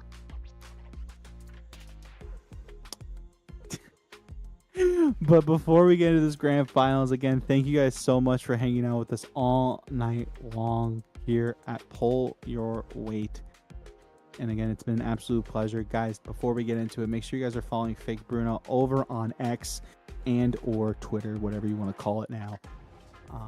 Holding it down as a co-com. It's been an absolute blast. But let me ask you, who wins? You'd be foolish to bet against Knuckle Punk. What was it? Punkle-do. Punkle-do. That sounds so close to like pickle that I just don't rock with it. But Punkle-do, you'd be foolish to bet against them. But the Jamie Bros have been so familiar with their characters. I really thought it was in Zykel's and Slice's favor, the way that they were mixing up. But freaking Jamie Bros able to lock in. They get the freaking whiff punish in the first 5 seconds of the match. I don't know. It's going to be a close set, dude. This is going to be a good one, but it's time for your grand finals. Here we go. Punkle-do in winner's side. The Jamie Bros, as in Sigma on loser's side. They have to win 2 sets of 2 out of 3 and pulling their weight to do it. Here we go. That's huge. Throwing out the standing heavy kick, getting whiff punish. That's going to be the Knuckle-do and Punk effect. They're going to whiff punish what other players have yet to whiff punish in this bracket. They're just so familiar with the spacing, so familiar with their characters that it's like, yeah, you're throwing out a big button, but here's a bigger one. But the Jamie getting a whiff punish of his own. Here's the thing, though. In winners finals, it was 2-1. So the tools are there. The recipe is there, but can they absolutely bring out a masterpiece for all the chefs to see at the end of the night? But right now, Punk is gonna break the neck of Asin rather. Oh my goodness, the anime shots to Bunch for that call. Cammy does way too much damage, dude. The advantages that she has in terms of her walk speed, the threatening buttons, the pressure, the fact that killed with level 2 is an abomination, my friend. Let's see what Asin can do to tighten it up, see if they're able to maintain the composure, and we see it with the whiff punish. They get the corner carry. Are they going to go in? No, they opt for the drink. We've got 3 drinks in the store on Asin. Yeah, Knuckle-do's Cammy has been so strong tonight. And also Punk's Guile. And it's really been funny to see them team up with their other characters. But it's interesting, right? Because Knuckle-do also sides Cammy. So it's like, it's really been such a fun watch tonight. But there's a punish on the palm there. Knuckle-do's going to take full advantage. DP. We've already got level 3 on the side of Cammy. It's an unfair life, dude. Top player privilege, Wong factor. It's not even that. It's just the fact that you're just mirror managing so well. But Asin's going to take full advantage of this. Going to go into the level 3 just to clean out the round. I do agree with this. You'll still get access to level 1 in the coming round. And just, again, getting the momentum back into their favor potentially. Exactly. Asin saw that Cammy was able to end the first round with level 2 and then get back to level 3 in the next round and just figures, dude, let me spend it. What a cross cut. Flips the toes, Manny Petty. Right now, hanging out in the neutral space. Nice drive reversal. Again, unafraid to just let it rip and just really use it as a defensive tool. And sometimes an offensive tool to keep the pressure. But right now, again, corner is Azin's. Again, the DP is there. Level 1 is initiated. We've been seeing the single hit confirms all day. What a DP on the dive kick from a mile away. I love this because this is what Azin did against Zykel. It's like, I want to play Ooh, that level 3 is going to be really tough. It's going to equalize, like nearly equal life, but you've got a lot of pressure. You've got the Oki. You're near burnout. This is scary. Gets the toes clipped. You're in the corner. You got to guess. He doesn't go for the tech. Uh-oh. Their own. Gotta take the damage of this. I don't know if I agree with it. You could have leveled 2 to maybe extended it out. Because right now the dive kick is gonna have me fix my face real quick. But Azin gets the game on the board. Yeah, Azin was forcing the neutral, just saying, okay, anytime that you drive rush in, I'm going to drive reversal. I want to play neutral because these whiff punishes are one of my best advantages as a player, and it is paying dividends for Azin currently. Yeah, and right now, again, we're just taking our time, taking our space, just recognizing, hey, this is where I want to sit, take the sweep into the drink. Yeah, but that's the thing, if you're Knuckle, you want to get in because Azin is just outclassing you in neutral. So you want that big opening so he can guess on wake up. Ooh, extends the Rekkas. Oh, tries to go get sneaky. Again, level 4 Jamie has so many intricate things you can do. We've been seeing it all night from Azin. Just kind of going to the different options that you have with it. Just the sway backs and just really embracing that drunken style. But we see one opening from Knuckle-Doo, and they're equalizing in the set. But Azin with a huge anti-air, going back to neutral, his territory. Oh, doesn't have an anti-air. That would have been a huge anti-air. Can't punish the drive reversal because you got into burnout. What a sip. And now we're in a situation where the drive gauge is coming back to level 2 to make it closer. And there it is, just in the nick of time. And that's perfect because now, if you're Knuckle-Doo, you're going to go for it. But OD dive kick Azin on set point. What presence of mind to go for the level 2 to get his drive gauge back. What a palm on the dive kick? We're just seeing the personification and showing that any character can be used in Street Fighter 6 to some degree and to get the job done. It doesn't matter who you play. Azin is consistently going for the get off me option, drive reversal on wake up, ODDP on wake up. You gotta imagine that Knuckle-Doo is gonna get hip to it, but he might not have enough time to get hit to it because it's set point for Azin. Bring up. Level 4 Rekka's gonna take the knockdown here, and again, just how content you can see Azin right now, just chilling. They're just like, I'm gonna peel back. I'm just gonna peel back. I'm just gonna lean back with it. Oh my god, level 2. But also, that level 2 almost brings Azin out of burnout. Oh, does not bite. Says, yeah, you want me to throw, but here's a back throw for good measure. That's going to be a quick 2-0 from Azin against Knuckle-Doo. Dominance. Witness greatness, baby. This is LeBron James on screen. Sorry, I wasn't familiar with your game. Chat put me on. Now I'm woke. I know now. This is why I love commentating online tournaments, because you get to see players that you never see. You get to see players and characters that are unfamiliar, and once you get familiar with them, you can see their journey and see their progress. And right now, you know, Sigma Male has a really good chance of being Punk. So this is gonna be interesting. If Sigma Male wins this, it does reset, and Punk-Doo heads to the losers. I mean, solid play all around. And what's crazy is it's just like they're committed to Jamie, because there are characters that do what these players are doing well, but better, have better tools to employ.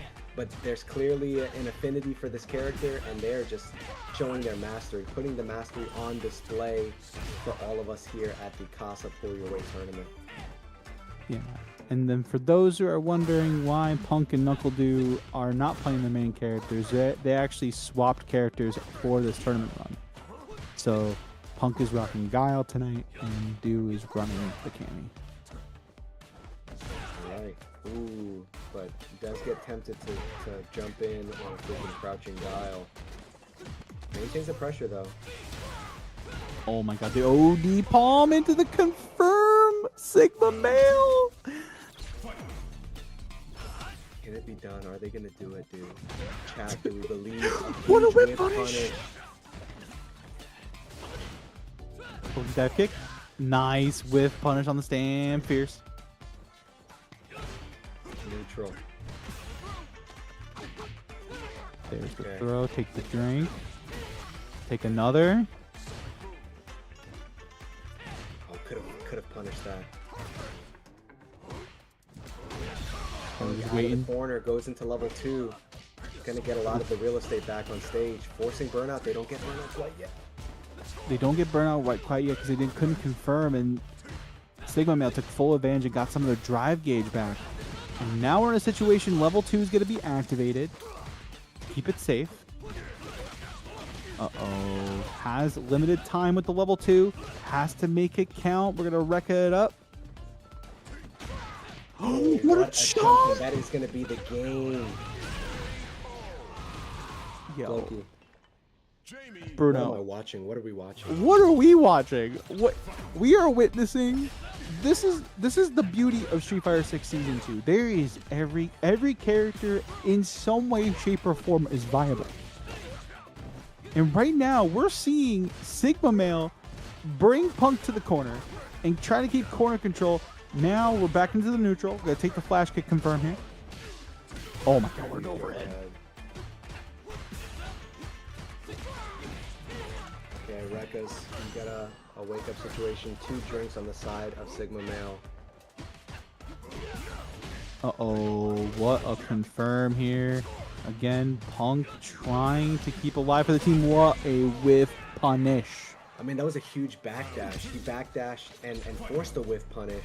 And it's like, this is the thing that you've got to contend with when you're playing against a player of NuckleDu and Punk's caliber, is you have to account for the adjustment, the adaptation. It's going to happen. So what options are you going to be presenting as Sigma Male now that Punk has some data in his corner? What a all on the spacing trap there. Gonna take the OD palm. Late drink there. Unfortunately, didn't get the input, the back throw incident right now. And again, we're just seeing a nice overhead. And again, we're gonna steal the drink off that. Yeah, that's a way to beat it. You're gonna use the OD breakdance. You're gonna drive reversal through it to unhand him. Could use it again? No, we're just gonna have enough time to go level 4. Alright, this is tense. Corner situation gets a huge open up. Open up the door, the DP. Gotta be careful about level 1 or flash kick, and he baits it out. Sigma Male on reset point for his team. If Punk and NuckleDu, if they know what's good for them, the content, the YouTube video in the future, they would allow this to get reset. The script writers, I've been talking about it all night. The rising action, the tension. It is happening. I can see Bruno like viciously typing out the notes right now as the match progresses. Okay, but we've got near burnout for Sigma Male. That's going to be burnout level 3. They'll force it, and that's going to actually be death. Yeah, Okay. let's clean it up. 1 apiece right now. Punk staying alive in this set. I was geeking out so much that I just failed to acknowledge what was happening on screen and the fact that Punk was just taking it with ease. It's A-okay. That's the beauty of Street Fighter. There's so much going on at once. There's at times you don't know what to call. And right now, level 2 on deck for Sigma Male. Gonna take the safe jump here. No, we're gonna change the timing of it. Now there's another layer. What a bait on the flash kick and a perfect once again, we have been here before, Bruno. Can Sigma Male do it? Okay, gets the first opening, gets the first neutral interaction. Take the momentum that you've established in the first round. Push the issue. Pairing it up. No anti-air. Oh, punish. Yep, we're going to take the drink. Oh. Tries to go for overhead. Nope. You threw out the overhead at that range. It might have been an input error. But we get another drink. We're at 3 drinks now. Oh, there's the overhead. Drinks. This is where you don't want to be. If your punk corner situation at hand, the drinks are up. Everything is looking up for Jamie. The composure to not tech there, dude. Oh, the overhead again! He snuck away with it. He's gonna take full. No, he dropped level 3. Yup, level 2 to keep the situation at theirs. Oh my goodness, level 1's gonna get faded, and we're gonna get ourselves a reset here at Pull Your Weight. The Super Jamie Bros are here to play. I'm losing my mind. This game is awesome, dude. This character sucks. This character is not good. We know that to be true. I mean, no character in Street Fighter 6 truly sucks. Drive Rush is a universal option that kind of lowers or kind of equalizes things, brings things closer to the center, but this character is universally known to be lacking in a lot of tools. But the Jamie Bros are making it look like this is a Season 3 balance patch, and these guys have plus frames out the wazoo, and I don't understand what's happening right now. I don't know what's happening too. So what happens now is it's a fresh set. So the 2 teams deliberate, figure out who they want to send up, and we get one final set here at Pull Your Weight. Bruno really being in the trenches though, chat. Mudo is right.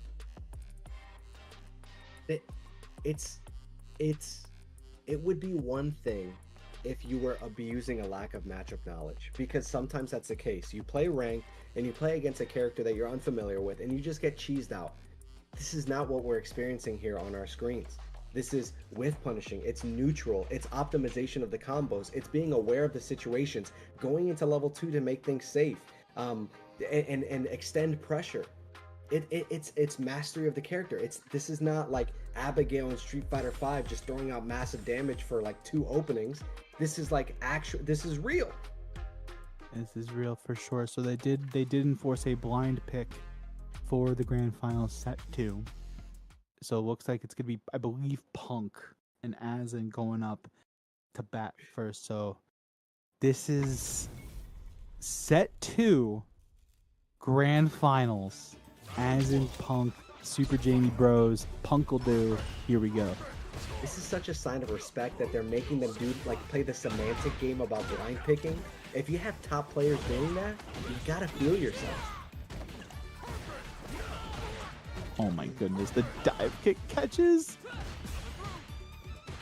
It's playing so strong. Look at the dive kick placements by Azen right now. Yo, these 2 Jamies also play very different in style, right? Like you have Azen and Sigma Male. Sigma Male plays more to the level 2 game, where you can kind of see Azen kind of committing more to dive kick and really changing those trajectories. But right now, Punk trying to change the trajectory of the set, and there it goes. Oh no, not again! I like that Azen is even scrambling with a lot of intention. Although Punk is able to take that first round, even in the scramble situation, Azen has the presence of mind to throw out the DI because he knows that Punk has no resources to deal with it. Okay, go forward, finds it smart, the upside down kick as well. Fishing for something to jump in, nobody home for it. The stand medium kick once again, Bruno. Azen just, he's getting everything he ever wants. It's with punish. It's what you said about both of the Jamies playing a very different style. Azen favors neutral so much, and he's so adept at whiffing out the buttons, at smelling the buttons, and punishing you for throwing him out. They've been doing such a great job at that. But again, Punk just gonna lay it down with the overhead again. I am so sorry, Punk. Listen, if... Oh, no, but this is just going to be block pressure at that point. Recognizing that Jamie has such an advantage when you're in burnout and saying, I'm not going to spend any meter, I don't need to. In this situation, I'm good to go. You have 0 bar. I feel like that was the biggest commentator's curse I've ever committed to. I'm so sorry. You're going to take the DP here. Going to try to change the trajectory off the OD dive kick. Nice break by Punk. Punk can take the back throw into it right now. The bazooka knee in the back throw right back at you. As it with the meatiest of palms. It's just crazy because this just showcases the fact that a huge jump in, if that's going to be level 3, that's going to be the game. Come on. It's time to train. You talk about pulling your weight. We're talking about two players playing the same character, having to pull their weight and be a conglomerate with it. Be like, hey, like, how do we think we deal with this matchup, and really working as a team. That's why pull your weight is such a beautiful event, and the fact that Casa is bringing it to you guys on a monthly basis is so hype. You gotta call a spade a spade. Punk is playing a character that he doesn't name, you know, so yeah. But at the same time, Punk is not the kind of player that's gonna be willing to lose without a fight, you know? So Azen is just outclassing and using Jamie's options to great effect. But we do see Punk dominating the space here. Ooh, going in for the patented shimmy shimmy. Yeah, now we're seeing Punk find their mark, but nice check on the drive rush. And that was only unlocked because of the perfect parry from Azen. Okay, nice check on the dive kick. Yeah, the punish counter is going to be so much big damage. So much big damage. Jesus Christ, it's late. Huge damage because of the punish counter. Okay, big damage and all will make it work and make it happen. And right now, Punk gonna get the back fist confirmed, punish counter edition, and the shimmy level 1 Sonic Hurricane. Set up the safe jump. Yes, sir. Download complete. Is that what we're witnessing? Oh man, download complete. That's gonna be. We're heading into level 2. Not even keep it. Oh, we're gonna actually do it. Yeah, perfect. I thought level 1 would have done it, but hey, get the screen freeze, get what you gotta get, make it happen. Now the pressure is on Azen. Like, what is the adjustment? You got steamrolled, you got cooked. We're not gonna lie, but are you gonna be able to play maintain the composure and play the really solid neutral that you've been playing the whole game, or the whole tournament, really? Yeah, both of these players, they have been playing so phenomenal all night. Like, this is just a really great showcase of what Street Fighter 6 at a high level can really, really do. Nice confirming the breakdance. Nice OD flash kick. And again, we're just trying to figure out options right now. Azen gets the reset. On set point. Brother.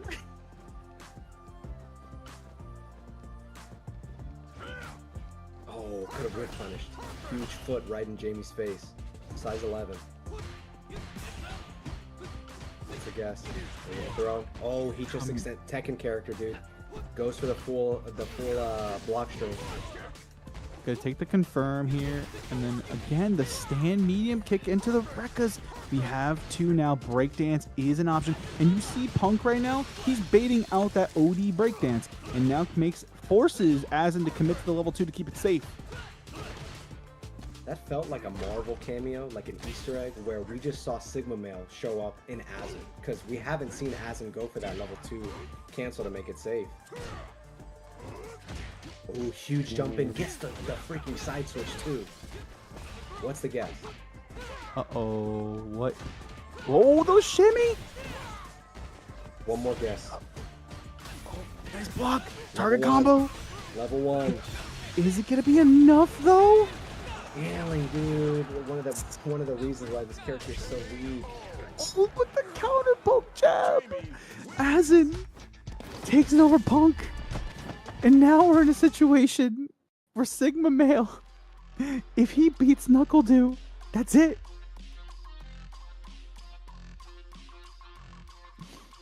They're doing it for the content, okay? But I'm not willing to hedge a W like this.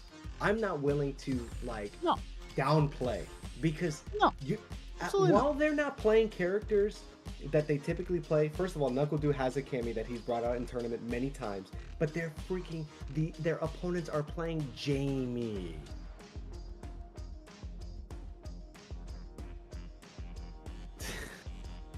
It just shows that there's so much to learn about this season.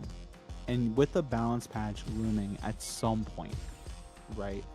If I'm Capcom, I'm finally seeing a little bit of Jamie here and there. It's not like super prominent, but like there's a couple players like Azin, Sigma Male, Bolt Strike. You have I forget the other. I know J Micah made mention of it earlier of another Jamie player. There's just so many players and so many characters to unlock. This is it. Can Sigma Male close the door and get this done? If we call a spade, NuckleDu has been the one that struggled more than Punk in this matchup. They are poised, the Jamie Bros are poised to win it. I don't want to curse them. But if Sigma Male can maintain his composure, unlike he's doing right now, getting cooked in the corner, they have a real shot at winning pull your weight on this Thursday night. Back throw instant though does have drive gauge available. Got to be careful right now. The impact early on. We're gonna take the sip here. We're gonna go for a potential reset. No, we're gonna take the knockdown and save it for a rainy day. Gotta be careful. Takes the meaty jab. Oh, you gotta be so careful. ODDP's a real thing, and there it is. We knew it was coming from a mile away. You called it, but that setup was so great because they got 3 drinks in the course of like 2 seconds, like 2 neutral wins, and they got 3 drinks. Yeah. Right now, take a roll forward, absolutely. Take the DP, gonna take a sip. Yes, sir. Nice spaced out arrow by NuckleDu. Trying to get the ball rolling. Let's stand fierce. Give me another. Yes, sir. Oh no. Throw. This is what NuckleDu needs. He just needs the one opening and then put a lot of pressure on dive kick. That's going to be corner. You have to guess. This is where NuckleDu shines. Oh no, the throw and NuckleDu. Gonna take another. Can we get a third? Oh, we're gonna go for the jab pressure. Nice break. Sigma Male's gonna cut through the DI. He has to cash out with level 3 right now. Critical art. It's just so scaled. There's so many hits. Does this kill? I don't believe so. I mean, I'm gonna put it on yes just for the fun of it. No, not enough. Oh, no. All he needs is level 3 to not get neutral jumped. He's good. Oh my god! What's going on, bro? That had to be a level 3. What? Huh? I'm shell shocked. What a jump! Oh my god! If he gets the first neutral win. Oh my god! Punish counter, roundhouse. No crosscut needed. We're gonna take the punish on the wreck because we like that from NuckleDu. NuckleDu gonna take the throw here. Sigma Male, nice drive reversal. Gonna get them off. There's the palm. There's the drink. 3 on deck. Gonna take the plus pressure. Oh. Thankfully it wasn't perfect parry. Oh, but gets the freaking reset. One more guess. Not enough. The jump shimmy. Okay. Bruno, level with me.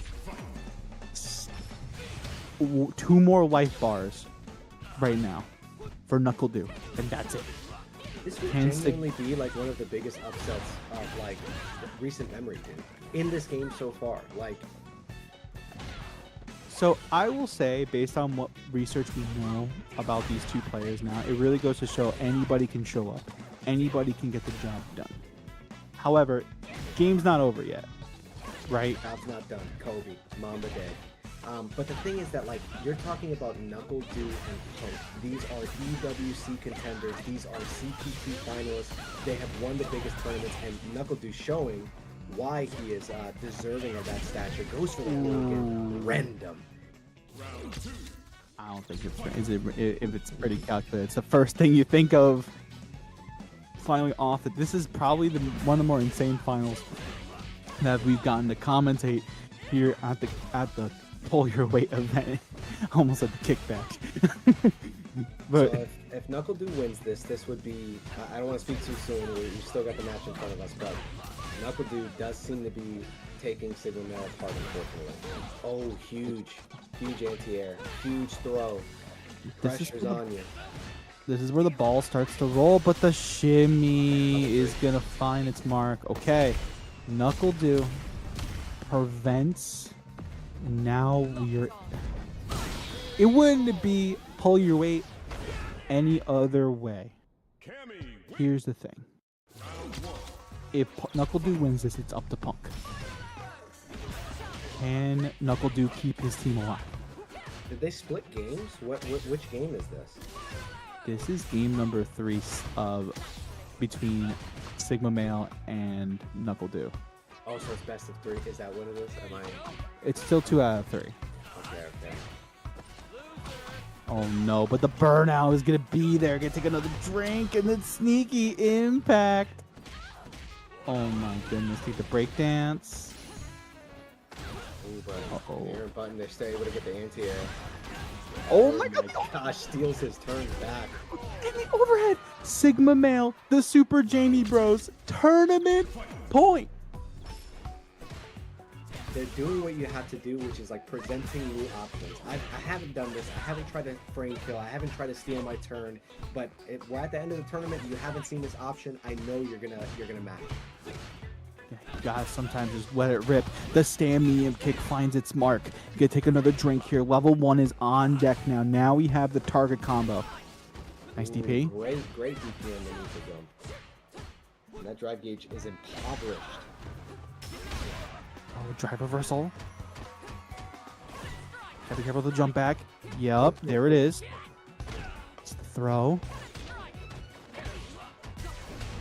No, and the stun. You can take full advantage of this. You gotta at least burn level 1 here. Is that gonna be enough? Yes, it is. To stay alive, or the tournament's over. Who's gonna take it? You'd imagine that it's the player with more experience in these kind of scenarios, which would be Knuckle Dude, who has played at the highest level for years now. But Sigma Male establishing pressure, gets the corner early on in the first couple of seconds of this match. Sigma putting pressure on.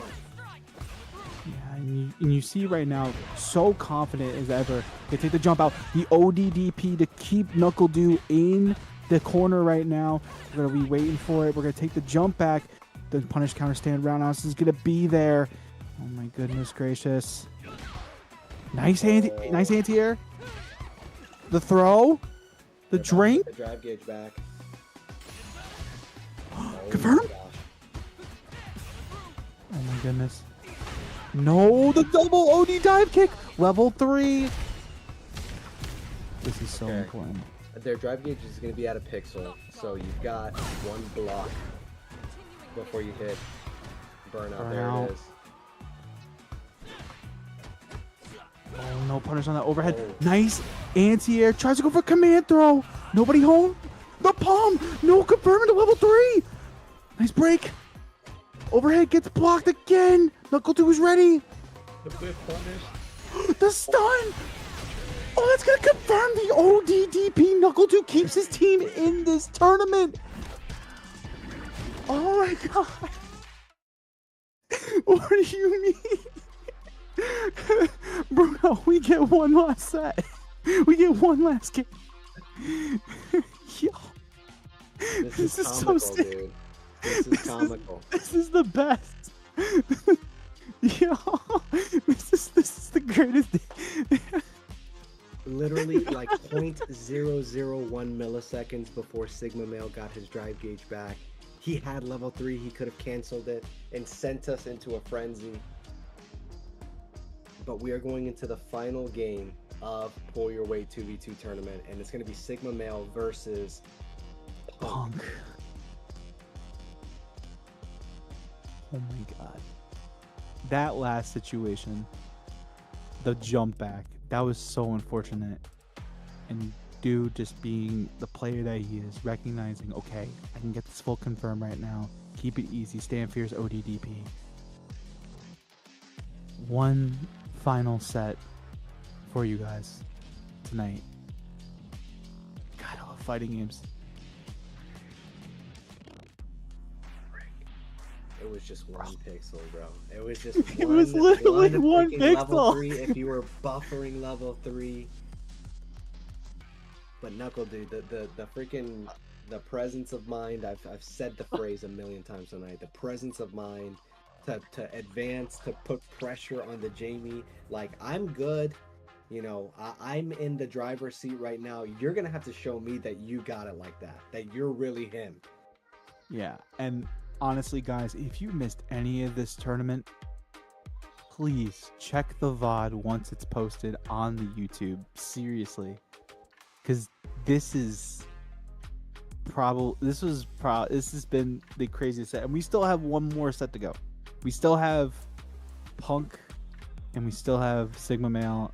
I think they are just Sigma Male and Azen are just deliberating right now, just kind of just talking it out, figuring out what we can do. But Bruno, here we go. One final 2 out of 3 to determine your pull your weight champion tonight. If Knuckle and Punk were people of the people, that you know what you have to do. Okay? If you're people of the people. Yeah, but here we go.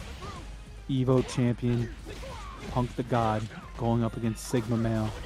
These Jamie brothers have been on fire tonight. Can they seal the deal, or will Punkle do be so dominant? Alright, huge. Getting back to center stage, forcing the corner. Oh, Overhead. interrupts, Nope. gets the trade, so it doesn't get the full confirm.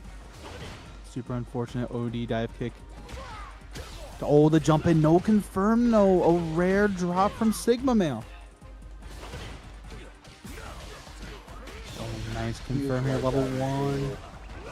Yup, gets up the Sonic Blade, and I like that to desensitize Sigma Male for going for the OD breakdance.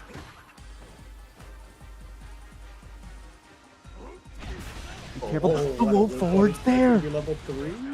No, he doesn't have level 3. The Or, jump at level 1, jab. level 1. Oh my gosh, dude. Frick, man. The hometown heroes, the Jamie bros, dude. So the losers of the sets had to play all night. And right now it's up to either Sigma Male or Punk to pull their weight for their team to have victory tonight. What a confirm off that perfect parry into crouch jab. What? Oh my god. That OD flash kick.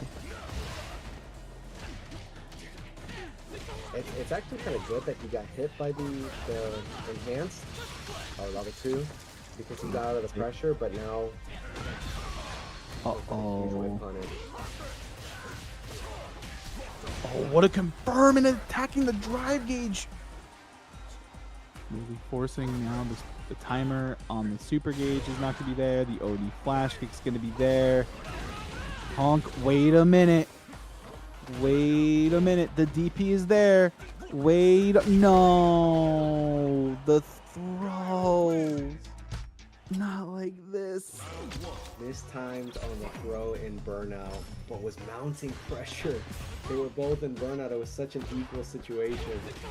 Sigma Male showing himself to be just excellent at character mastery, but Punk with the awareness to go for the DI, force the burnout. It's just what good players do, man. On Treka, there's the OD flash kick. What a check once again. Sigma Male's checks have been phenomenal tonight. There's the OD dive kick to change the trajectory. Nice bait. Sigma Male's going to take full advantage of this and take the DP. This is what they need to get back in this game. Punk trying to close the door. And honestly, to someone's... what a name. They can't cook in the chat. Punk's... It's right. Punk's guile is getting better every single round in this set and in this tournament. Alright, some neutral, some light neutral on Thursday nights. It's actually Friday night now. Oh, Jesus Christ. Got him. Friday morning. Friday morning. You're right. Oh, but Punk right now is really just nooching Sigma Man. Right in the neuter. Riding the neutral train. Riding the fucking neuter, getting neutred in the neuter, and that's. I mean, Punk is just. This is the. What the? Oh my god!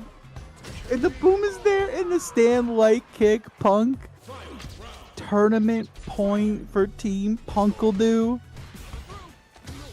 If you play at this level, if you play Punk's game, like I'm gonna zone you out, I'm gonna throw out buttons. It's lights out for the Jamie Bros.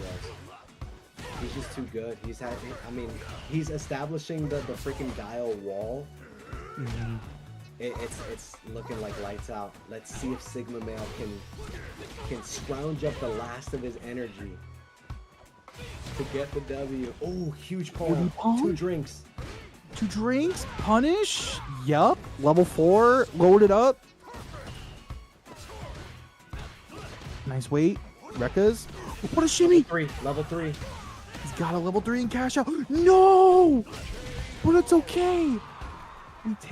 What the? Final game. The final game.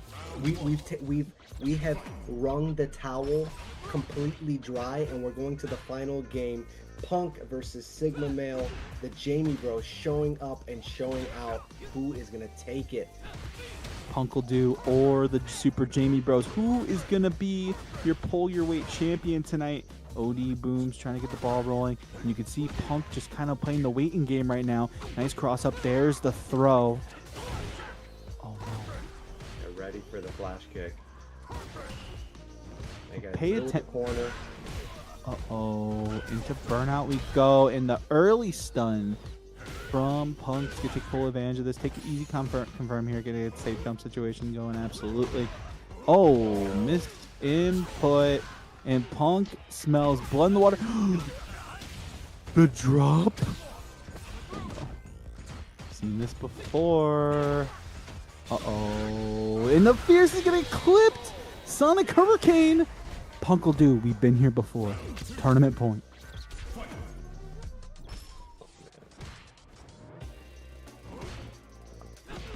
So tense. Okay. Oh my Punk goodness. gets the first opening. He's gonna pressure on wake up. Oh, huge combo. Now you've got the corner. What are you gonna do, Sigma Male? Nice block on the overhead. Huge What? Oh my gosh. What a call out on the Sobot. Gotta be careful about OD flash kick. Walks up, throws. And the confirm. Oh no! I gotta stop talking, bro. It's gonna be the level 2. You gotta keep it easy. Level 2 to level 1. Team Punkle-Do. Unfortunately, it was last call for the Super Jamie Bros. And Team Punk Knuckle-Do will take pull your weight. What a set start to finish. Man. Jesus Christ, dude. The level of adaptation, the level of play from a character that is just so unorthodox that you don't see played at this level. And the Jamie Bros, like we said, it's not based on gimmicks. It wasn't built on a foundation of playing corny or anything like that. They pushed the top level players, top 10 players in Street Fighter 6. They pushed them to their limit, forced them to go into their bag, dig deep, and just out-experience the Jamie Bros. It was so sick, but I think before we get out of here, Bunch, you got a few words for us? Yep, real quick. We're going to fly through these because I have to go to bed. Shout outs to everybody that entered. Thank you. This was a very fun tournament. Fantastic turnout. Thank you so much. With I think it was like 36 teams, so that puts us at like 70-ish people that showed up for this event. Thank you so much. Thank you to the talent, Fake Bruno and Floki on the mic. Shout outs to Doctor on production. Social media run by Dan Cravat as always. Thank you to my Casa staff as always. Can't do this without you. It literally pays to have like 14 people on staff, so go make friends. Other than that, I don't love the time to which we ended this tournament, so I may be patching Pull Your Weight again, so be on the lookout for that for next month. Next week we'll have the singles tournament, 1st to 3, so if you want more Street Fighter 6, keep it locked. Make sure you follow us, make sure you subscribe and all that stuff. We'll see you on Thursday. Bye Twitch. Bye YouTube.